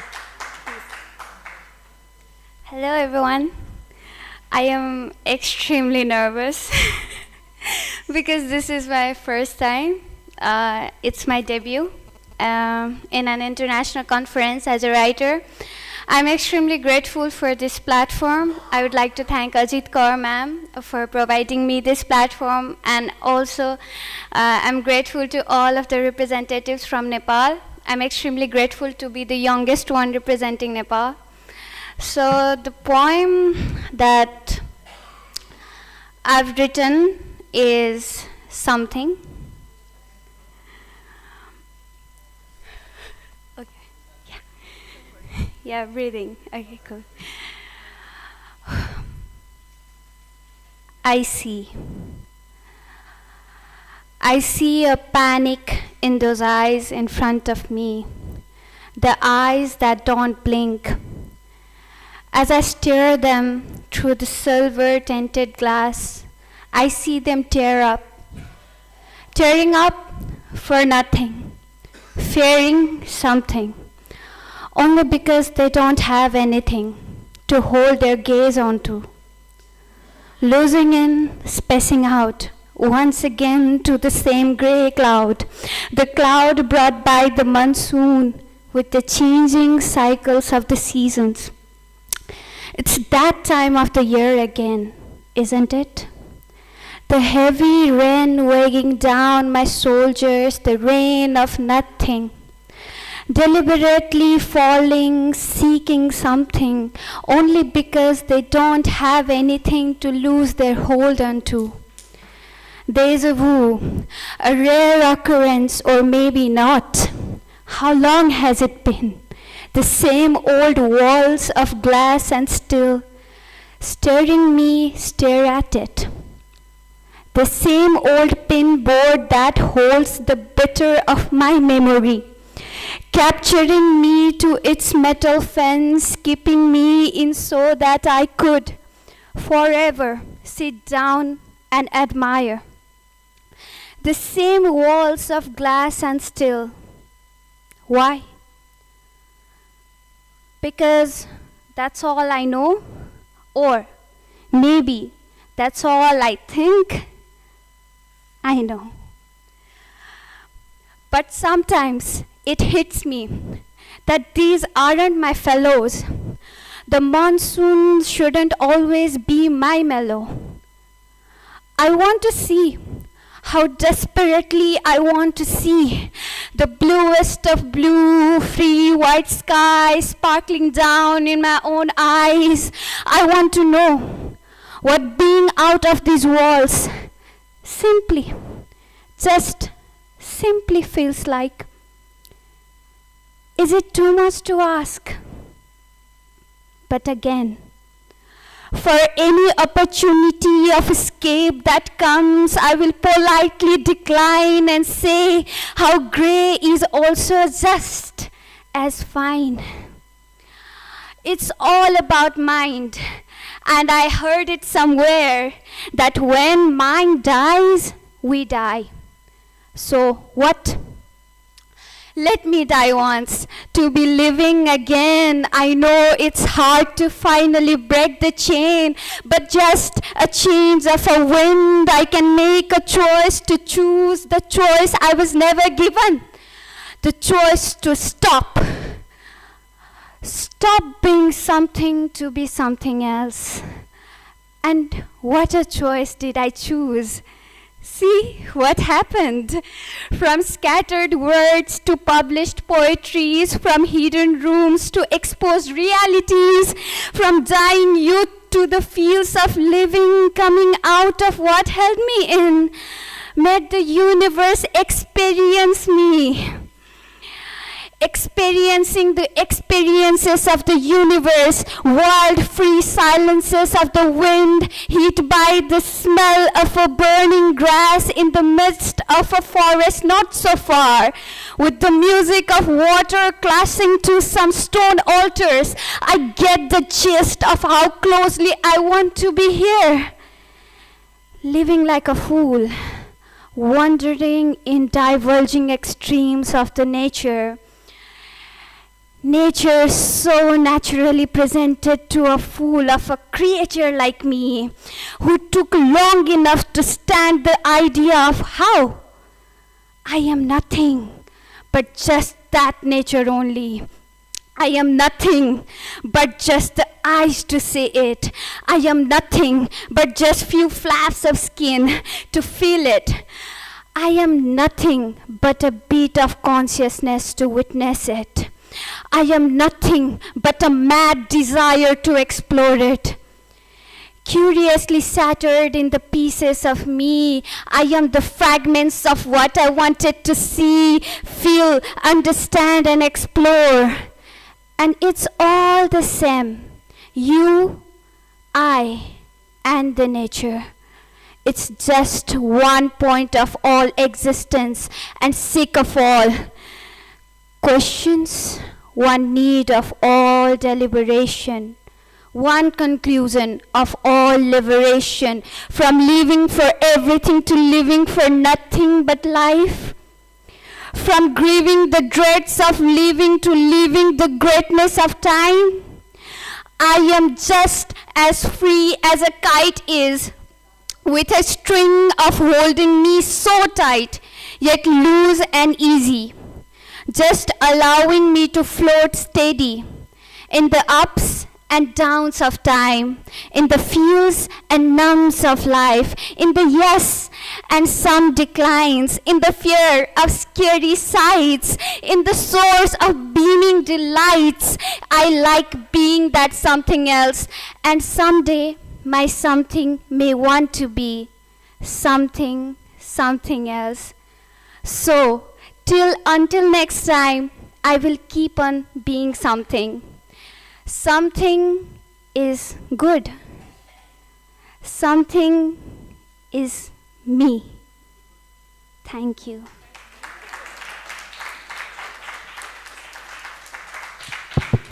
Thank you so much for sharing your long, passionate poem about a blooming youth. So passionate. And you said it's a debut, but you really nailed it. So you will not only make a really excellent poet, but also an excellent reciter. You have my love and blessings. Proud of you. Thank you so much.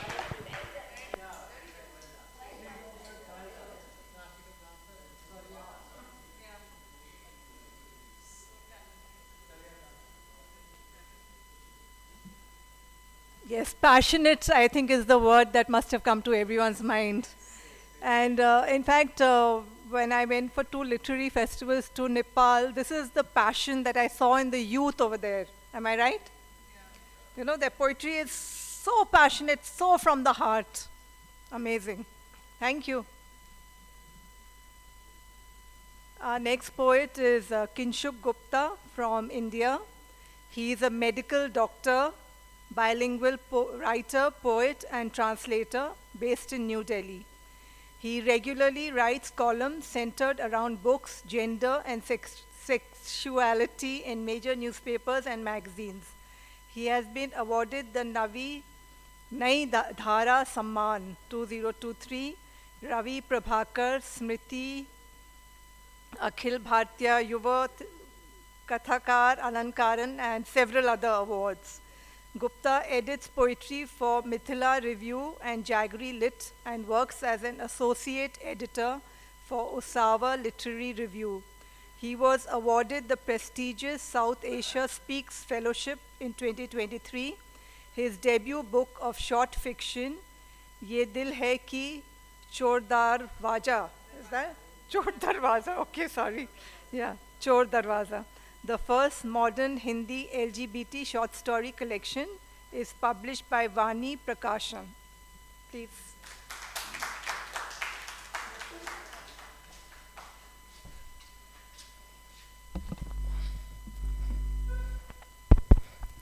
Thank you so much for having me here.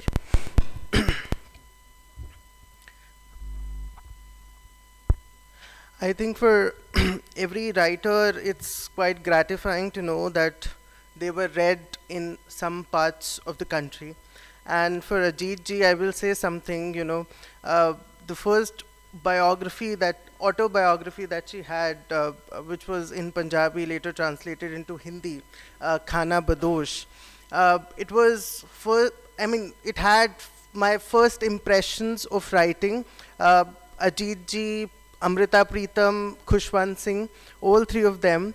And I remember this one, and I come from Haryana, a small place in Haryana called Kethel. And my dadi was a Hindi professor there, and she would bring those books, and I have read those books, and they have those initial impressions in my life. So I think I will start off with one line that she says in the preface to Khana Badosh. She says, "Pain is the ultimate truth of life, pain and loneliness." So I'll start off from there, go on to read a couple of my poems. I'll start off with first poem which I had written when Taliban seized Afghanistan. It was published in the Outlook's special edition called Arc and Chaos. It goes like this. Country raised.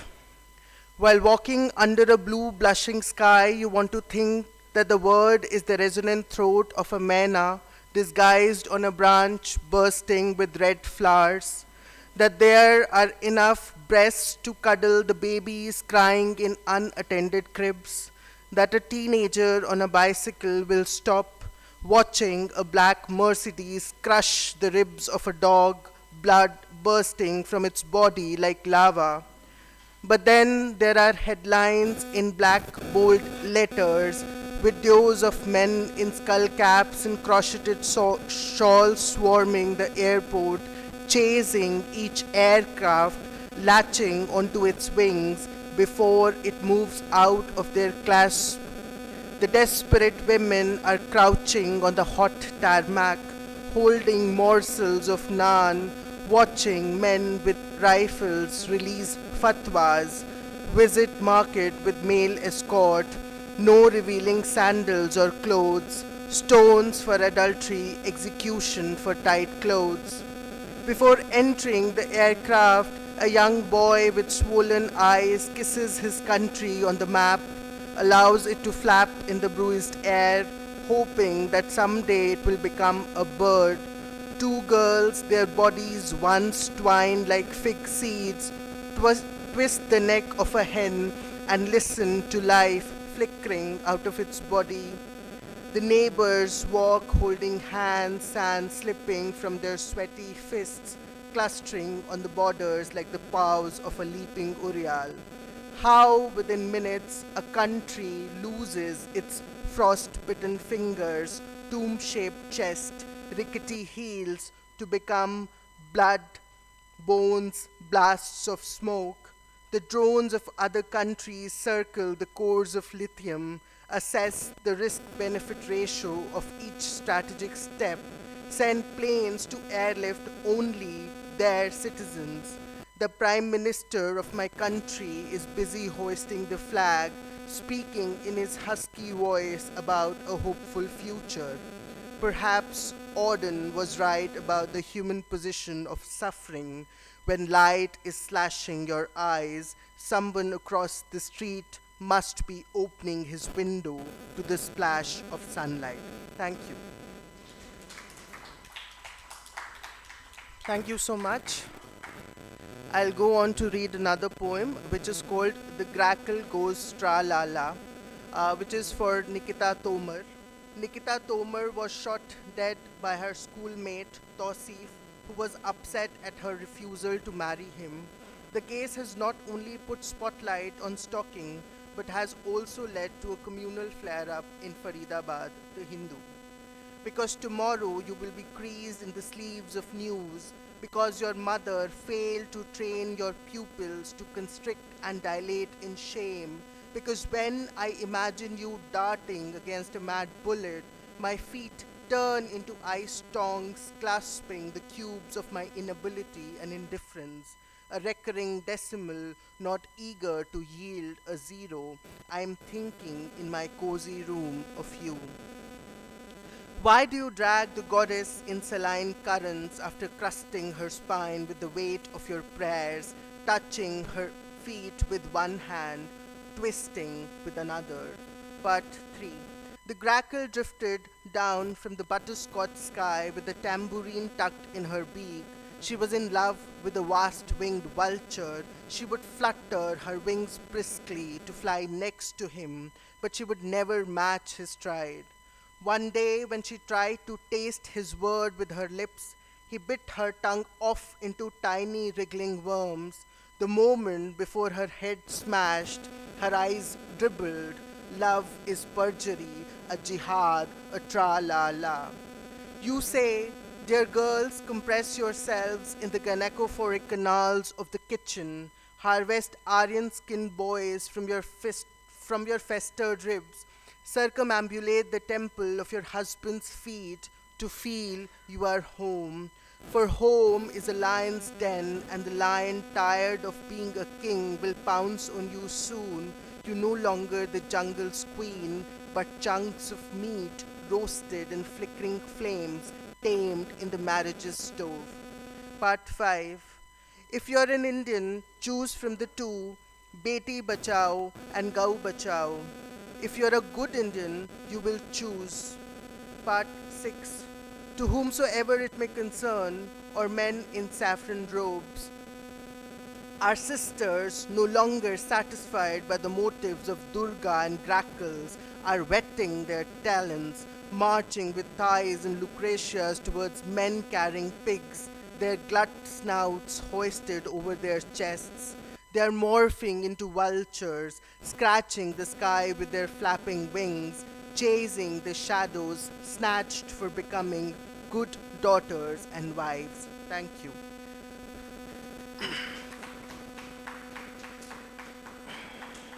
Third poem, I will move on to if you could do just a short one, you have less than a minute. Thank you so much. So third poem, it's a little humorous poem, so I hope you will enjoy it. Silver Jubilee. Of course, there are 3 cheers for the couple, greasy smile photographs, talks about Europe, trips, weight loss, and if Vipassana works for midlife crisis. And dance. Sweat-soaked, sagging bodies crisscrossed by glaring lights, their moves clumsy but charged, desperately wanting the bomb of life inside them to explode. Everything glitters for a moment, setting sun, gold-rimmed watches and sherwanis, teeth of ladies who pirouette their hands to reveal the abundance of their plumed lives. That lady with a juda, layers of compact making her face look like a bowl of kheer, asks from the stage, what does marriage offer us? I'm tempted to say Manchurian bald babies or stemmed glasses of virgin mojito, but all I let out a crooked smile. Sex, marriage is the consolation when you can't have love, Marquez said. Even that mobile trader didn't differ. Marriage is like riding a Samjhauta Express, but people still marry pompously, marry as guests bite into the sinewy legs of a lamb or find faults in the bride's face. But even for a lone spider nestled in the webs of solitude, happiness is the fly that slips from their sticky tongues. Shadi ka laddu jo khaye, the anchor chimes. The way fathers wipe boogers or change the nappies make it hard to believe that their brains once were blades troubled by the spirals of same questions. How much of love is sex? What does it mean to live your truth? Perhaps the way to life meanders through mediocrity, and how much and well you compromise. Everything pales suddenly, their laughter turning into a prop, their how are yous empty, husky coconut shells. When teacher asked me for one thing must in my life, I blurted out spontaneously, a stable marriage.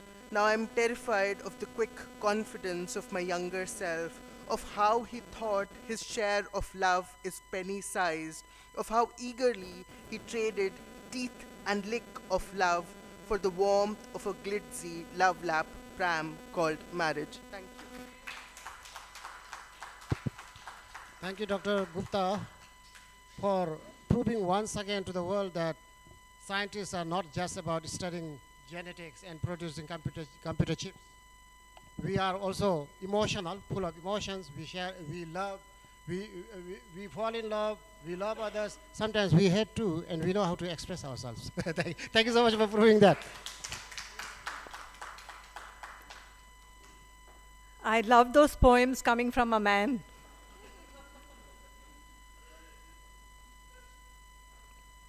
Our next poet is Seema Jain. She is a bilingual poet, short story writer, translator, editor, critic, and reviewer.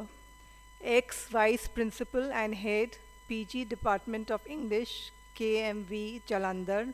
She has 15 published books, 5 collections of English and Hindi poems, 2 edited books, a book of translated poems, 2 translated novels, 2 edited poetry anthologies on 21st century Indian women poets have received much critical attention and acclaim. I think, Seema, the list goes on, and my phone is... No, it's not printed, so she sent it to me by WhatsApp. Let me see what I can get out of this. Yeah, I think so. Okay, Seema ji is also a recipient of many prestigious awards. And I won't go into thing because my phone says read more and ends there. Okay, come, Seema, please.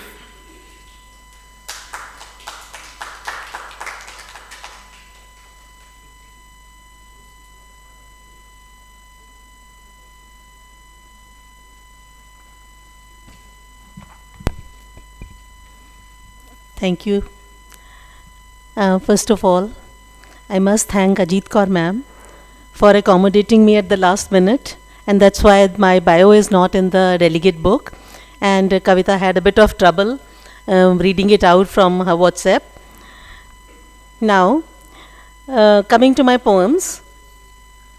Since morning, we have had a session on the 2 senseless wars and many other writers reading their compositions about war. So the first poem that I'm going to read today is based on war. It's titled War Zone. An array of scattered, crushed utensils. A child's milk tumbler buried under the debris. Uncomprehending fear in his eyes. Tears welling up, stuck at the eye's corner, refusing to slide down the cheek. An entire kitchen, its countless scenes of familial bonhomie, cheer and banter, reduced to rubble, now a burial ground for its members' mangled remains.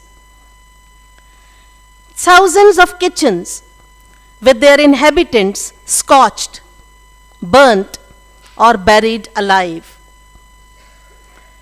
An entire nation pushed to the brink of extinction. The world watches in consternation, mute, impotent. Is it crazy revenge or cunning genocide? How will those with the blood of innocents on their hands sleep in peace? Or will they, like Lady Macbeth, wash their hands again and again and again, trying to sweeten their fingers with the perfumes from Arabia? But alas, those same perfumes from Arabia today have transformed into rivulets of blood, stinking of greed and inhuman tyranny. That was my first poem. My second poem is called Icebergs. It takes them thousands of years to be formed.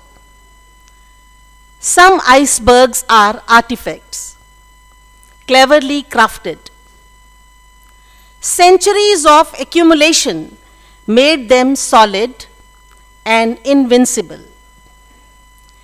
It takes another century to nudge the icebergs a little, to shift and melt them gradually, bit by bit. But as thousands of sparrows can cover the sky with their wings and alter the direction of the wind, mountains can be moved, the sky can be conquered if there is fire in the heart and iron in the soul. Centuries of icebergs, of customs and rituals, enslave half the world's populace. Single protest isn't enough, but each moment's mutiny, day in and day out, from womb to birth, from home to school, from the food she eats, to the clothes she wears, to the thoughts she thinks, to the job she seeks, each moment she lives to melt the icebergs a little. This was my second poem. Thank you. The third one is titled Scream. When the clouds turn blood red and the sky becomes crimson, when the winds bleakly howl and shadows of darkness lengthen, from the depths of the heart rises a shriek pretty molten that disperses its atoms of sorrow over the sullen landscape. The bare hills, denuded of forests, scream in wordless agony. The flowing waters of the rivers groan under human apathy. The muted screams of little flowers crushed before they can blossom. The moist eyes gaze at our heroes being devoured by booming cannons. And do we have the ears to hear the anguished cries of those who are doomed to traumatized lives despite our tall claims and vows? Their shrieks reverberate in the air, made heavy with their sighs. For each of their tragic woes, angels shed tears from their eyes. One day, these accumulated screams will rise in a crescendo, and the terrible deluge will pave the way for a new world order. For a new world order. Do I have time for a very small poem? Okay, thank you. The last poem, it is titled Slap, or Thappad as it is called. It was inspired by the movie Thappad. Some slaps fall on the face and are visible, palpable. Some others get transformed into a cup of tea smashed against the wall in a fit of anger, or maybe a can of talcum powder twisted out of shape, or a metal dish thrown out in rage with its contents strewn all over. Such invisible slaps fall imperceptibly on the soul. The wounds, deadlier, deeper, take years to heal, but the imperceptible scars always remain. Thank you. Thank you. Thank you, Seemaji, for never ever failing to share your very powerful poems with us. And I won't pretend to be an expert and add more comments. Thank you so much.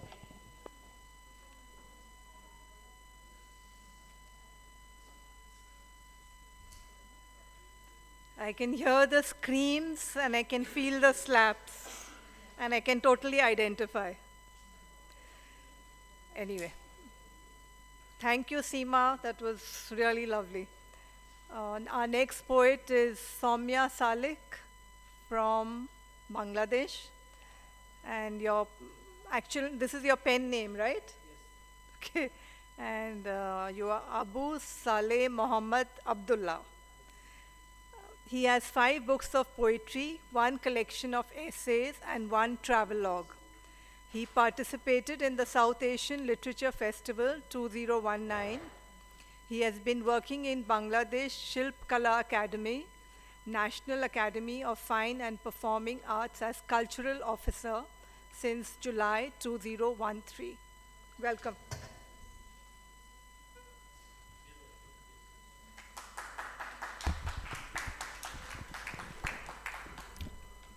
Thank you, dear moderator, Dr. Kavita Singha.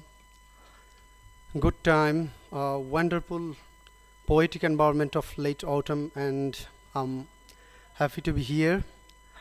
My heartfelt greetings to the Honorable Chair of this session, dear poet Dr. Renjin, and poets of this session.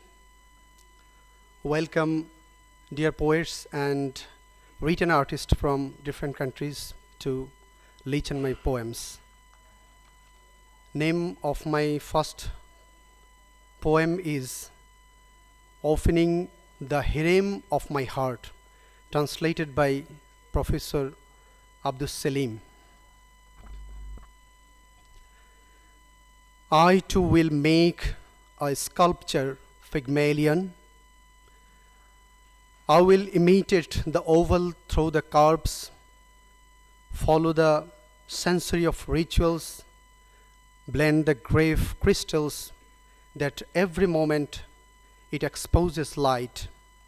So, mute the strict evidence of our vanity, hush the score circling of the wind, let the aesthete drowsy under the dimful moonlight.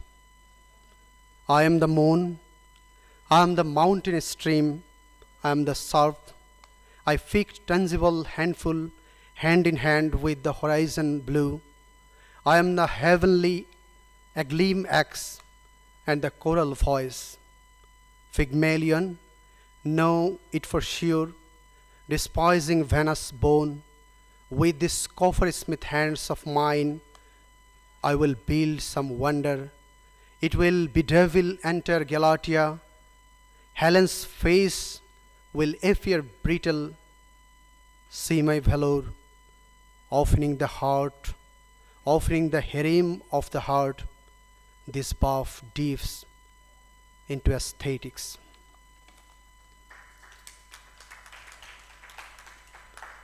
Hesitation of the first dancing postures.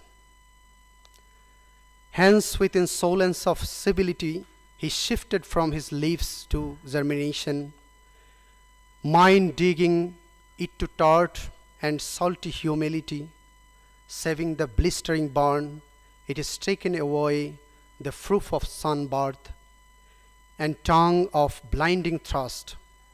No, not what else room is taken away.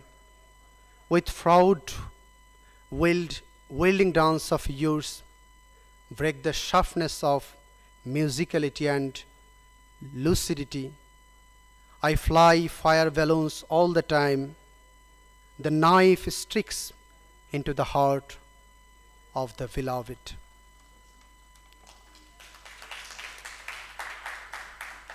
For the morning one,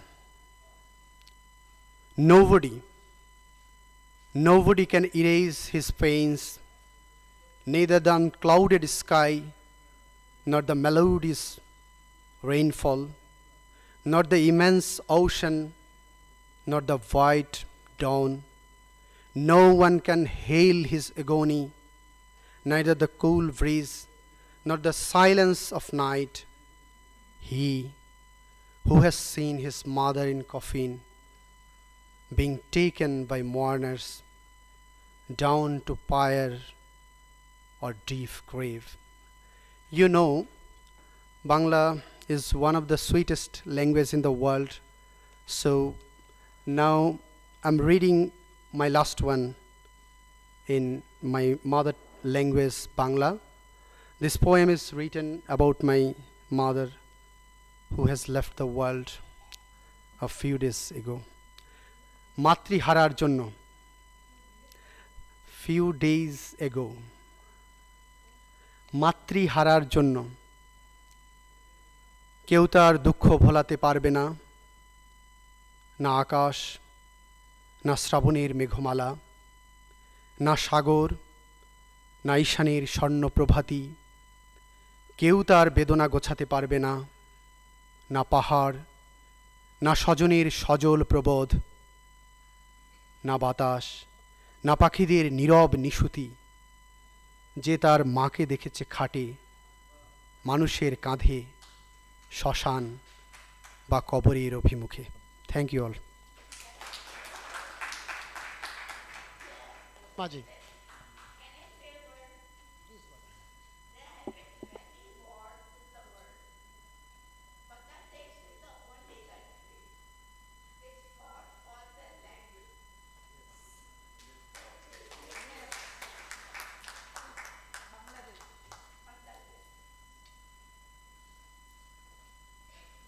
Thank you, Mr. Salik, and our heartfelt condolences. Thank you so much, and thank you for sharing your lovely poems. And Bengali, the Bangla language surely is so sweet. It's so sad that I don't speak the language, but it touches my heart every time I hear Bangla. So thank you. And very sorry to learn of the loss of your mother. May her soul rest in peace. Our next poet is Shushminder Jeet Kaur from India. She is an associate professor and head PG Department of English, GGN Khalsa College, Ludhiana, Punjab. She has recently brought out collections of poetry under the titles Voices from Within and The Tapestry of Heartstrings. Besides editing 10 books, she translated 6 Soldiers in Italy, Second World War. She is the editor of several journals, and I welcome Shushminder.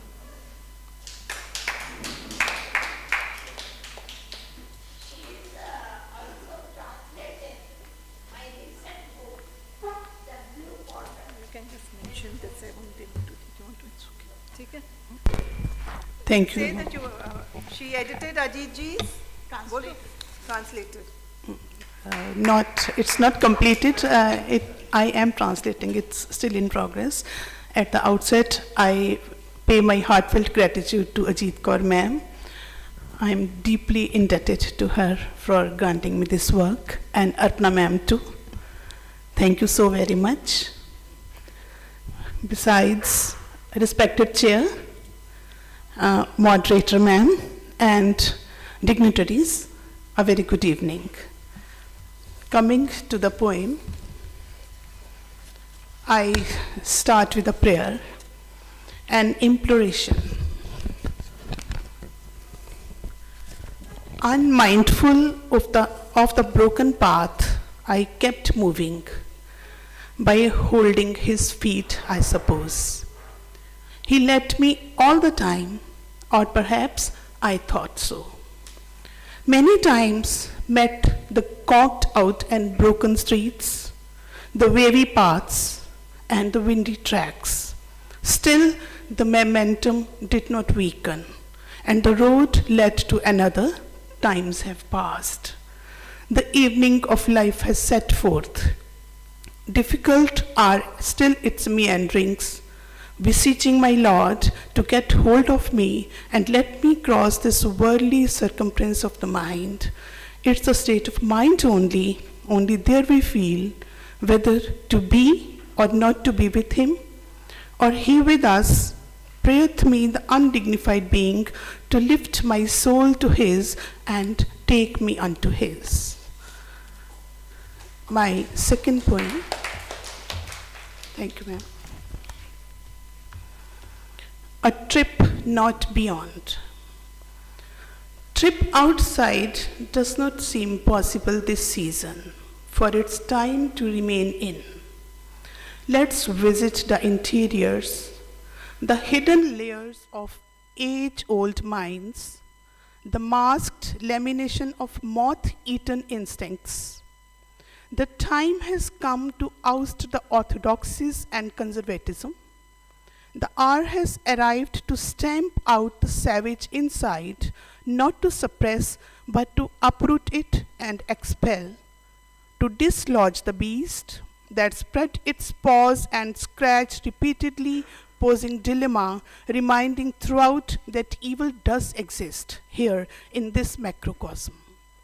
But the soul nudges to remain intact and frequently visits the innermost edges, where there is no malice, no treachery, no deception, sans betrayal, only passion, devotion, and commitment prevail.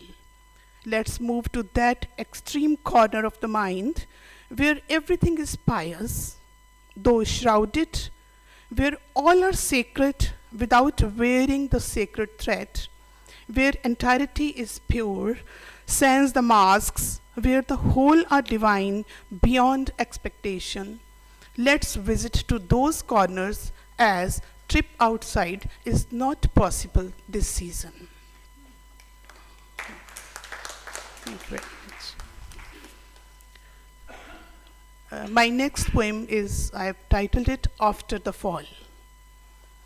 A demon rose inside me, the brute, the archfiend. It trampled all the nobilities, all that was earned throughout life, all that was pure and pious, all that was unmingled and unblemished, all that was conquered and tamed inside, all that we crave and yearn to attain, all for what we have been sent hitherto, was demolished, smashed, and pulverized beneath a short, quick, demonic flash.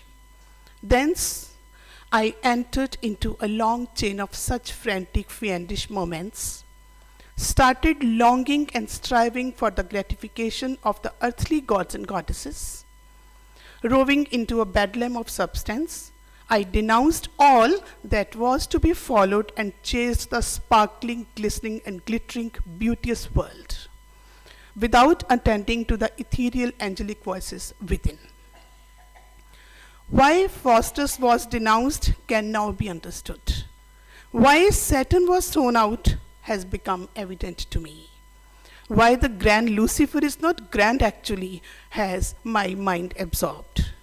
Why humans have become sphinx, as in Oedipus Rex, and fly with the wings of an eagle with all their treason has got a statement. Yes, a tamed mind is there, but taming of the vicious serpentine demon only, which, renouncing and denouncing, living in darkness.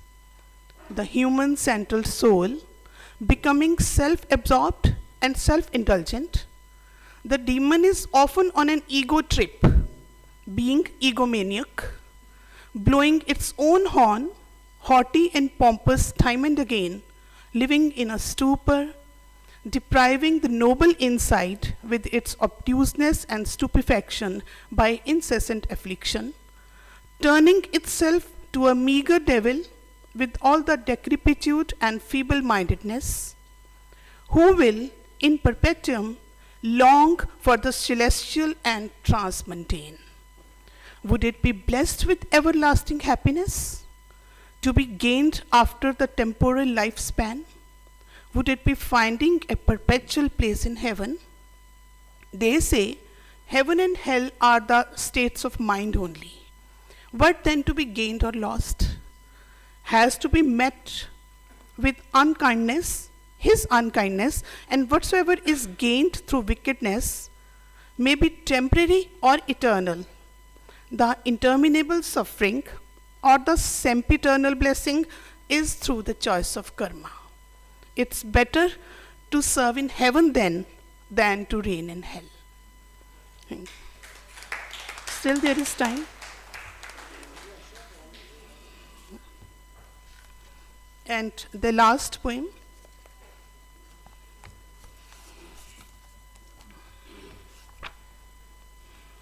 The Unknown Odyssey. Odyssey. I performed all the efforts to tread upon the path ordained to me, progressed slowly but steadily, and persistently. I stepped, marched, and essayed to gather the thorns and stones and rocks even, leading to cliffs many a time, laid down, approaching my way, generating rumbles intermittently, but now for long no rumbling too. Wordlessly and silently I gathered and am collecting all the pebbles, the stones too. These all have made a stronger me, who could bear the mist of the sky as well as the smoke of the earth. A more resolute persona has emerged, perhaps with timeless ordeals. Unswerving faith in His mercy has adopted a permanent niche and a more resolute, unyielding, and unwavering being. The sand floating blurred my vision to mark distinctly the unknown path. The struggles sometimes made me ponder over the pros and cons of life and to end it. Many a time my feet were torn, got blisters upon that stony road. The bumpy and imbalanced path still tried to balance to achieve a harmony. To what extent, I know not. Although it was challenging and arduous to tread upon, and sometimes seemed impossible to, yet I tried to move on, leaving aside all that troubled and unmoved, unfettered and undaunted, asset to forward towards His seat. Only He knows how far have I come or how much more to go. Thank you very much. Thank you. Instead of thanking Professor Susmender Ji, I'll thank beautiful Punjab and especially beautiful Jalandhar, where I had the opportunity of visiting once. I'm sure how powerful and beautiful poems have been chanted in her heart by the beautiful landscapes and the environment of Punjab. Thank you so much. I could feel your deep pain. Thank you. Our last poet for the evening is from Sri Lanka, Dr. Kandhya Sri Ganeshan, PhD, is a senior lecturer, University of Jaffna.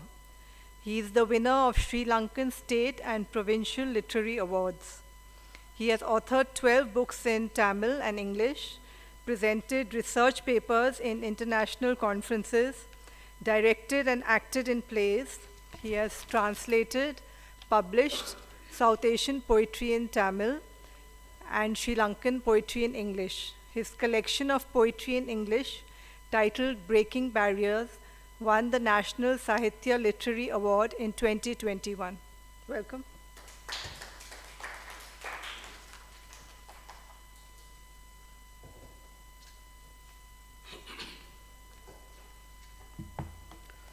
Good evening, everybody. With due respect to Madam Ajit Gaurji and my Guru, Mr. S. Padmanathan from Sri Lanka, I would like to read two poems from my collections of Breaking Barriers, which we introduced in the morning. It's about our story, Sri Lankan Tamil story. Displaced. Is this the time of displacement? Is this the time of displacement? We wander from place to place, from village to village, like stray dogs, untold suffering experienced. Won't the miseries of our generations end? Won't our life dawn with fresh hopes? How can we rise up amidst all the troubles? How can we rebuild our lives dismantled? Is this the time of displacement? Is this the time of displacement? Amid shelling and strafing by helicopters and bombing by Sahara planes. We wander from place to place, leaving our homes and property, and bodies of our kith and kin, carrying the wounded ones like mother cats. We wander from village to village. The spring of life, enjoyed till yesterday, turned out to be the cotton wool blowing in the wind. Won't the lamps lit by our people illuminate the world around us? Won't our generations bloom in this world? That is about the mass exodus Jaffna, October 1995. So soon after this exodus, we were forced to come back to our own lands, areas, where we left our elders and we found the bones of them. Homage to the deceased. When the announcement was made to leave at once, people fled in order to escape the onslaught. Everybody left. Children and youngsters and the middle-aged, taking their bare valuables. But the old and the feeble, the ailing and the bedridden were left behind to perish. They had no food, no water, no medicine, no security. They simply perished. How can we wash our sins for this callous indifference? Thank you.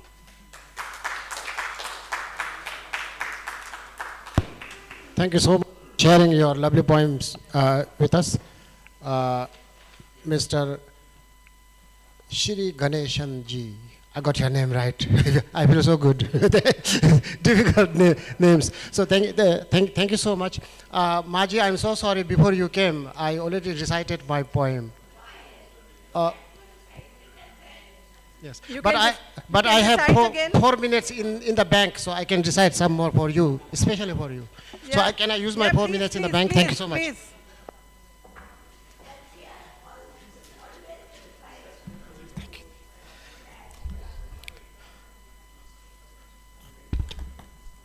To do justice to the audience, I won't repeat what I have already recited.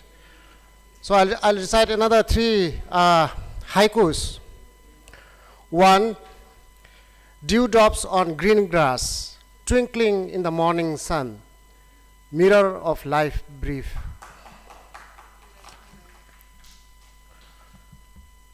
A hopeful one.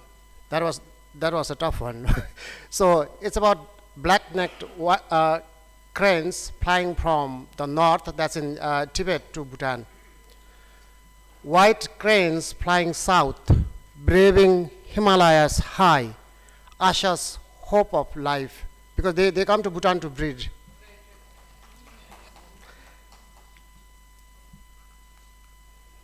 And for the lovely evening tonight, hail robbing flowers of hopeful fruit trees in spring, life's uncertainty. Sorry about ending the evening with a hard one, but with these 2 wars going on, sometimes our hearts are quite heavy. So thank you so much for sharing this lovely evening with our group and lovely poets. Thank you so much for sharing your time with me. And thank you, Maji. Namaskar. Thank you so much. Have a lovely evening. And thank you, very able moderator Kavita ji, for doing the dirty job of introducing everyone. It's monotonous, I know, but thank you so much. And making so many mistakes. Okay. Thank you, Dr. Rinzin. I think that was a beautiful session. Beautiful rendition of the poems, deserves a thunderous applause. Please put your hands together.